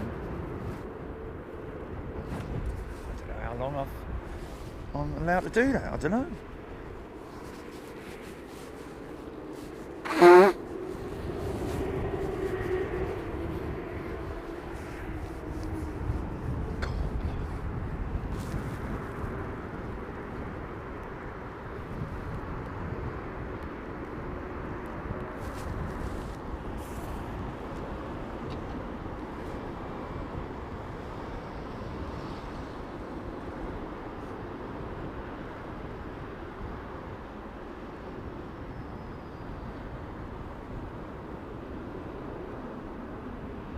Beverly Shores. It's owned by the Czechoslovakians. I was only joking. Oh my God. Have we got anything left? Blimey O'Reilly. Look how long the gear takes to retract on the 330. Lazy. 3, 4, 5, 6, 7, 8, 9, 10, 11, 12, still waiting 13, 14, about 15 seconds all told on the gear retraction for the 330. I have heard that the Airbus engineers have now created a new system to allow the gear to retract somewhere in the region of 2 to 3 seconds quicker. Doesn't sound like a lot, but trust me, it is a hell of a lot in terms of drag, etc. In terms of fuel numbers and burn rates and stuff like that. Right, this is your last one, folks, and then we'll see you on. Well, we'll see you on Christmas Day, but in the meantime, we'll see you over on the Extra channel. Go subscribe to the Extra channel. We're going to go to the PO box, so anybody who's written in for a sticker, we're going to do an opening reveal thing with people who's written in, and we'll be doing that. Also, tomorrow we're up at Avion at Luton to do a dry run for the sim show with Captain Chris and Johnny, my nephew, on the 30th of December. That's something to watch out for as well. Captain Chris on an A320neo simulator with my nephew, who is a sim pilot. Okay, I'm just gonna say a sim pilot, but he doesn't even have a PPL, but by golly gosh, was I impressed when I saw some of his videos, man, using that sim as well. So we're going to be doing something on that potentially with Thrustmaster. I don't know when that's going to take shape or what, how it will, if it will at all, but certainly we're going to be doing a piece with Chris at Avion Simulation. Lurching into the air, man.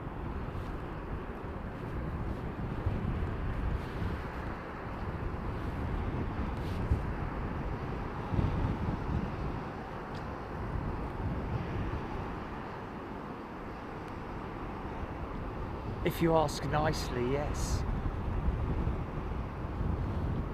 You know, fair enough. Fair enough. I get people write in and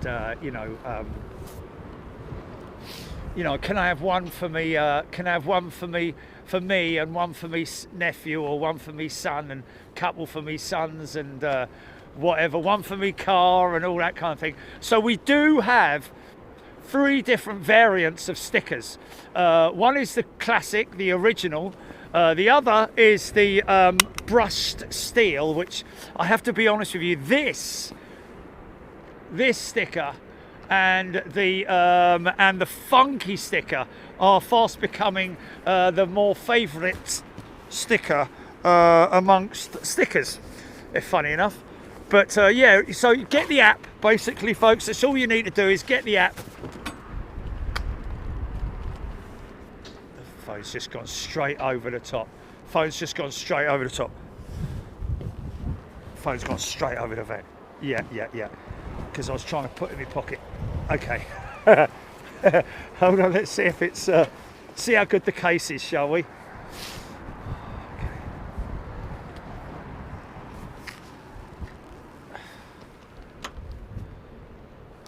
Okay, a little tiny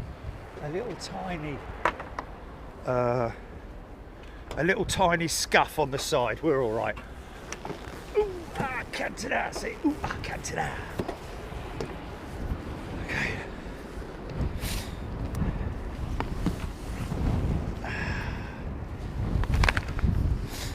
Right, okay. So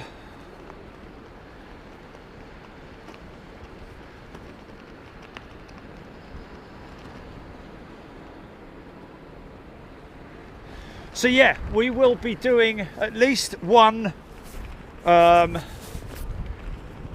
live to the extra channel between now and Christmas Day.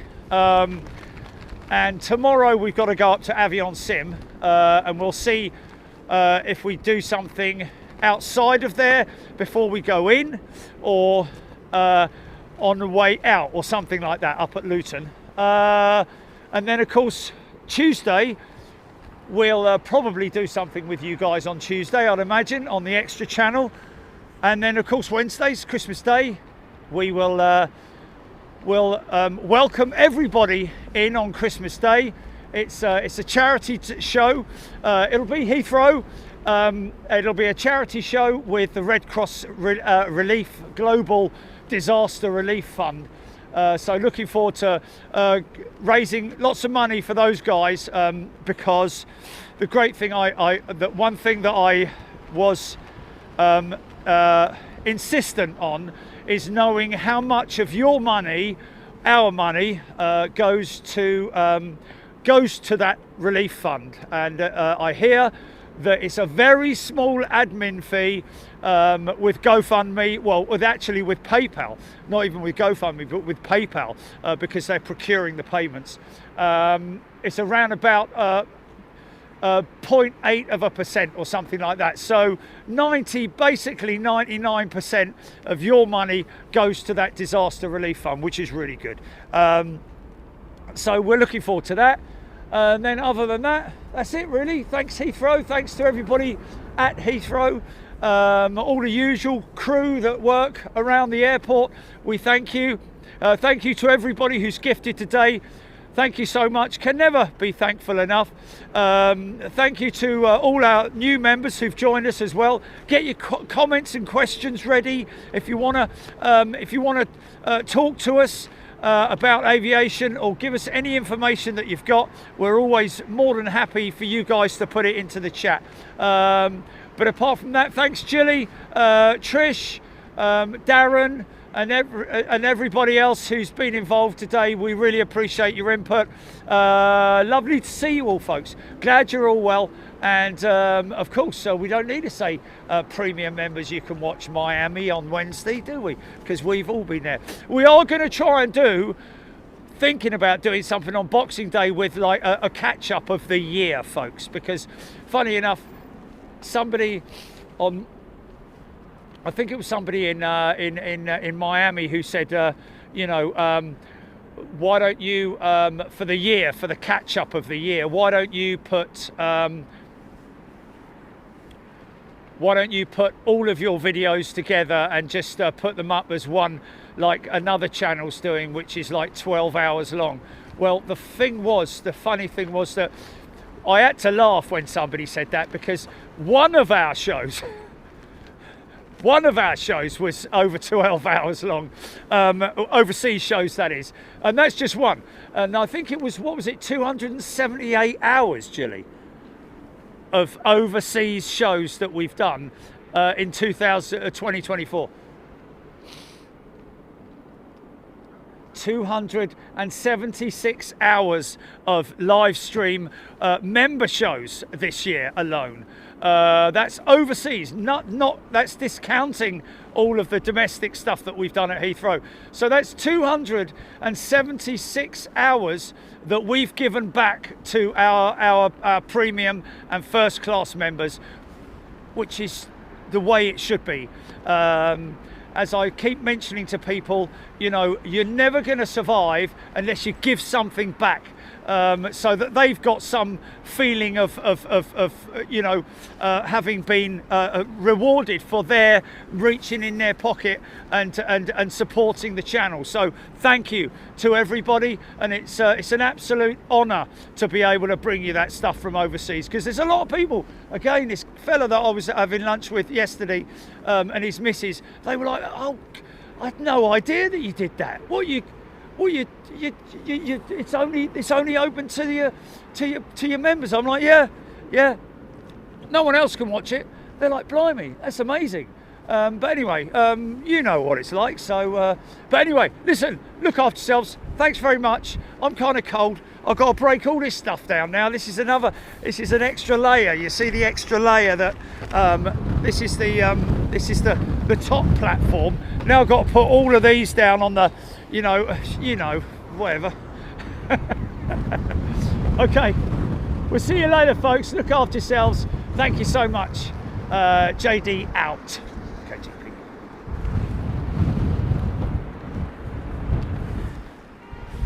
Why not?